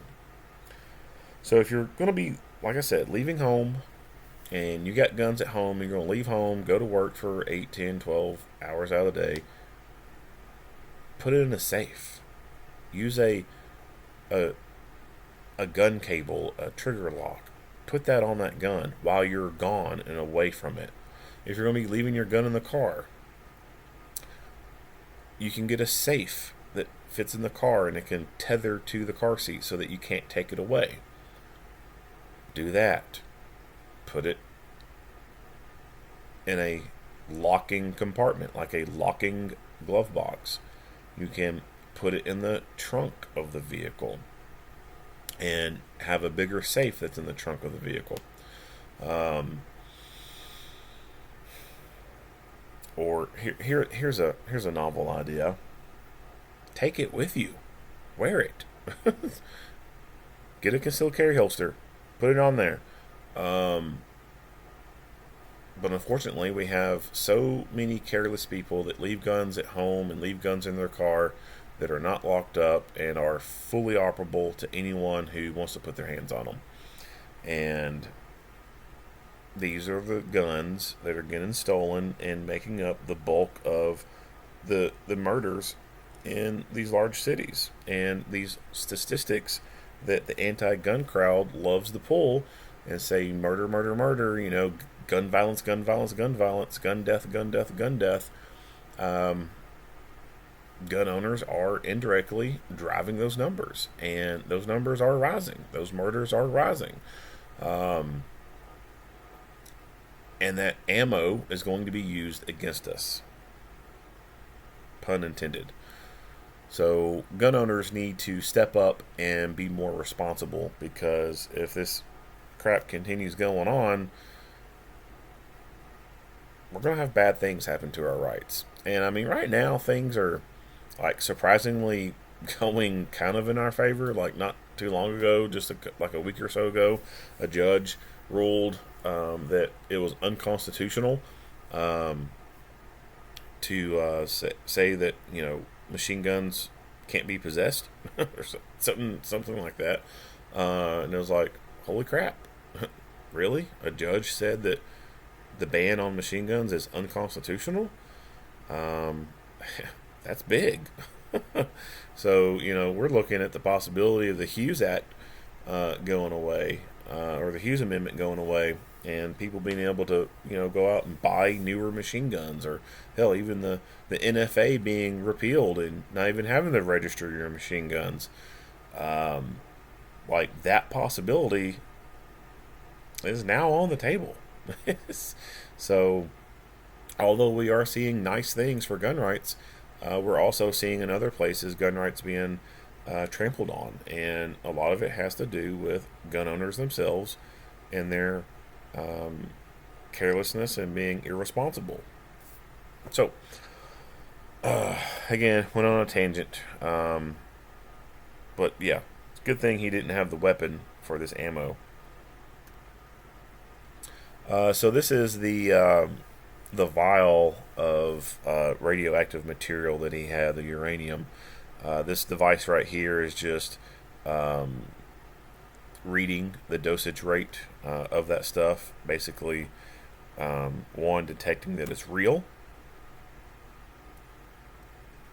and what's going on there?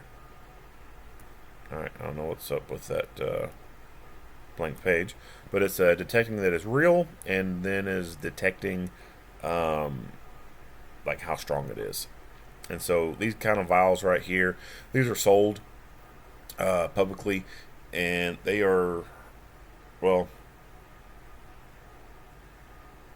they're available for public purchase. I mean, it's not like, they're a commodity, like a souvenir kind of thing. What they're meant for is to be able to test Geiger meters and, radio active instruments that can detect that stuff. It's just a test unit is all it is, basically. And, people have to be able to possess those things to test their Geiger meters and stuff like that. So that's what this uranium is for. He got it off the internet. Why he's got it, and I don't know.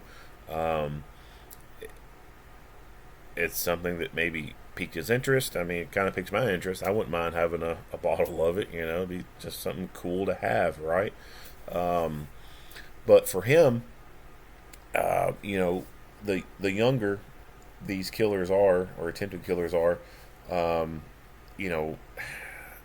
they're not that smart, and they have a lot of grandiose thinking, like Columbine. Like they had some pretty far-fetched plans on what they were going to do, and for all we know, this kid could have thought that he could have like taped this to one of those fireworks he had and set it off, and it would cause like a little tiny nuclear explosion or something. I have no idea, but it was in his bag for some reason, and he brought it with him. All right. There is another file with photos of some of his stuff, so let's go take a look at that. 4. All right. So he did have some Molotov cocktails that he made, and these we can zoom in on. He had a box of coins. Some fireworks here, the BBs, the ammo, and then he has some spent casings, and some spent casings that looked pretty old. He had a glass, a couple cans of, what is this? I don't know what these are. Pepsi, 2 Pepsi cans, and I guess a lava lamp and a tablet. A screwdriver and a marker. And I have no idea what this thing is. I mean, just an odd assortment of stuff. No idea why he had the spent casings. I don't know if he planned to like throw them on the ground and make his crime scene look cool, or if they had some kind of sentimental value. No idea, but it's just kind of odd to see some random spent casings there.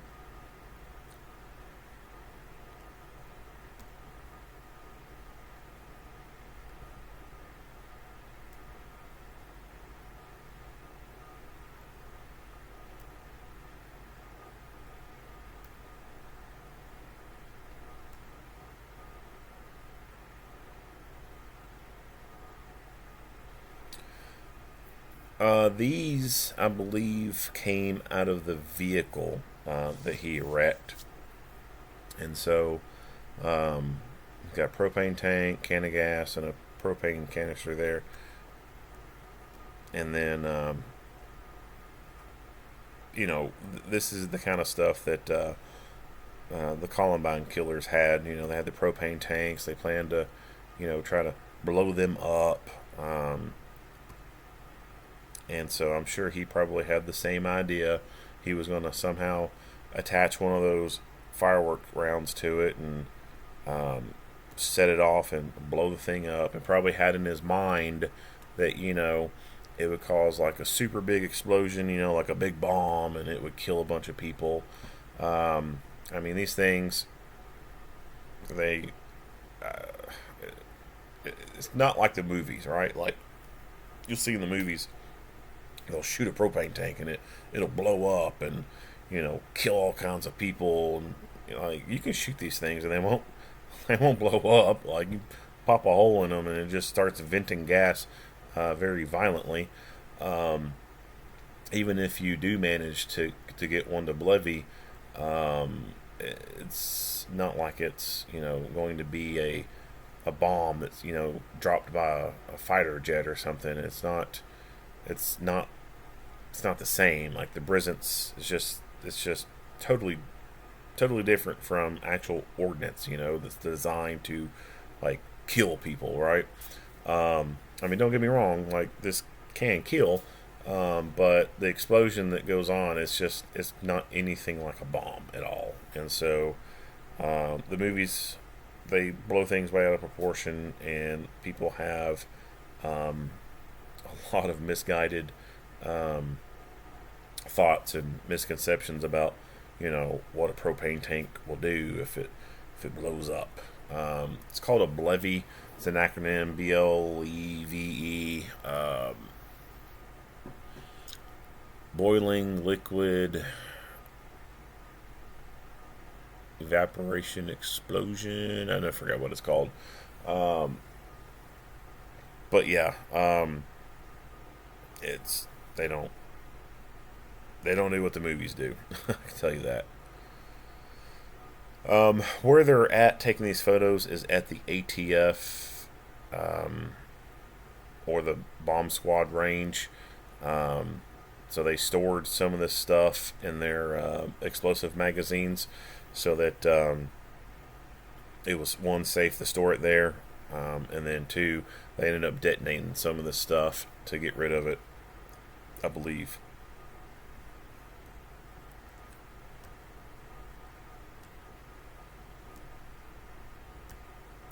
Alright, so that's the end of that. Now we'll go into some, I think it's the vehicle photos that are next. Alright, so here is the vehicle that he took and then crashed it into a house.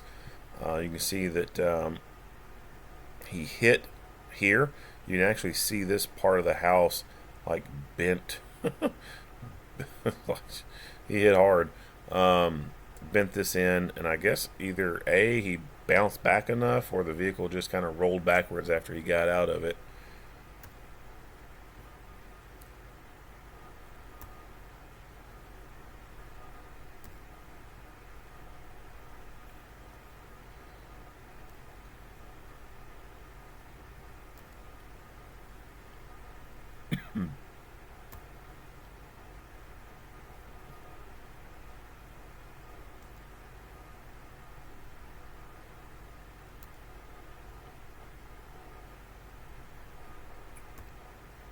No idea why he crashed into the house. It could have been intentional, or could be because he just didn't know what the hell he was doing with the car. I have really no idea.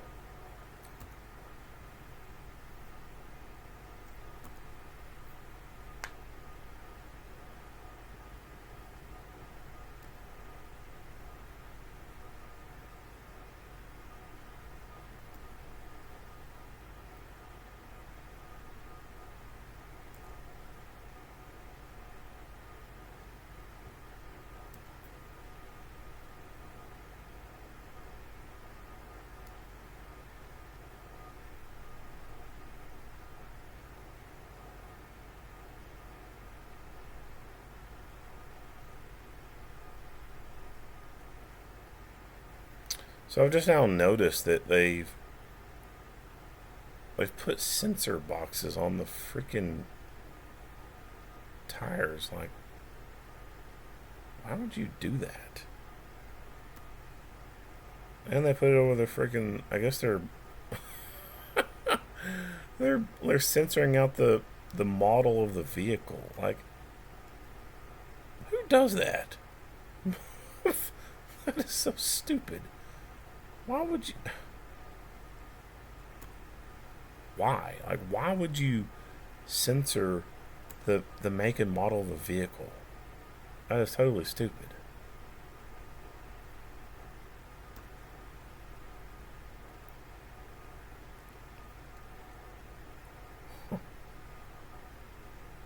Unreal.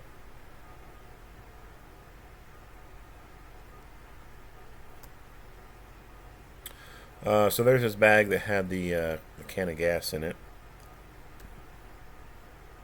and the smaller propane tank. Again, it looks like he took the kitchen knives and brought them with him. I mean, it looks like something old Michael Myers would have. A Nerf gun. Like, it's like when you see stuff like this for this case, like, that's kind of sad, really. Like, this kid wants to go on this thing where he wants to make it look like he's an active shooter and he's there to kill people in hopes of being shot and killed by the police. And part of his little go bag there, he puts a Nerf gun in it that is obviously not real looking in any way, and wants to bring it with him. Like, why? Like, what is their reasoning behind that?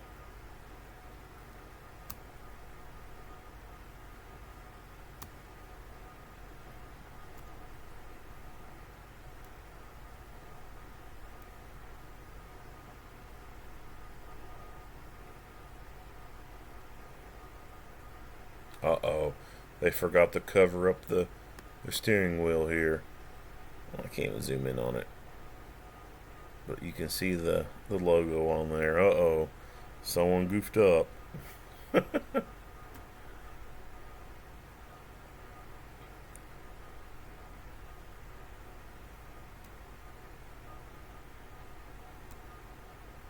Oh. They covered it back up.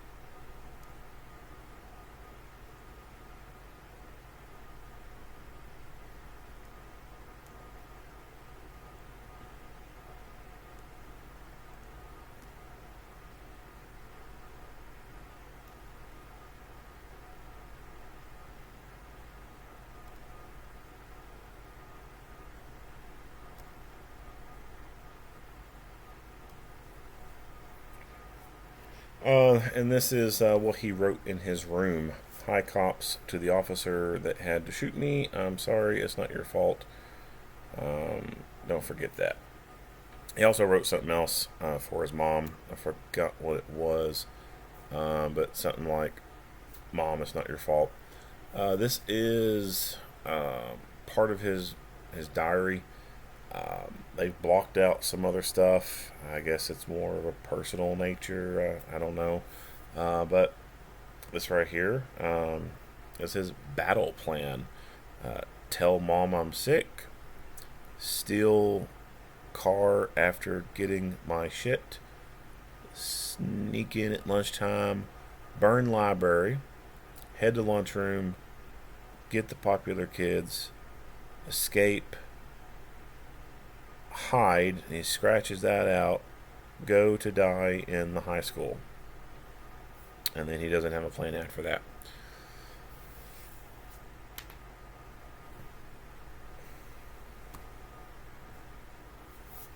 Let's see here. So he says not going to journal for a while.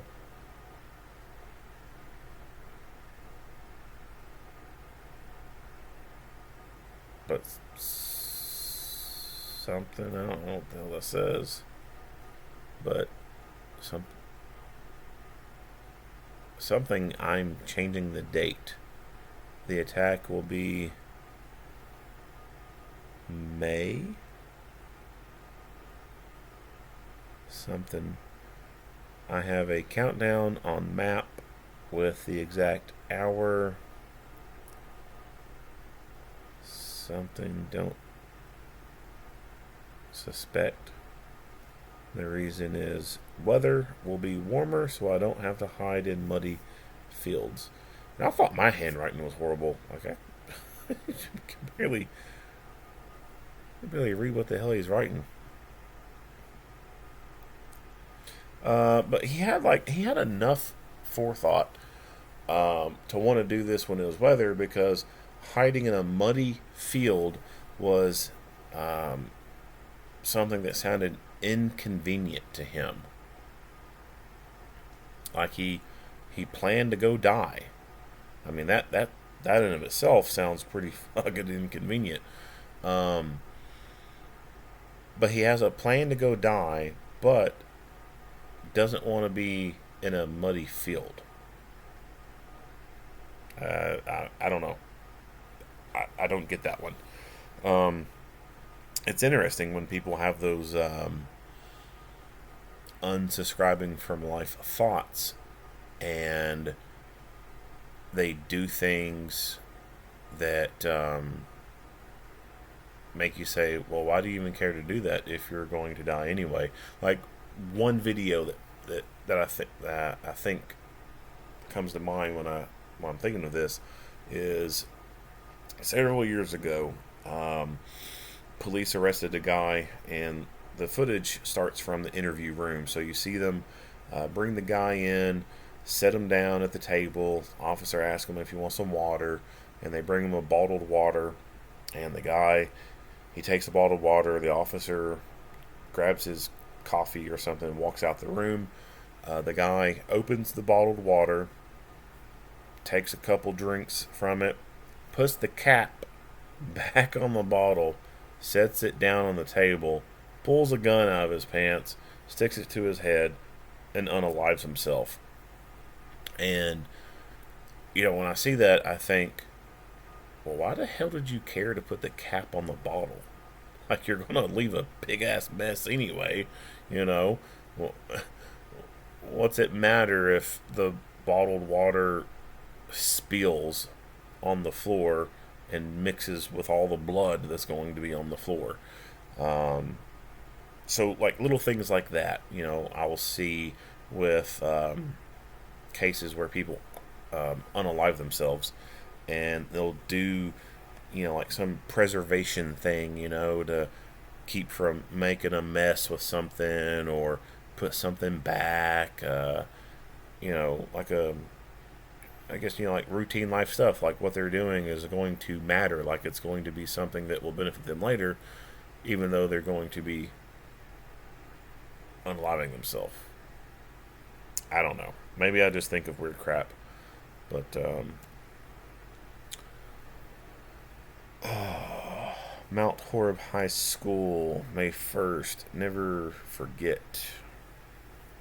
Yeah. April 12th. Use only movie. Producer Damian Haglund. Props Ruger, bear spray, gasoline, bats, knives, fireworks. It's possible that as he's writing this out, he had the one of two things are going on here. One, he had the idea that someone could get a hold of this and find his plans and do something about it. And he did that so that he could be like, oh no, this was a movie idea that I had. Or this could be his infatuation with the Columbine killers, because they made little skits. They made little movies for their class and stuff. Had a little camcorder and came up with characters and dialogue and stuff like that. And so it could be that he was trying to mimic them and have his own little um, skit or something like that written out.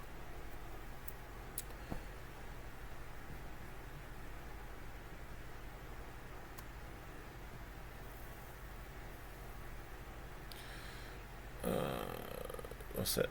Today's the big day, May 1st, 2024, 7:59.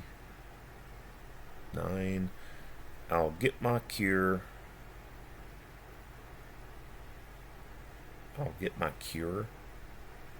Wait in the car. I won't remember who you are. Thanks for the life I was given. Live your life. Don't follow my destructive path. Forgive me, please. Okay. So he did have I think, a bear spray.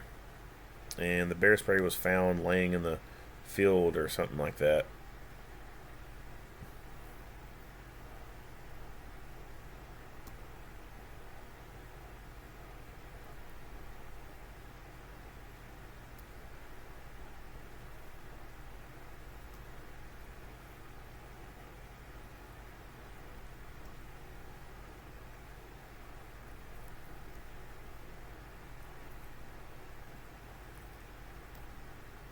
Alright, that's it on those photos. Alright, so we've already seen this one photo, but it was in a different file. This is, I believe, at his house in the garage. And so this stuff on the table, I think, is from some of the fireworks. It looks like he might have taken a firework apart, and that's some of the like the powder or something from the fireworks.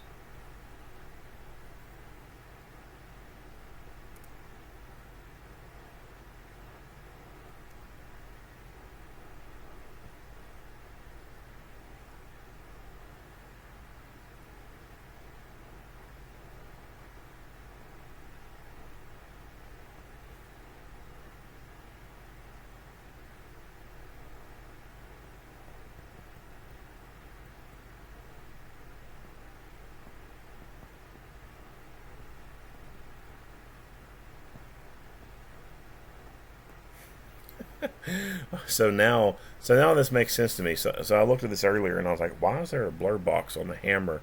And after looking at the vehicle, it's now dawning on me that they're blocking out the brand name of this hammer. I swear they redact the dumbest stuff. So this is his locker at school. And of course, they took the lock off and then they put zip ties on it to secure it.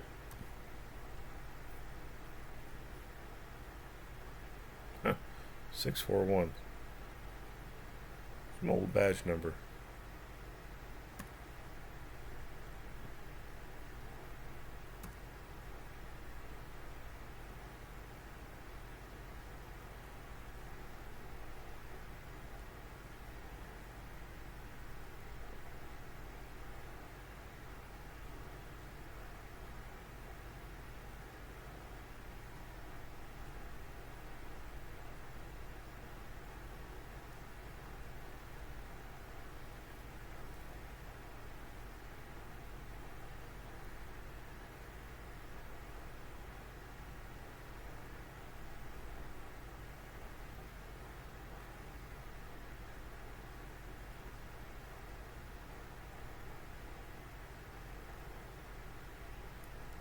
So that was all that was in his locker. And here is Squad 16. They took some photographs of it because it got shot during this incident.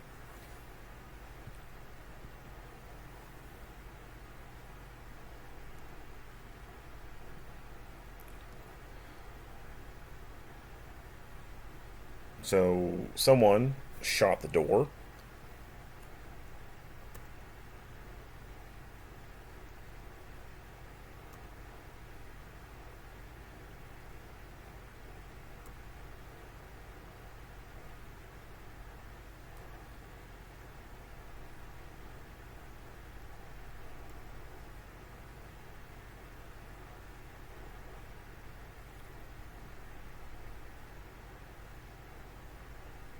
And someone shot the back of the car.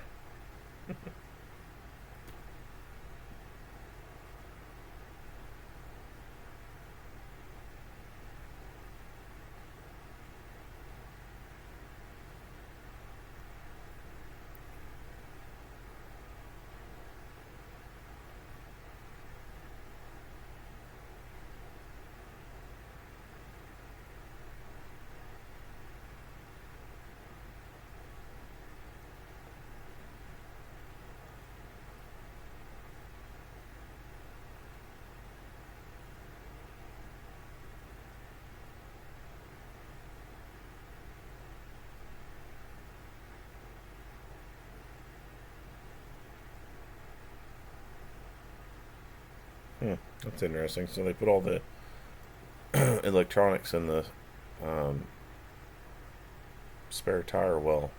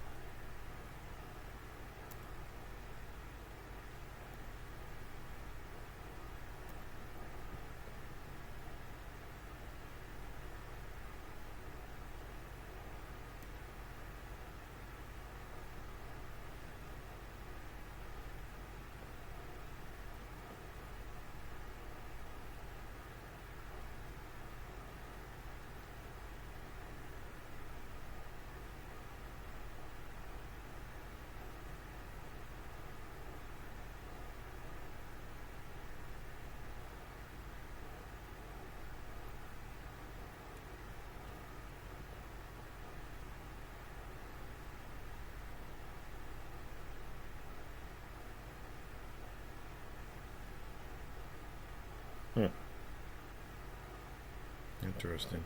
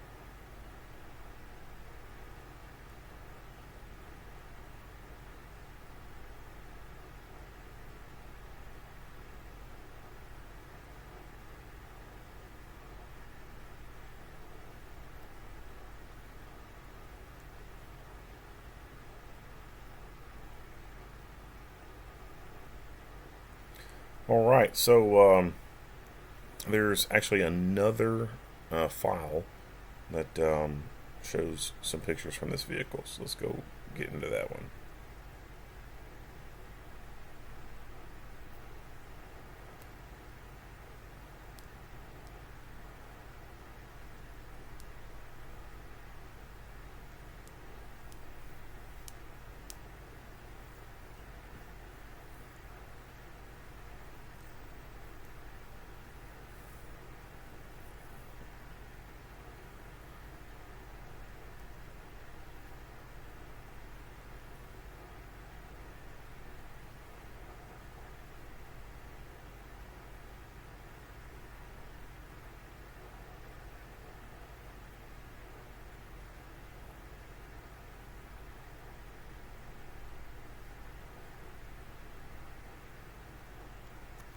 All right, and that's it for the squad 16. So, when they showed the photographs of the ground and you saw what looked to be multiple strikes on the ground, the concrete, and then this vehicle being shot a couple times.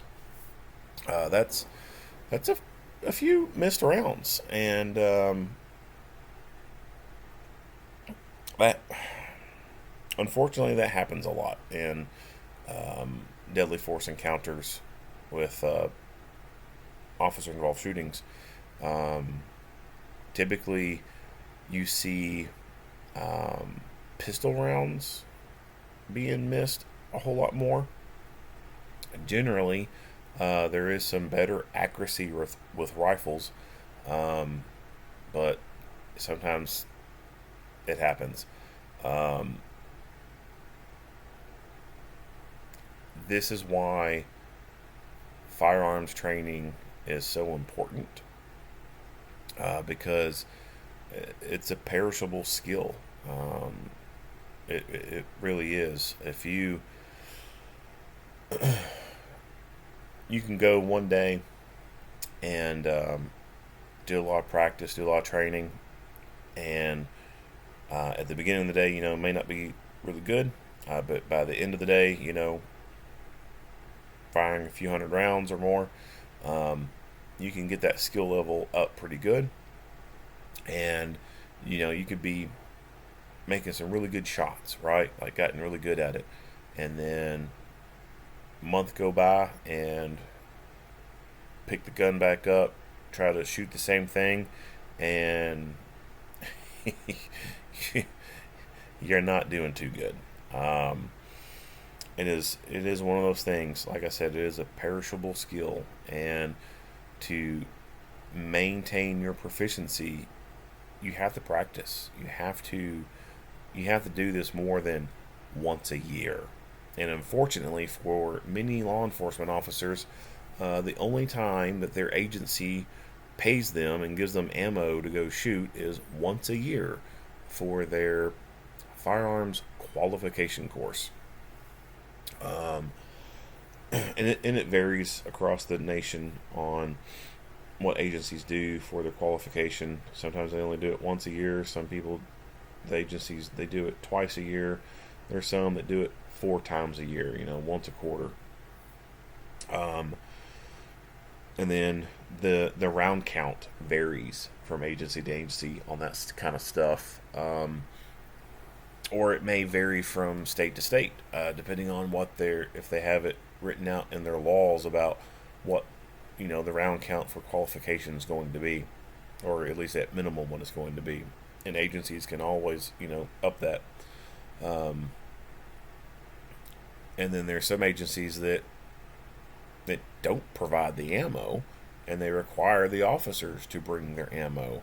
And in order to practice and stuff like that, if you're having to buy X amount of rounds for your quals and stuff like that, it may be difficult to buy enough ammunition to then go out and practice on your own.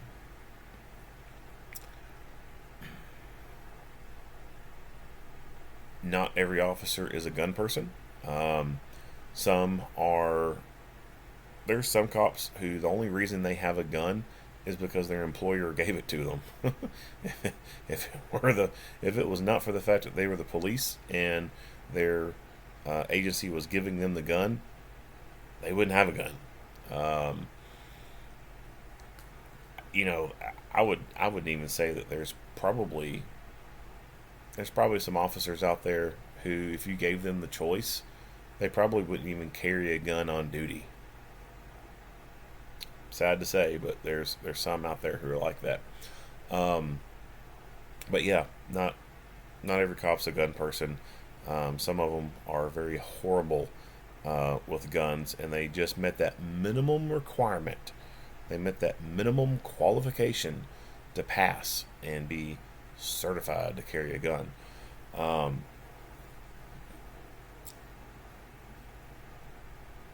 When it comes to training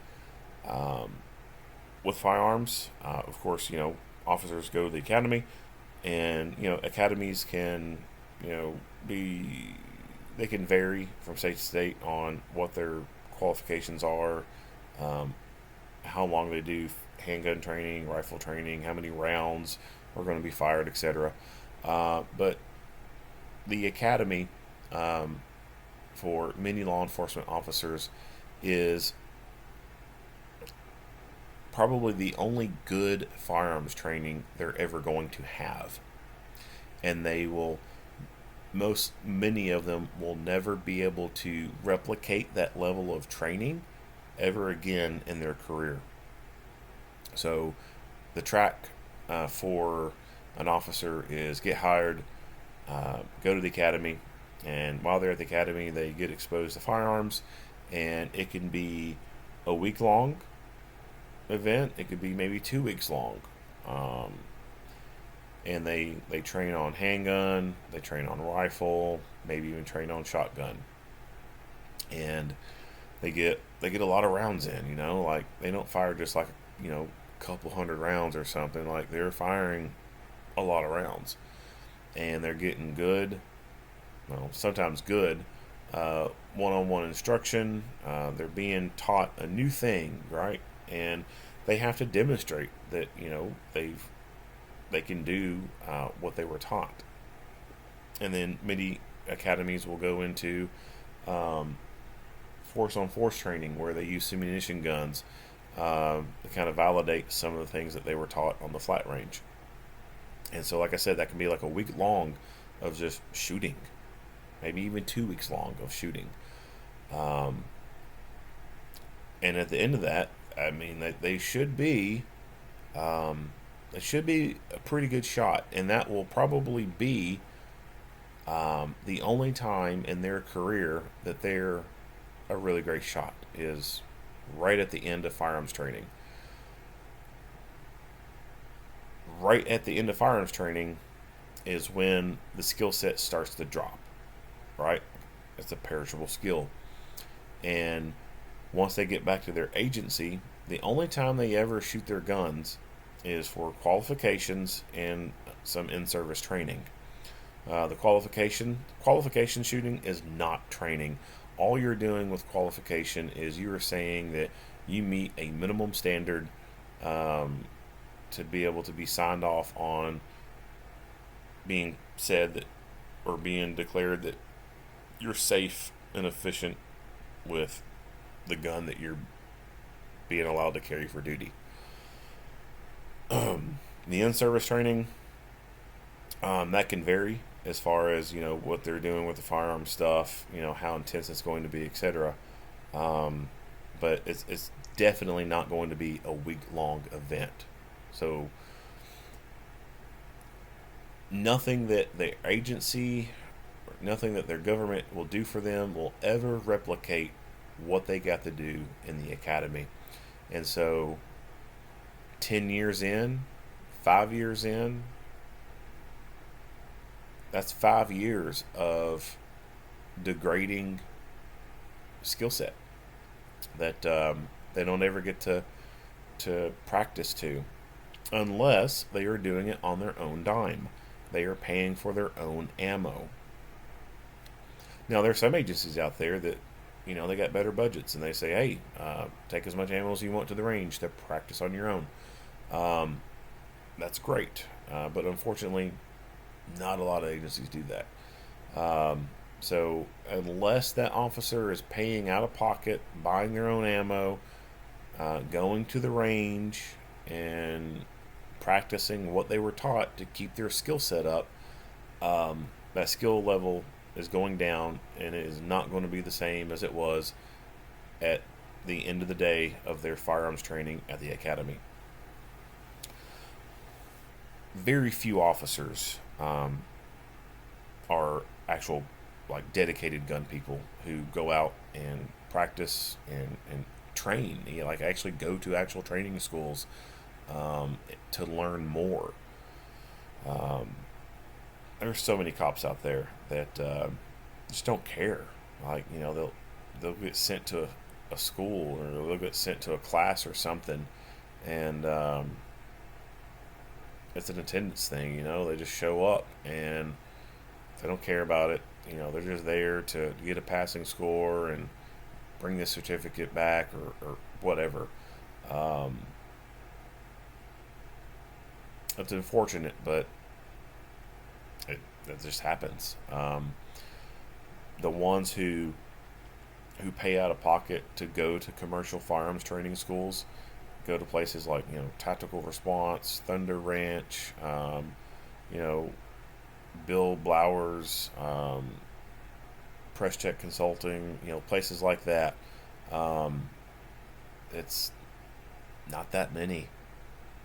It's not. There's a small number of officers who pay out of pocket to go train like that. There was one guy, I cannot remember his name, is Zach, I think it was. He was an officer out of somewhere up north. I can't remember where it was. It wasn't Indianapolis, but I think it was close to there. He put it out there to his fellow officers that he worked with. He's put it out there, and he said, "I will pay your tuition to go take a class, and I will drive, so you don't have to drive your own car. You don't have to pay gas." And I think he even offered to supply ammo, and no one took him up on it. No one took him up on it. A free class. Like, he was going to pay the tuition, like $500 something to go take a fighting pistol class, and drive them to it, and go with them so that they would have someone to be with them. They wouldn't be in a class with strangers, and no one took them up on it. How sad is that? that's screwed up. But yeah, so officers get their initial firearms training. They're really good after it, right after that training. But as time goes on, that skill set starts to drop. And so when we see officer-involved shootings, we tend to see a lot of misses. There was some statistical information released by New York Police Department. I forgot what the name of the report was. But there was a lot of missed rounds in their gunfights as well, that was documented in their research. And I forget the percentages and everything, but it was enough to like catch your attention and be like, "Holy crap, what the heck's going on?" But it's the reality of the matter. It happens. I'm not saying it to say that hey, shit happens, deal with it. I'm not saying it like that. I'm saying that it happens, and it happens more frequently than what you probably think. And training and practice is one of the issues with that. And unfortunately, it's just one of those things that is not going to be easily fixed because of finances. Agencies just can't afford to keep it up with the firearms training. Spending X amount of money to buy, thousands of rounds to be able to be used by the officers to keep the skills up. It's just it's a financial thing, especially when you look at agencies that they only get X amount of money, and they gotta give a little bit here, a little bit there, a little bit here, a little bit there on the budget, and not everything can be soaked up by the training budget. They got to be able to pay for this and pay for that, etc. And a lot of it, a lot of the budget goes towards payroll and stuff like that. And so when you look at the training budgets, it looks a little weak. That's why I think that agencies that have admin that never leave the building, those officers should not ever have hazardous duty pay. Like, why do you need hazardous duty pay if you're always sitting at a desk? Like the chief, like Not every chief of police sits at a desk. There are some police chiefs out there who actually go out on the road and do traffic stops and do actual work. Small towns, but like larger agencies where the chief rides a desk. Why does that person need hazardous duty pay? Why does that person even need a take-home vehicle? Of course, the argument is so that you can respond after hours from home in the event of an emergency. When's the last time you've ever seen one of those chief of police at an agency like that respond to a call at 3 o'clock in the morning? Yeah, it's not happening. They get a take-home car, so that's a big expense. The fuel for it and everything, and a bunch of other stuff. There's a bunch of other things that money is being blown on that could be stopped, and then that money could be taken and put towards the training budget to be able to buy more ammo and pay people to go to the range and practice some more. But chiefs are going to chief, right? They ain't giving up their hazardous duty pay. They're not giving up that take-home cruiser. Why? Yeah. So going off on a rant here. So let's move on. Okay, so here we are into the 1,602 page PDF of a compilation of their reports. There's reports where they interview people, the reports like we went through for the 3 officers involved in the shooting. There's reports of the officers when they go review the video camera footage, they note what they observed on the camera, all kinds of stuff. 1,602 pages of it, and there's a few hundred pages of just useless crap. Like, for example, they did a download from one of the police cars dash cam footage, and literally 300 pages of the same text saying it came from DVR USB port and a long string of numbers, and then there was a thing, it looked like an IP address. Like 300 pages of pretty much the same text over and over and over, just a data sheet, and it has no bearing whatsoever on us learning anything from the incident. And there was also a bunch of pages from the forensic mapping thing. There's like a booklet page showing the image of the camera, like a diagram of it, and some data stuff, just completely useless stuff that doesn't help us understand what's going on. And I really think that's a slap in the face to the citizens from this entity, because a lot of your government workers don't like open records. They don't like participating in it. They see it as a burden. They just don't want to mess with it. Some of them think it's like an attack on them or something when you ask for records, and a lot of them will go through a lot of unnecessary redactions. For example, what you're seeing right now on the screen, this is one of the documents that has a ton of redactions in it. It looks almost similar to documents that you see that get released from some entities within the intelligence community, like the NSA or the CIA, just a whole page of black lines, and it makes no sense whatsoever. If anyone from the Wisconsin DOJ who has anything to do with redactions is watching this video, listening to this video, I hope you choke on a dick, sincerely, because this is totally unnecessary redaction, and also unnecessary manner of releasing these documents. They're not even in order. You literally go looking from this, a map of the scene, to an interview with a teacher, and then it skips to an interview to one of the responding officers, and then it goes into a report about downloading camera footage, and then it goes to a report of observing camera footage, and then it goes to a report of interviewing a student, and then it goes into a supplemental report from one agency, and then it goes into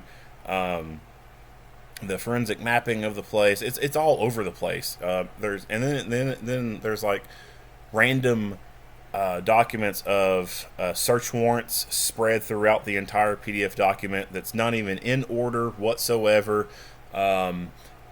It's like you took a book and you ripped the spine off this book and you had all these loose pages and you threw them up in the air, picked them all up, and they're all out of order.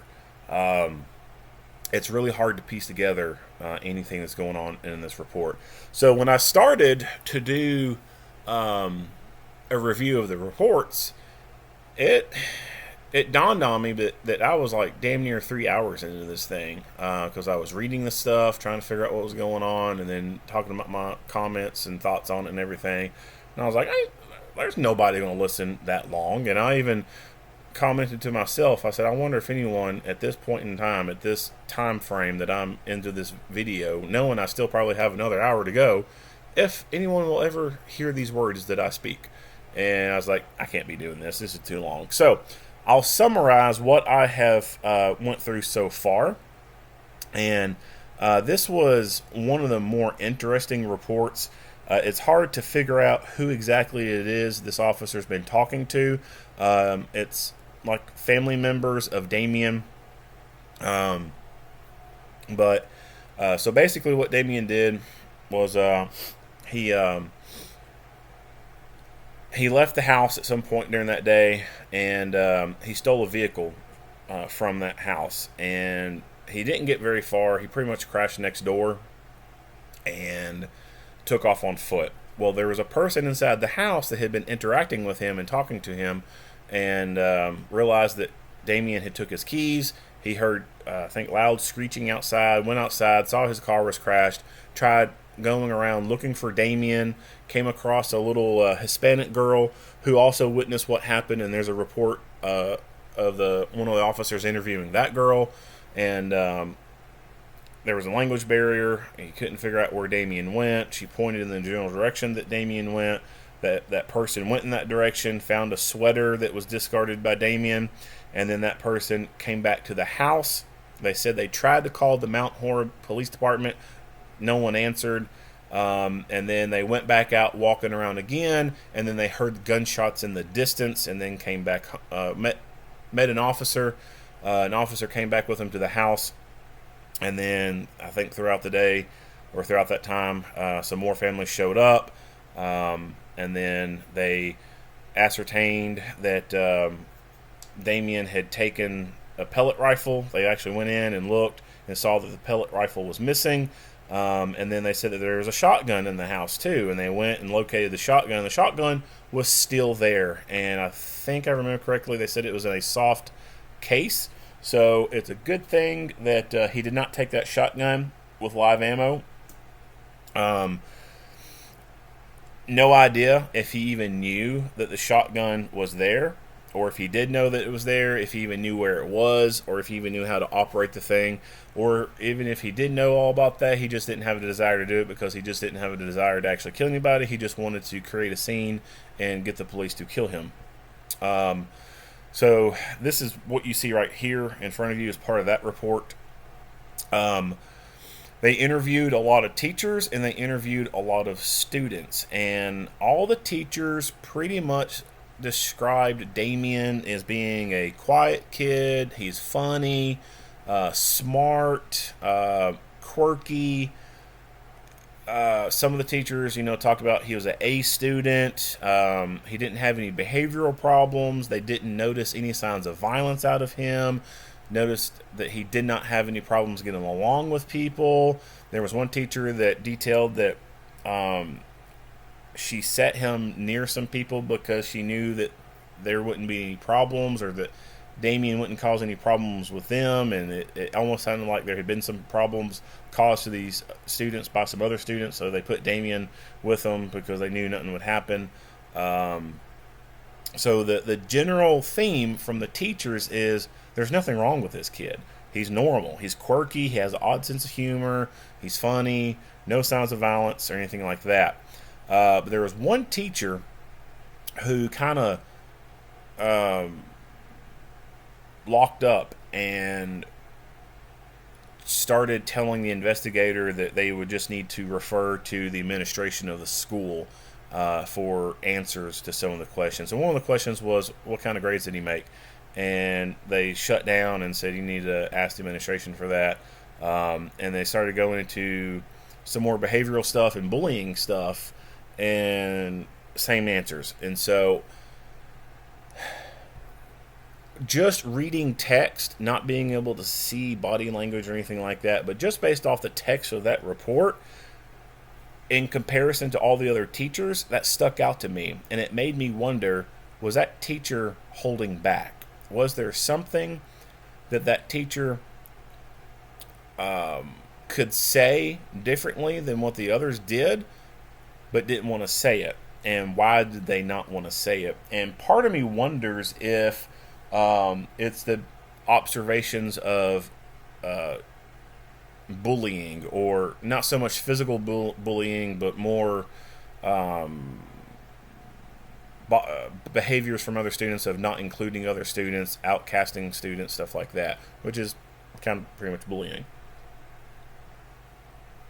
And so it made me wonder if that teacher had observed some of those things, but was afraid to say that in the report because they were worried that some litigation could come back towards them since they had observed some things and hadn't done anything about it. So, like I said, all the teachers had all these nice positive things to say about Damian, but when you get to the interviews of some of the students, yeah, there's a whole different picture there. There were some students who said he was quiet, he was a good kid, odd, quirky, and then there were some that, you know, they were saying all kinds of stuff, really opening up and being very candid, talking about how Damian had talked about leading up to this, he planned to pull the fire alarm, and he had said he wanted to kidnap a couple of the girls from school. He, of course, fantasized about the Columbine killers. There was a group project thing going on in the gym where they were breaking into groups, and he told the other students that he wanted his group to be called the Columbine group or the Columbiners. And then the students they were talking about, and they said they weren't amused by it. What was it? He was talking about other active shooters, their kill counts. He had criticized them, talk about the weapons they had. Just some more darker stuff. And they would also note that he had made some comments that almost seemed like he had some suicidal ideations. He had some dark postings and stuff.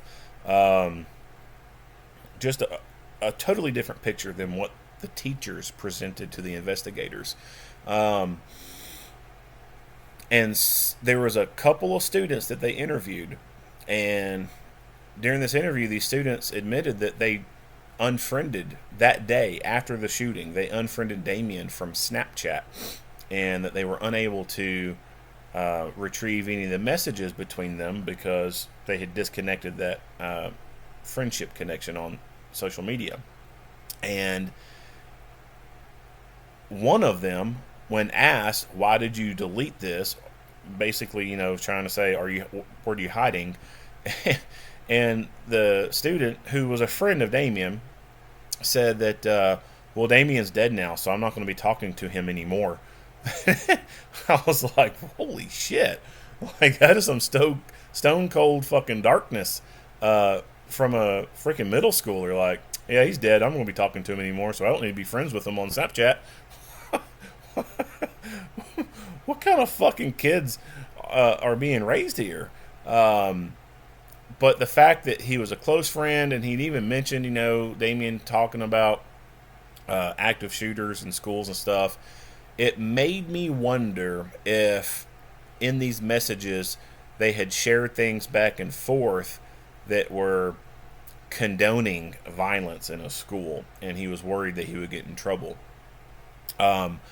In this whole big report, we see documentation from the police where they are sending in preservation requests to YouTube, Google, Snapchat, Instagram, etc.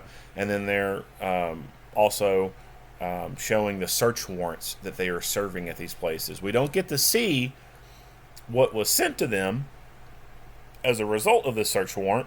We don't get to see the content of those social media accounts. But since everything's redacted, we don't get to fully see who it is that they're doing these search warrants and requests on. And after reading the reports, I wonder if they also did request on a couple of those students who had deleted their accounts to see if they could find some stuff, what could have been going on between them. And because they're juveniles, even if they did find something that was going on between them, since they're juveniles, they wouldn't release this in this document, since that would be a separate criminal case. And even though it's a separate criminal case, you're still not going to be able to open records it unless you know a lot of details about what specific documents you want to request. Because juvenile records within the criminal justice realm are pretty hard to get. It's almost like trying to go to the CIA to get documents. You're just going to get a door shut in your face. Like, you're not getting anything. So there's a possibility that there are some students here that they discovered had knew more about what was going on, laughed about, some of the stuff and condoned some of the stuff. And, there could have been some stuff where he was planning to do this with someone else. But we'll never really know from Wisconsin, because, you can see how much they redact on this stuff. And if it was involving a case of a juvenile, that would be a separate thing. Yeah, we're definitely not going to see that. So those were interesting to me. And then it goes into the supplemental reports from all the police and what they did during the incident. And there was a couple things that stuck out to me. And one of those things was in the lunchroom of the school, the teachers, they told the students to run out of the school, like run out of the building, go outside, run across the way, and go into another building, some intermediate learning center or something like that. And that stuck out to me because traditionally, active shooter response plans for schools, you don't take students out of the school. Like, you just don't go running. Because in the past, there have been other incidents where killers were waiting outside, waiting for the students. So, like when fire drills are done in the school, the fire alarm goes off. Most schools, they don't line up and walk outside because there's a fear that it could be a trick. Someone could pull the alarm expecting everyone to walk outside single file line and then become easy targets, become a turkey shoot. So a lot of schools, when the fire alarm goes off, everyone stays in the classroom and no one moves until there's an obvious sign of fire. And that tactic is okay because when you look at the history of fire-related school deaths here in America, it's been a really long time since a child has died in a school fire. And so, yeah, it's acceptable to say, all right, the fire alarm goes off. We're going to sit here and wait until we see smoke or obvious signs that there's a fire. Because one, it's a big concrete building. There's not much of a fire load to begin with. And secondly, in the past, there's been incidents where the fire alarm was pulled and there was a killer waiting outside. And then, more importantly, the most common realistic thing is historically, there's a lot of false alarms. Fire alarms just going off on their own with no fire going on whatsoever. Or pranksters pulling one of the pull alarms and setting it off. So, no problem with that whatsoever. But the teachers had told these students to run, and so they ran outside, and then they went to another building and were holed up in the library. So that was one thing that stuck out to me. Another thing that stuck out to me was when these officers went into these schools, two big things stuck out. One was the intelligence gathering aspect of it, from one of the officers going into the principal's office area, or administration office area, and meeting with the principals and stuff, and going through camera footage. And the other thing was the event had gone on for so long for lockdown that students were needing restroom breaks and had not been fed, or were needing food. So I'll go into the intelligence aspect of it. So one of the officers, he gets there, he goes inside the middle school, and they go down the halls, and everyone's locked down. There's some people. I think there was a girl that was in a restroom, and so the police took the girl from the restroom, took her to one of the classrooms, got them to open the door, and stuffed her inside with the other people to lock down. So they knew the school was secure. No one was in there. No one was screaming and dying. One of the officers went into the administration area, got with the principal and the office people, and they started going through the camera footage. And the principal, I think, had already, before being asked to do that, had started to go through some of this stuff. And because they were communicating with the classrooms and stuff, they were figuring out that the people had seen who it was outside, and they knew that it was Damian. And so they had already started pulling Damian's information, and they gave a printout sheet to the officer there that had Damian's information on it, telling them, hey, based off what students have said, we think it's him. And then they were giving names of friends of Damian, and they were going through accountability, figuring out where these people were, because there was reports that there's a second shooter. So they were making sure that his known associates were where they were supposed to be. And there was one person, I think at the high school that he had been associated with or something, that they had not found out where they were, and ended up finding them and secured them. But they don't go into detail about who it is or anything like that. And then the officer is also, during all this, is checking the video camera footage, hitting rewind and tracing Damian's steps, searching for this other shooter, and is giving live, I wouldn't say live updates because it had already happened at this point, but is giving updates to command about what they have observed on video, his path that he took. I think noting that he looked like he dropped some stuff, and so they sent someone there to that location to figure out what he had dropped, and then started checking other cameras to see if there was other people around. So that was a good piece right there, where an officer went into the administration area and basically started gathering intel, trying to develop actionable intelligence. And that's a pretty powerful thing. That's a chess move, so to speak.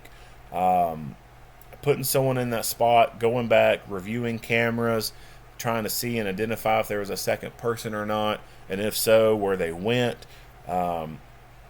That's a good thing to plan for. That's something that you can, in your overall active shooter plan, try to develop a plan for, to have someone who's going to be able to go into the administration office, get with the principals, and say, hey, operate the surveillance camera footage. We need to go back and look and see if there's another person. We need to trace their steps, and see if they've planted any, improvised explosive devices, etc. And that's going to give actionable intelligence to the other boots on the ground. So I think that's a critical thing to plan for and act upon in one of these scenarios. The other thing that stuck out to me was the students needing restroom breaks and needing food.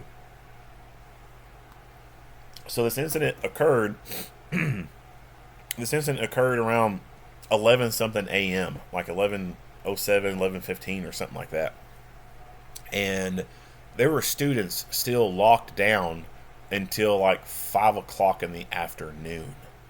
and they didn't start busing the students out of there until like 6 o'clock or something like that. I mean, it was an extremely long amount of time. And there were officers who were having to basically become hall monitors and escort students to the restrooms from classrooms. Like, they'd have to go to classrooms, open up, like, hey, anybody go to the bathroom, and then escort them to the bathroom. And when you think about active shooter response plans, are people planning for things like that? Because that is a reality. Like, if you're on a long lockdown, people are going to have to use the restroom, especially if it was a real event and shots were fired. People are going to go through fight or flight response. They're going to experience those psychological and physiological changes that occur during a fight, flight, freeze response. And one of those things that comes with that is the body wanting to eject its excrement, needing to urinate and defecate. Throughout evolution, animals and humans have evolved to, during fight, flight, freeze, the urgency to pee and poop. And it's theorized that the reason the bodies do this is figured out, long time ago. You get cut in the stomach in a fight, and your poop spills out into the rest of your body. That's going to create an infection, and you are surely going to die. And it's theorized that through the many years of evolution, we've developed this response to pee and poop during fight, flight, freeze. So the phrase, he scared the shit out of him. Like, yeah, that's true. Like, that happens, right? Like, people get in the gunfights and they poop themselves, or they pee themselves. And it has nothing to do with, that person's their character. It doesn't mean they're a coward. It doesn't mean they're a pussy. None of that. That's a natural human response to fight, flight, freeze. You just have an increased urgency to urinate and defecate. There is a person by the name of Lieutenant Colonel Dave Grossman. He's got a couple of books on combat and on killing, and he talks about this in his books. He talks about, their SWAT teams, before they get ready to go do a takedown. They're getting worked up on it, and they call it having to go take a battle dump. They all go poop before they go. Because it happens, right? Like, you get in the fight or flight freeze mode, and the body does what it wants to do, and it wants to get rid of the poop in the body. So, students, if shots are being fired, their bodies are going through fight, flight, freeze. And so they're going to end up having an increased need to urinate and defecate after this. And even if they don't, just human nature, like, you're sitting around for a long period of time and you haven't gone to the restroom, you're going to have to go to the restroom at some point. So for a long lockdown, that's a real possibility, having to deal with students who have to use the restroom. So then you're going to have these officers all decked out in tactical gear becoming hall monitors, standing in the hallway watching students go to the bathroom. Not the sexiest tactical thing to plan for and put into your reality-based training scenarios for active shooter response plans. Like, hey, Bob, you're going to be the hall monitor for when the kids got to go to the bathroom. Aw, man. Like, nobody wants, to think about, planning for that or being put on that duty. Everyone, well, I'm going to say everyone, but, a lot of people want to be the tip of the spear, right? They want to be the first one in the room. If there's going to be a fight that needs to be had, they want to be there. No one thinks about the mundane bullcrap stuff like being the hall monitor while all these kids go use the bathroom because they've been stuck in a room for 3 hours. But that's the reality, right? Like, You got to plan for that stuff. How are you going to facilitate this? And then the other thing was food. There were some students who they hadn't gone to lunch yet, and this happened. And so here it is, like 4 o'clock. They haven't had lunch. They haven't had anything to eat, and so they've skipped lunch, and they're damn near now getting to the period where it's dinner time, and they don't have dinner. So they were having to go get food and bring it to the students in the rooms to feed them. And then, of course, when you feed people and give them stuff to drink, they're eventually going to have to use the restroom. So that's more restroom breaks at that point. So are people planning for food deliveries in an active shooter response plan when everyone's been on lockdown for X amount of hours? Is there a plan to go to the cafeteria and find the food manager or the food preparation people and get them to pull out quick, easy eat meals? Like, you got bags of chips, you got bags of stuff. Can you make a bunch of sandwiches? Are you able to like throw some pizzas in the oven? We just gonna have pizza day right now. Is that something that is going to need to be done? Like, do we need to keep these students in these rooms for 3 more hours? And if so, it takes you an hour to make some pizza. Go ahead and make some pizzas, and we'll get them delivered to their rooms. They can eat there. Do we need to go get chips for them? Do we need to use the emergency card and go buy a bunch of pizzas and bring them and take them to the classrooms? The community is some of the public now bringing stuff in. Are they bringing cases of water to the police, stuff like that? Will that be distributed out? Or do you even need to keep the students locked in those rooms for that long period of time? Personally, I don't think they need to be locked down for that long period of time. And I think that as time stretches on, it is now becoming a legal matter. Are you violating their constitutional rights? Do you have the right to detain them for that long when they're not even a criminal? When they're not even suspected of having committed a crime? Is it legally right to detain a group of students in a classroom from 11:30 a.m. until 6 p.m.? I don't think it's right. There's enough resources there that once you have suppressed a threat and you've done your searching and everything and there's no one else, start getting them out of the hot zone. Take them to the cool zone. And the cool zone is going to be where, a reunification center could be set up at. Or you can take them completely out of the hot, warm, cold zone and go completely out of that, be really far away from it, and have your reunification point at a far enough place away from that is not going to be affected. The two are not going to be affected whatsoever. I think moving them out of there sooner is better. I really see no point in having them hold up inside the classroom for like almost the whole damn day. Why? Like, why are you keeping them locked in there from 11:30 to 6? That makes no sense to me. Yeah, I understand you got to interview people. You got to, figure out what's going on and everything. But at the same time, is that violating their rights? And what happens when one of the students says, fuck this, I'm leaving, and they want to leave?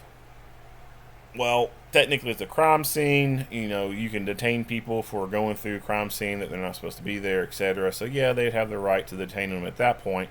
But other than that, they haven't committed a crime. Yeah, they need to be interviewed and stuff, but I think 11:30 to 6 p.m. is too long of a time. And I think it would be an interesting legal case to go to court to say, hey, what is acceptable and what is not acceptable in terms of how long do you keep people holed up in a room. And the parents, like, what are you doing with the parents when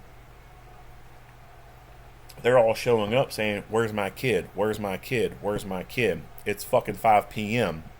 This damn thing happened at 11 o'clock today. It's 5 p.m. Where's my kid? I want to see my kid.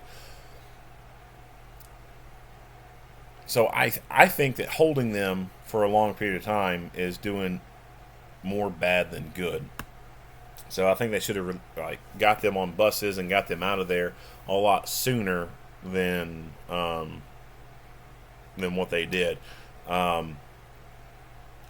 yeah, so the gathering and intelligence thing during the whole thing is a good thing, I think, to train for and plan and try and do. And then also planning for the possibility of having to be that hall monitor and taking kids to the bathroom or feeding them.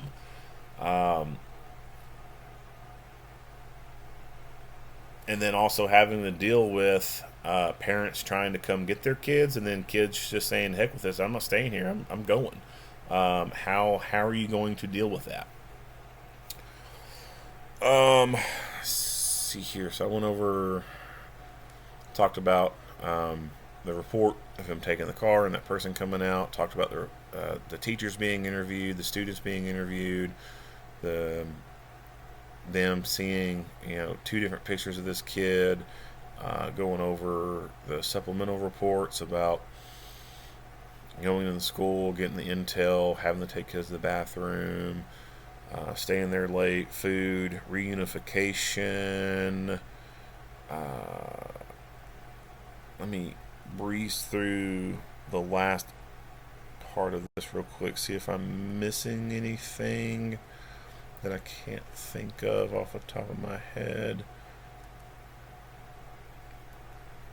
I go through the cameras, family death notification, and they don't even really explain who it is that they're talking to during this. Just a lot of stuff, a lot of documents in here to go through, and it's just very difficult to piece it all together. But let me do it really quick once over, make sure I'm not missing anything. And here's something else.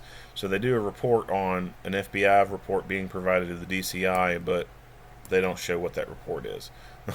It's just a bunch of stupid crap.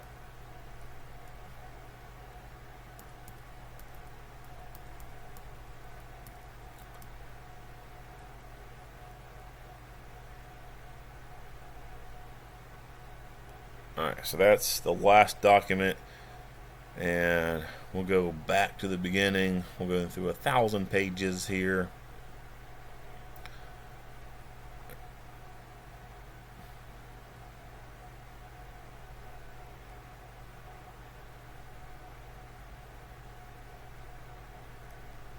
Alright, CAD notes. So they got a crap ton of CAD notes in here, and they seem to kind of repeat themselves. And so that's just a lot of excessive documentation, a lot of redundancy. I don't know why they have so many different documents of the same thing, but that just eats up a whole lot of space on this PDF.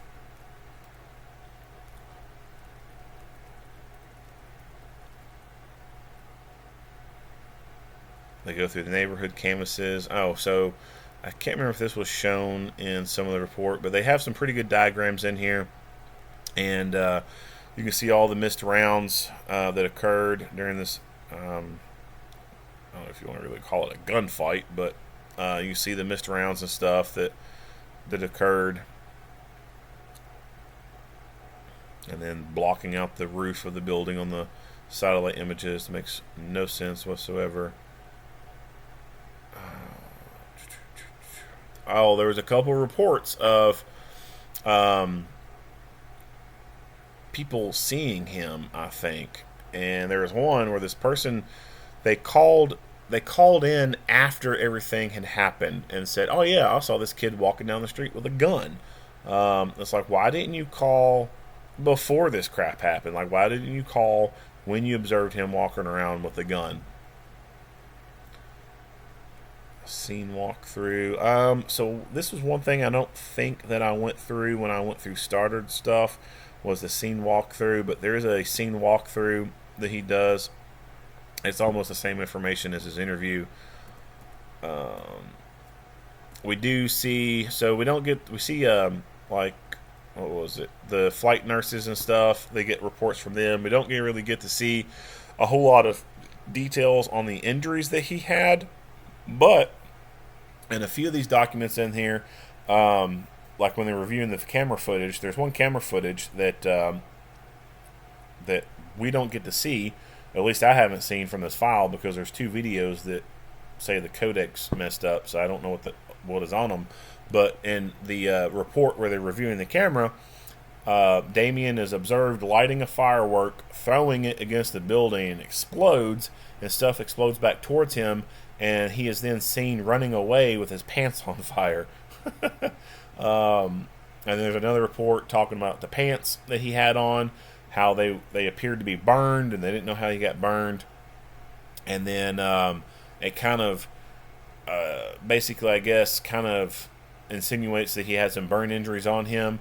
And I think that's why in the autopsy, they did the autopsy, and then after the autopsy was complete, they actually came back and wanted to look at the body another time, and wanted to look at his left hand and left leg area. And I suspect that the reason why they was wanting to do that was to look at the burn injuries, to try and figure out what was going on with him as far as the burns. So he set off one of the fireworks, and it went off too close to him and caught some of his clothing on fire.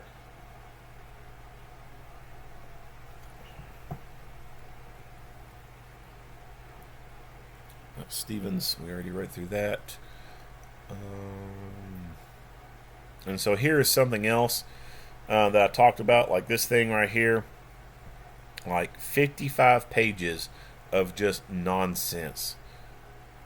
Just a thing talking about clip ID, output format, status, export file, and MDS. Just completely useless pages. We don't need that.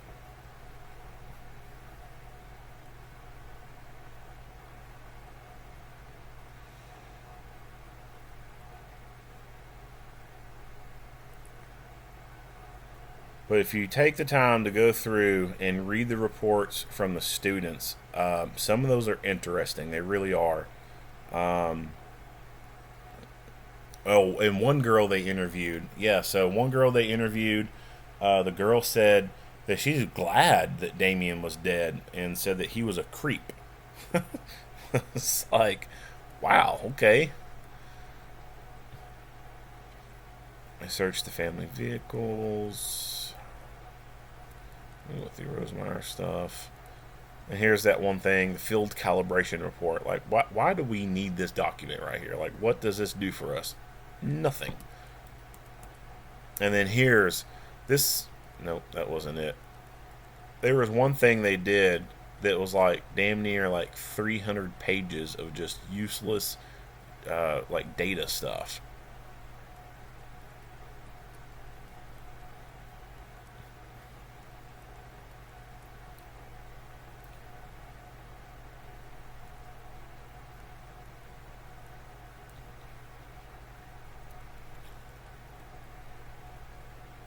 Here it is. Like this stuff. Like hundreds of pages of just text like this. Like, you know damn well that no one's interested in any of that. But you got like almost 300 pages of this crap.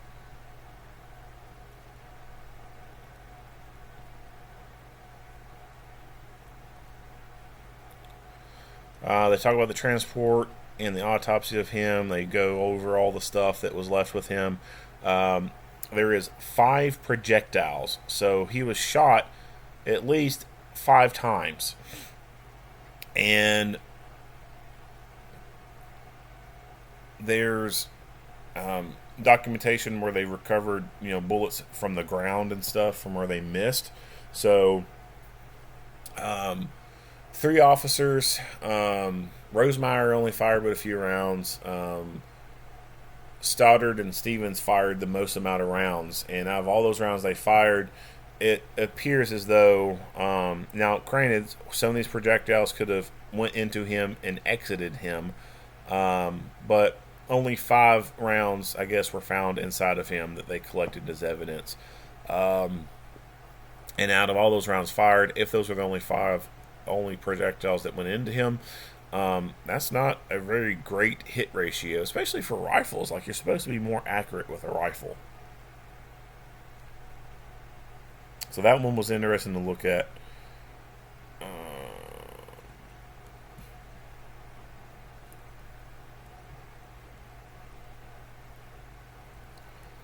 They talked about some more of the stuff that they collected from his bag and everything.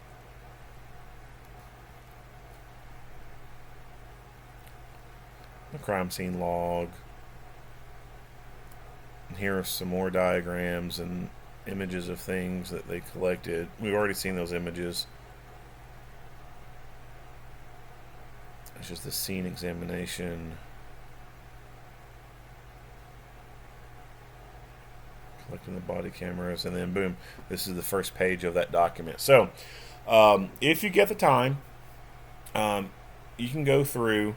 I have the video. I have 2 videos. I have a video with commentary and a video without. And so the video without commentary, I go page by page. I wait 3 seconds, click next. Wait 3 seconds, click next, or about 5 seconds, 3 to 5 seconds. I'll keep going through the pages. So you can go there, pause it, read everything, play, pause, play, pause, play, pause, or you can just go to Wisconsin's website and find this stuff and go through it. Like I said, I highly recommend just going through the report. Yes, it's annoying because it's not in order in any way, but when you get to some of the interviews with the students and the teachers, those are things I think are of high interest. And then towards the end, where you see the report from the family, where they're at the house and they go in and they're looking at stuff, and they're talking about Damian's home life. So that was something else I was wanting to talk about. Damian's home life. So whoever this person is that's at this house, there was also something about this person during the interview with the police. They was like asleep on the couch, and they had to wake him up, and then that person again went and fell back asleep on the couch again, and the police were there, and they had to tell them, you can't be inside the house or something like that for evidence preservation or something. I don't know. It was something like, it's hard to fully figure out what's going on with all the redactions. It's kind of hard to follow, but that one stuck out to me, and I was like, what the heck's going on with this person? But they were talking about Damian and what his typical, I guess, days are, or what his life's like. And they say that he comes home and he locks his, or I don't know about locks his door, but he closes the door to his bedroom. He stays in his bedroom for a long time on his computer and playing games, and just like a lot of solitude, a lot of disconnect there. And talked about his dad. Said that his dad doesn't have much to do with him in his life. That he only sees him every infrequently. And then there was some stuff that the person was talking about Damian, and they blocked out some of that stuff, and so it looked like this person had some insight to some of Damian's thoughts and everything, and what was going on with his life, and said that at that point in life it was a rough time for him. So you can only speculate, like what Damian had potentially shared with them or whatever. But again, it goes back into signs, right? Like signs that something is going on here. And what is it that is going on in this kid's life? There are signs there that something's not normal, that the family could pick up on, There's signs going on that his friends are observing. Some of his classmates are observing. How can they report this? Should they have reported this stuff? And then again, like I said, like there is a huge difference between the picture painted by the teachers and a picture painted by the students. And so all these students are pointing these things out and everything. Is there something that the teachers could have noticed? Possibly. When you look at active killers, there are opportunities to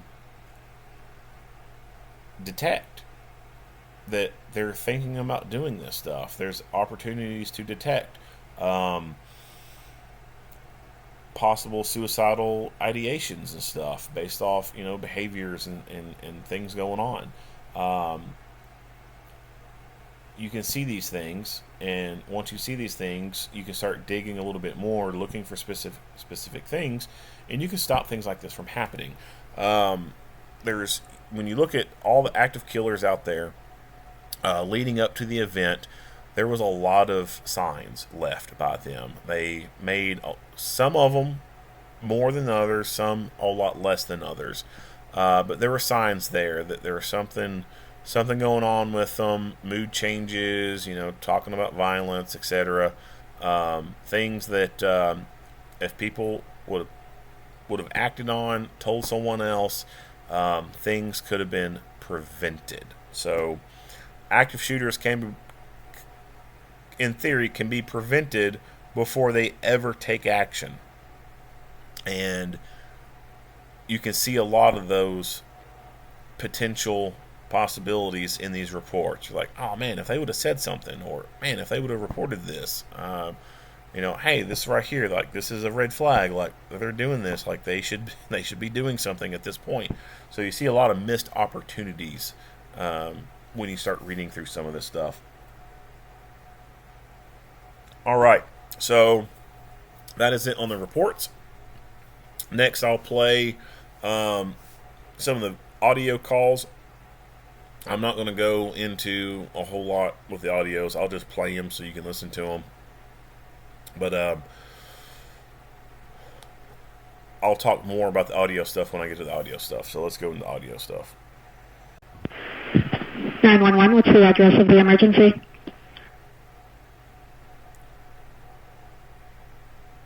Is that a house or an apartment?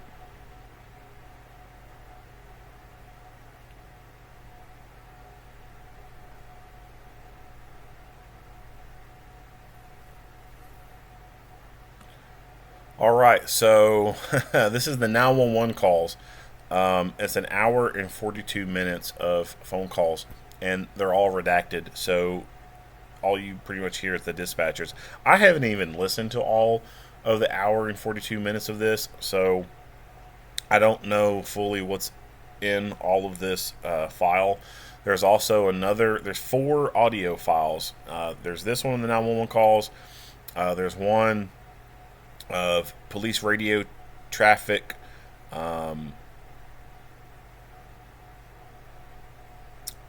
There's one of phone calls, I think, between the dispatchers, like different agencies calling each other.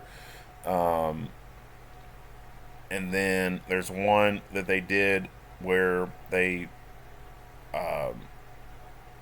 compiled all the news media companies calling in to the dispatch center trying to get information. And that one's like, I forget how long that one is, but it's a lengthy amount of time. So on this particular video with my commentary, I'm not playing an hour and 42 minutes of redacted 911 calls. Can't do that. I hate that they redacted it. I'm sure there could be some good information in this.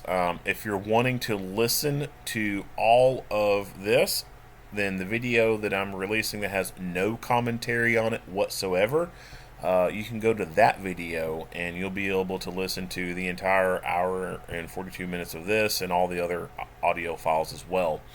The 911 calls, like I said, I haven't listened into a whole lot of them. The radio tapes, typical kind of dispatch stuff where You hear a lot of fast radio traffic. Some stuff you can understand what people are saying, other stuff you can't. I don't know what radio system they're using, but it sounds kind of garbled and sounds kind of like crap. Unfortunately, some dispatch centers and counties are like that. They don't have a good radio system. It sounds like junk. But that's my take on the radio stuff. Didn't listen to that third one. I listened to a little bit of the media stuff, and media can be annoying. Calling the dispatch center during a critical incident. There's a critical incident going on, and they're calling the dispatch center. That's stupid. That's a no-go. Like, you should know that there's a lot of critical stuff going on, and all you're doing is adding to the chaos. There's a reason why agencies have public information officers, and that's who the media need to be calling and going through. This is probably where agencies could do a little bit better job of interacting with their media instead of just, it being something's happened. Now the media is coming and talking to us. Oh, I guess we got to deal with them. Pre-plan with the media, like invite the media out with the public information officer and have some trainings. Talking about, hey, if you're needing to get a hold of someone, this is what you do. If the public information officer can't be reached, please do not call the dispatch center, because the dispatch center has enough crap going on as it is. They don't need to be fielding reports to reporters. You're just taking up time. The dispatchers, I think they take too much time entertaining the news media people when they do call in. So I did listen to a little bit of that. And me personally, what I would tell dispatchers to do is say, we can't release any statements. Contact public information officer such and such. I'm hanging up the phone. Bye. Fuck answering any more questions. Like, you've got work to do. And your work is not entertaining the news media. Tell them, contact public information officer such and such. I'm disconnecting the call. Goodbye. Please don't call this number again unless you have an emergency. And then, if those same entities keep calling repeatedly, have an officer go make contact with them. And if you have something in your statutes that allow you to pursue criminal charges against someone for hindering the operations of an emergency communications center, then take that avenue. You have to teach people sometimes, and sometimes the way you teach people is giving them a citation, right? Like, what's the best way to teach people not to be speeding down the road? Give them a fucking speeding ticket. If the news media is being so much of a problem that they are hindering the operations of a communications center, give them a fucking citation. They'll learn real quick. Stop fucking around with stupid shit. But I think the best way to handle media is interact with them when no incidents are going on. Like, you have that opportunity to train them, so to speak, to teach them, get them to operate in a better way so that they don't go out and bug people with their operations and hindering operations. All right, so that's it on my take on all the audio stuff. Like I said, if you want to listen to all the audio stuff, you can go to the other video and listen to it, or just go to their website and click on their files and listen to it that way. All right, so this is concluding the video involving officer-involved shooting of Damian Haglund in Wisconsin. This has been a long video. I know that so far in the recording of these different segments, I've got like 9 to 10 different videos. A couple of them I know are hour long, so I don't know what the total hour count is yet for this video, but I know it's going to be a long one. So I hope that you was able to get some good information from this. It's a lot to filter through. It really is. It's almost information overflow in a way. Just a lot to filter through. But there is some learning stuff from this. Things that we can take away, and hopefully, you know, if you're in the position of being a first responder, then hopefully, you know, there's some takeaways on this that will make you a better meat eater. You know, if you know a teacher, you know, something involving with the schools, hopefully there's something you can take away from this as far as like signs and stuff to be able to identify things out of people before things are happening, or as a parent, you know, things to be looking for with your kids, and you know, trying to figure out what's going on with them, stuff like that. Yeah, been a long video, a lot of interesting stuff to see in this case, a lot of things to learn from, and that's it. So if you've made it this far and you've watched the majority of it and you've gotten to the end, thank you for listening. If you like what you hear and see, go ahead and give me a like and a share. If you have not already, hit the subscribe button and stay tuned for more Monday quarterback videos. Earl Henderson, Primordial Defense, thank you for watching.